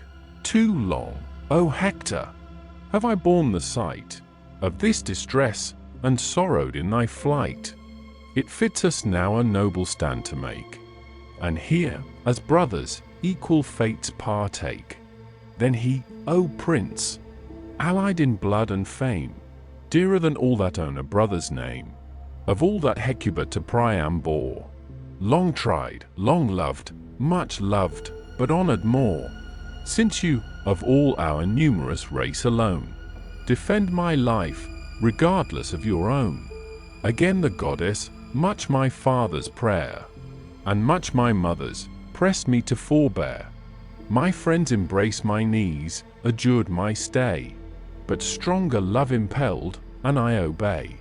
Come then, the glorious conflict let us try. Let the steel sparkle, and the javelin fly. Or let us stretch Achilles on the field, or to his arm our bloody trophies yield. Fraudful she said, then swiftly marched before. The Dardan hero shuns his foe no more. Sternly they met.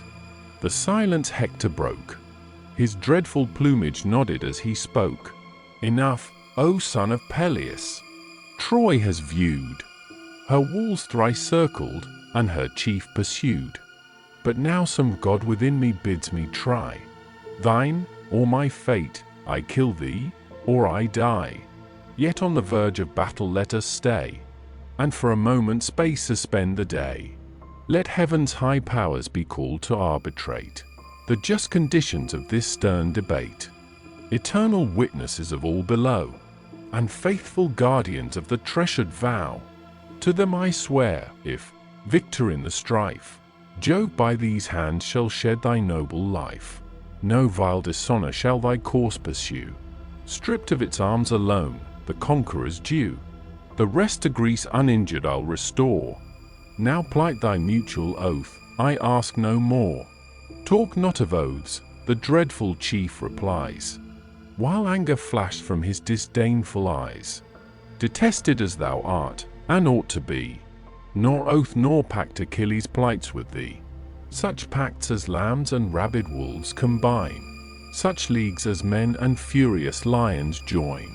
To such I call the gods, one constant state, of lasting rancor and eternal hate. No thought but rage, and never ceasing strife, till death extinguish rage, and thought, and life. Rouse then thy forces this important hour. Collect thy soul, and call forth all thy power. No further subterfuge, no further chance. 'Tis Pallas, Pallas gives thee to my lance. Each Grecian ghost, by thee deprived of breath, now hovers round, and calls thee to thy death. He spoke, and launched his javelin at the foe, but Hector shunned the meditated blow. He stooped, while o'er his head the flying spear sang innocent, and spent its force in air. Minerva watched it falling on the land, then drew, and gave to great Achilles' hand, unseen of Hector, who, elate with joy, now shakes his lance, and braves the dread of Troy. The life you boasted to that javelin given, Prince, you have missed. My fate depends on heaven. To thee, presumptuous as thou art, unknown, or what must prove my fortune, or thy own. Boasting is but an art, our fears to blind, and with false terrors sink another's mind. But know, whatever fate I am to try, by no dishonest wound shall Hector die. I shall not fall a fugitive at least. My soul shall bravely issue from my breast. But first, try thou my arm, and may this dart end all my country's woes, deep buried in thy heart. The weapon flew, its course unerring held, unerring, but the heavenly shield repelled the mortal dart, resulting with a bound. From off the ringing orb, it struck the ground. Hector beheld his javelin fall in vain, nor other lance, nor other hope remain. He calls Deiphobus, demands a spear. In vain, for no Deiphobus was there. All comfortless he stands, then, with a sigh, "'Tis so, heaven wills it, and my hour is nigh. I deemed Deiphobus had heard my call, but he secure lies guarded in the wall. A god deceived me, ere Pallas, 'twas thy deed. Death and black fate approach. 'Tis I must bleed. No refuge now, no succor from above. Great Jove deserts me, and the son of Jove. Propitious once, and kind, then welcome fate. 'Tis true I perish, yet I perish great. Yet in a mighty deed I shall expire. Let future ages hear it, and admire." Fierce, at the word, his weighty sword he drew, and, all collected, on Achilles flew. So Jove's bold bird, high balanced in the air, stoops from the clouds to trust the quivering hair. Nor less Achilles his fierce soul prepares. Before his breast the flaming shield he bears. Refulgent orb, above his fourfold cone, the gilded horsehair sparkled in the sun, nodding at every step, Vulcanian frame, and as he moved, his figure seemed on flame, as radiant Hesper shines with keener light. 277, far beaming o'er the silver host of night. When all the starry train emblazed the sphere, so shone the point of great Achilles' spear. In his right hand he waves the weapon round, eyes the whole man, and meditates the wound. but the rich mail Patroclus lately wore securely cased the warrior's body o'er. One space at length he spies, to let in fate, where twixt the neck and throat the jointed plate gave entrance through that penetrable part. Furious he drove the well-directed dart, nor pierced the windpipe yet, nor took the power of speech, unhappy, from thy dying hour. Prone on the field the bleeding warrior lies, while, thus triumphing, stern Achilles cries. At last is Hector stretched upon the plain, who feared no vengeance for Patroclus slain. Then, Prince, you should have feared what now you feel. Achilles absent was Achilles still, yet a short space the great avenger stayed. Then low in dust thy strength and glory laid. Peaceful he sleeps, with all our rites adorned, forever honored and forever mourned. While cast to all the rage of hostile power, the birds shall mangle and the gods devour. Then Hector, fainting at the approach of death, by thy own soul, by those who gave thee breath, by all the sacred prevalence of prayer, leave me not for Grecian dogs to tear. The common rites of sepulture bestow, to soothe a father's and a mother's woe. Let their large gifts procure an urn at least, and Hector's ashes in his country rest. No, wretch accursed! Relentless he replies.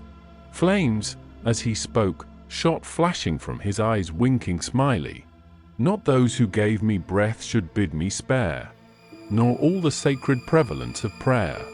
Could I myself the bloody banquet join? No, to the dogs that carcass I resign.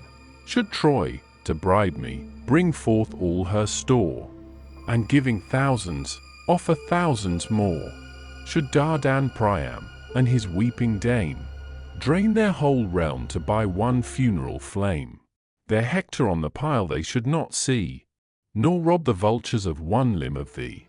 Then thus the chief his dying accents drew. Thy rage, implacable, too well I knew, the furies that relentless breast have steeled, and cursed thee with a heart that cannot yield. Yet think, a day will come, when fate's decree, and angry gods shall wreak this wrong on thee. Phoebus and Paris shall avenge my fate, and stretch thee here before the Scaean gate. 278. He ceased. The Fates suppressed his laboring breath, and his eye stiffened at the hand of death. To the dark realm the spirit wings its way. The manly body left a load of clay, and plaintive glides along the dreary coast. A naked, wandering, melancholy ghost. Achilles, musing as he rolled his eyes, or the dead hero, thus unheard, replies, Die thou the first, when Jove and heaven ordain. I follow thee, he said, and stripped the slain, then forcing backward from the gaping wound the reeking javelin, cast it on the ground. The thronging Greeks behold with wondering eyes his manly beauty and superior size, while some, ignobler, the great dead deface, with wounds ungenerous, or with taunts disgrace. How changed that Hector, who like Jove of late, sent lightning on our fleets, and scattered fate. High o'er the slain the great Achilles stands, begirt with heroes and surrounding bands.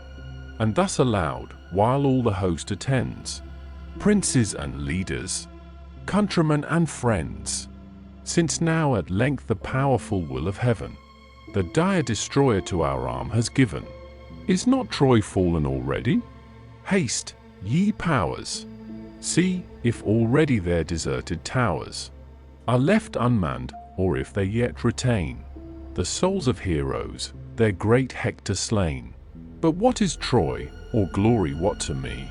Or why reflects my mind on aught but thee? Divine Patroclus, death hath sealed his eyes. Unwept, unhonored, uninterred he lies. Can his dear image from my soul depart, long as the vital spirit moves my heart? If in the melancholy shades below the flames of friends and lovers cease to glow, Yet mine shall sacred last, mine, undecayed, burn on through death, and animate my shade. Meanwhile, ye sons of Greece, in triumph bring the corpse of Hector, and your paeans sing. Be this the song, slow moving toward the shore. Hector is dead, and Iliad is no more. Then his fell soul a thought of vengeance bred, unworthy of himself, and of the dead winking smiley. The nervous ankles bored, his feet he bound, with thongs inserted through the double wound. These fixed up high behind the rolling wain.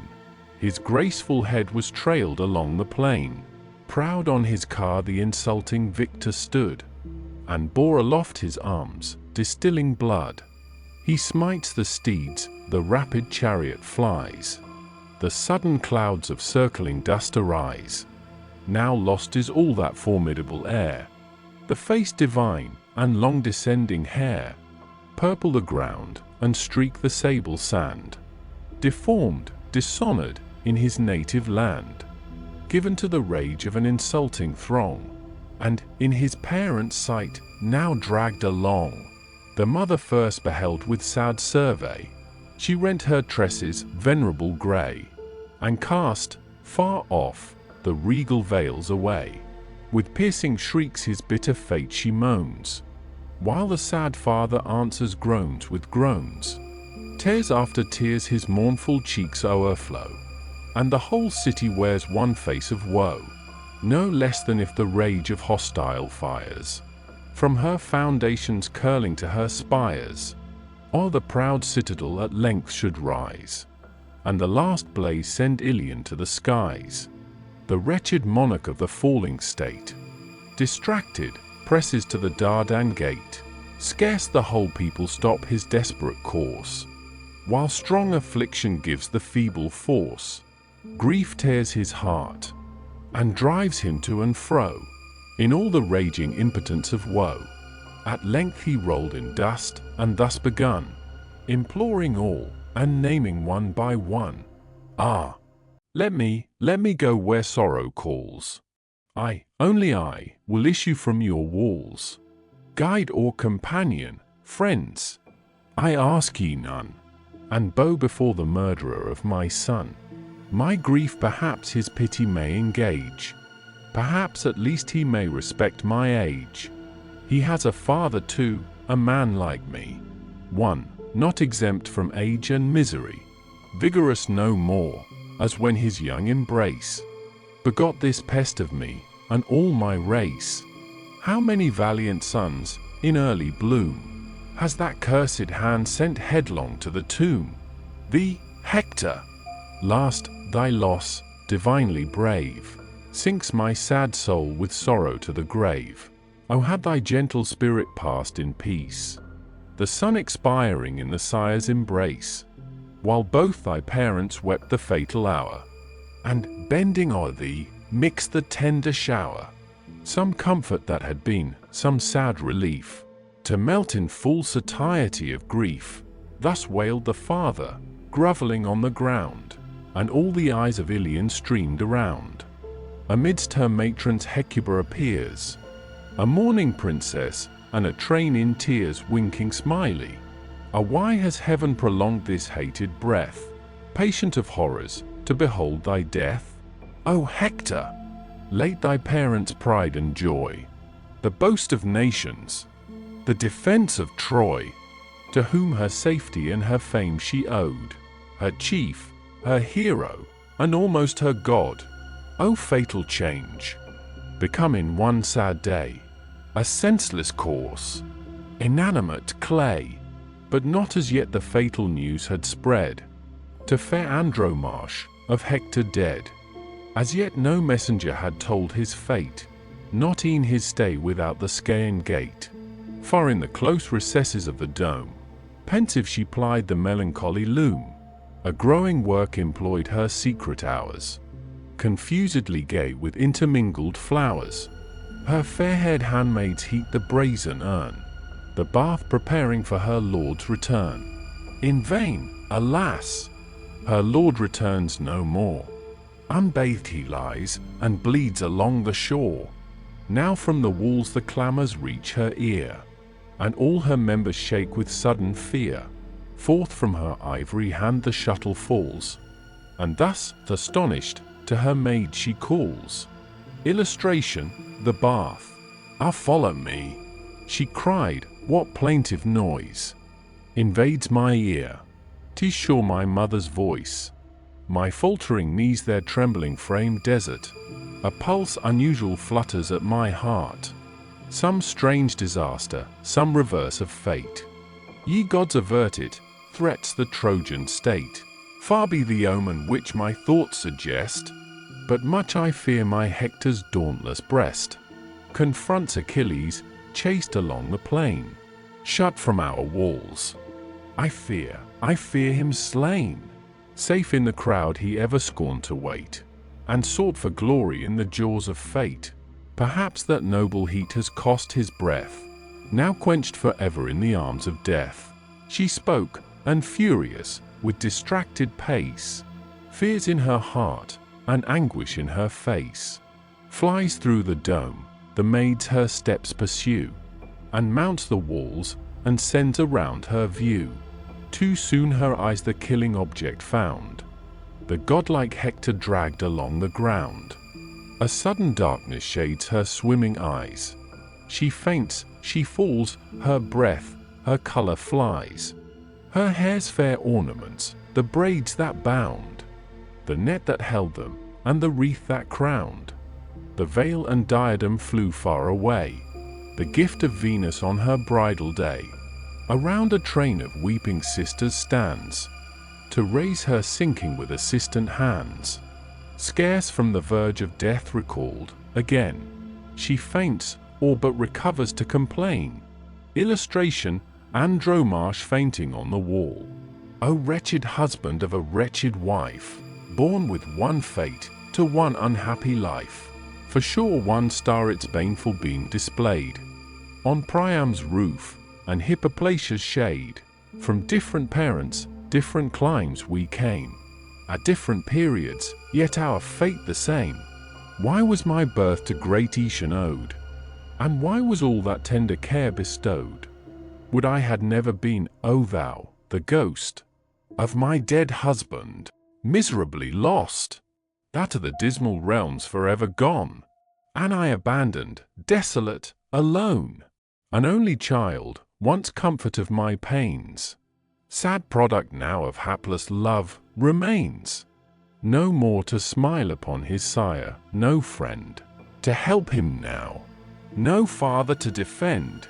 For should he escape the sword, the common doom, what wrongs attend him, and what griefs to come, even from his own paternal roof expelled.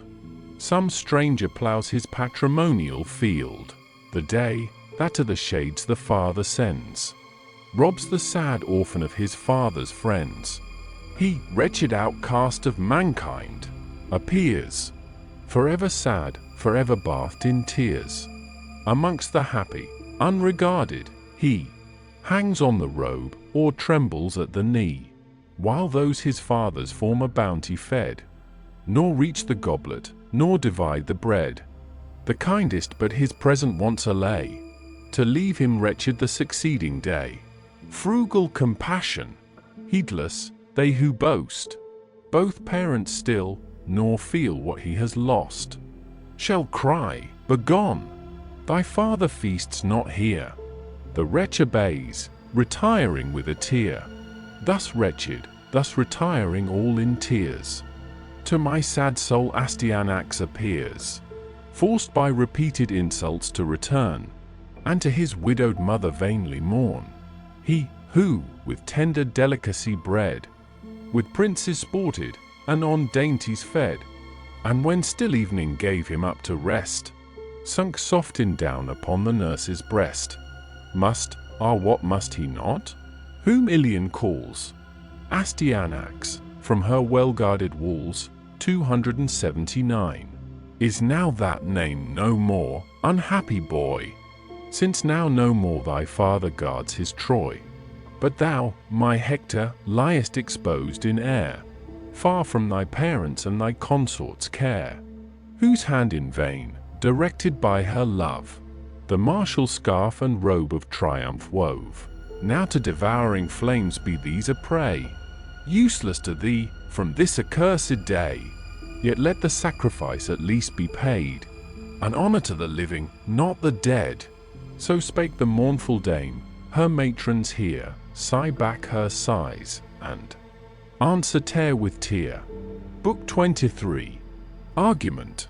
Funeral games in honor of Patroclus, 280. Achilles and the Myrmidons do honors to the body of Patroclus. After the funeral feast he retires to the seashore, where, falling asleep, the ghost of his friend appears to him and demands the rites of burial. The next morning the soldiers are sent with mules and wagons to fetch wood for the pyre, the funeral procession, and the offering their hair to the dead. Achilles sacrifices several animals, and lastly, 12 Trojan captives at the pile, then sets fire to it. He pays libations to the winds, which, at the instance of Iris, rise and raise the flames. When the pile has burned all night, they gather the bones, place them in an urn of gold, and raise the tomb. Achilles institutes the funeral games, the chariot race, the fight of the cestus, the wrestling, the foot race, the single combat, the discus, the shooting with arrows, the darting, the javelin, the various descriptions of which, and the various success of the several antagonists, make the greatest part of the book. In this book ends the 30th day. The night following, the ghost of Patroclus appears to Achilles. The 31st day is employed in felling the timber for the pile, the 32nd in burning it, and the 33rd in the games. The scene is generally on the seashore. Thus humbled in the dust, the pensive train through the sad city mourned her hero slain. The body soiled with dust and black with gore lies on broad Hellespont's resounding shore. The Grecians seek their ships and clear the strand, all but the martial Myrmidonian band. These yet assembled great Achilles holds, and the stern purpose of his mind unfolds. Not yet, my brave companions of the war, release your smoking coursers from the car, but with his chariot each in order led, perform due honors to Patroclus dead. Ere yet from rest or food we seek relief, some rites remain to glut our rage of grief. The troops obeyed, and thrice in order led, 281. Achilles first their coursers round the dead, and thrice their sorrows and laments renew. Tears bathe their arms, and tears the sands bedew. For such a warrior that ease aids their woe, melts their strong hearts, and bids their eyes to flow. But chief Pelides, thick succeeding sighs burst from his heart, and torrents from his eyes. His slaughtering hands, yet red with blood, he laid on his dead friend's cold breast, and thus he said, All hail, Patroclus! Let thy honored ghost hear, and rejoice on Pluto's dreary coast. Behold, Achilles' promise is complete, the bloody Hector stretched before thy feet. Lo, to the dogs his carcass I resign, and 12 sad victims of the Trojan line, sacred to vengeance, instant shall expire, their lives effused around thy funeral pyre. Gloomy he said, and horrible to view, before the bier the bleeding Hector threw, prone on the dust. The Myrmidons around unbraced their armor, and the steeds unbound. All to Achilles' sable ship repair, frequent and full, the genial feast to share. Now from the well-fed swine black smokes aspire, the bristly victims hissing o'er the fire. The huge ox bellowing falls with feebler cries. Expires the goat, the sheep in silence dies. Around the hero's prostrate body flowed, in one promiscuous stream, the reeking blood. And now a band of Argive monarchs brings the glorious victor to the King of Kings. From his dead friend the pensive warrior went, with steps unwilling, to the regal tent. The attending heralds, as by office bound, with kindled flames the tripod vase surround, to cleanse his conquering hands from hostile gore. They urged in vain, the chief refused, and swore sad smiley 282. No drop shall touch me, by almighty Jove, the first and greatest of the gods above, till on the pyre I place thee, till I rear the grassy mound, and clip thy sacred hair. Some ease at least those pious rites may give, and soothe my sorrows while I bear to live. Howe'er, reluctant as I am, I stay, and share your feast, but with the dawn of day. O King of men, it claims thy royal care, that Greece the warrior's funeral pile prepare, and bid the forests fall, such rites are paid to heroes slumbering in eternal shade. Then, when his earthly part shall mount in fire, let the leagued squadrons to their posts retire. He spoke, they hear him, and the word obey.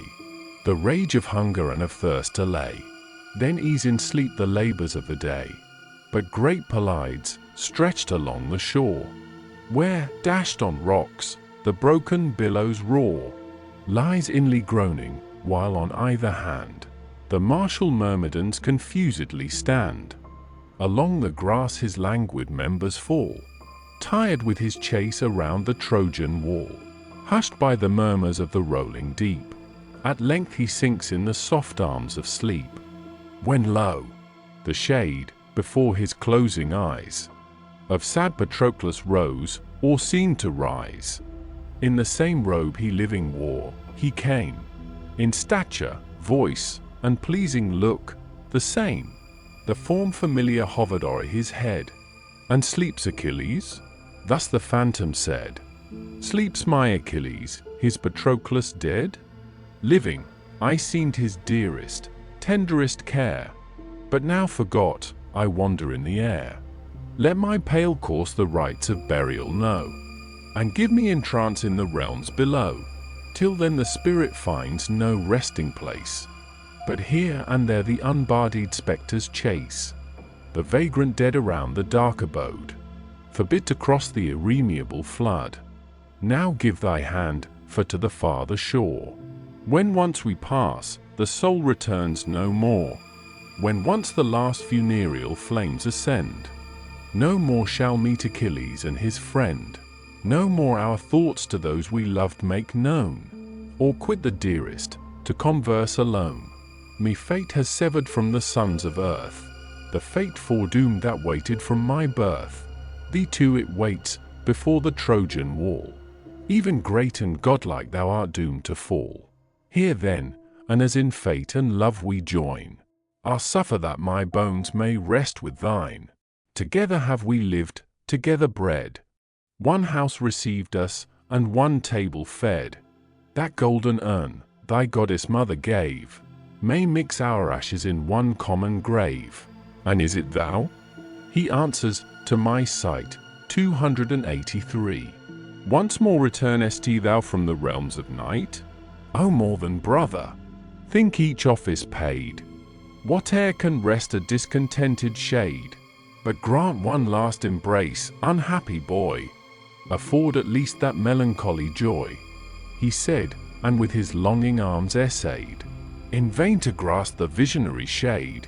Like a thin smoke he sees the spirit fly, 284, and hears a feeble, lamentable cry. Confused he wakes, his amazement breaks the bands of golden sleep, and starting from the sands, pensive he muses with uplifted hands. 'Tis true, 'tis certain, man, though dead, retains part of himself, the immortal mind remains. The form subsists without the body's aid, aerial semblance and an empty shade. This night my friend, so late in battle lost, stood at my side, a pensive, plaintive ghost. Even now familiar, as in life, he came. Alas! How different! yet how like the same. Thus while he spoke, each eye grew big with tears, and now the rosy-fingered morn appears, shows every mournful face with tears o'er spread, and glares on the pale visage of the dead. But Agamemnon, as the rites demand, with mules and wagons sends a chosen band, to load the timber and the pile to rear, a charge consigned to Merian's faithful care. With proper instruments they take the road, axes to cut and ropes to sling the load. First march the heavy mules, securely slow. O'er hills, o'er dales, o'er crags, o'er rocks they go sad smiley 285. Jumping, high o'er the shrubs of the rough ground, rattle the clattering cars, and the shocked axles bound. But when arrived at Ida's spreading woods, 286, fair Ida, watered with descending floods, loud sounds the axe, redoubling strokes.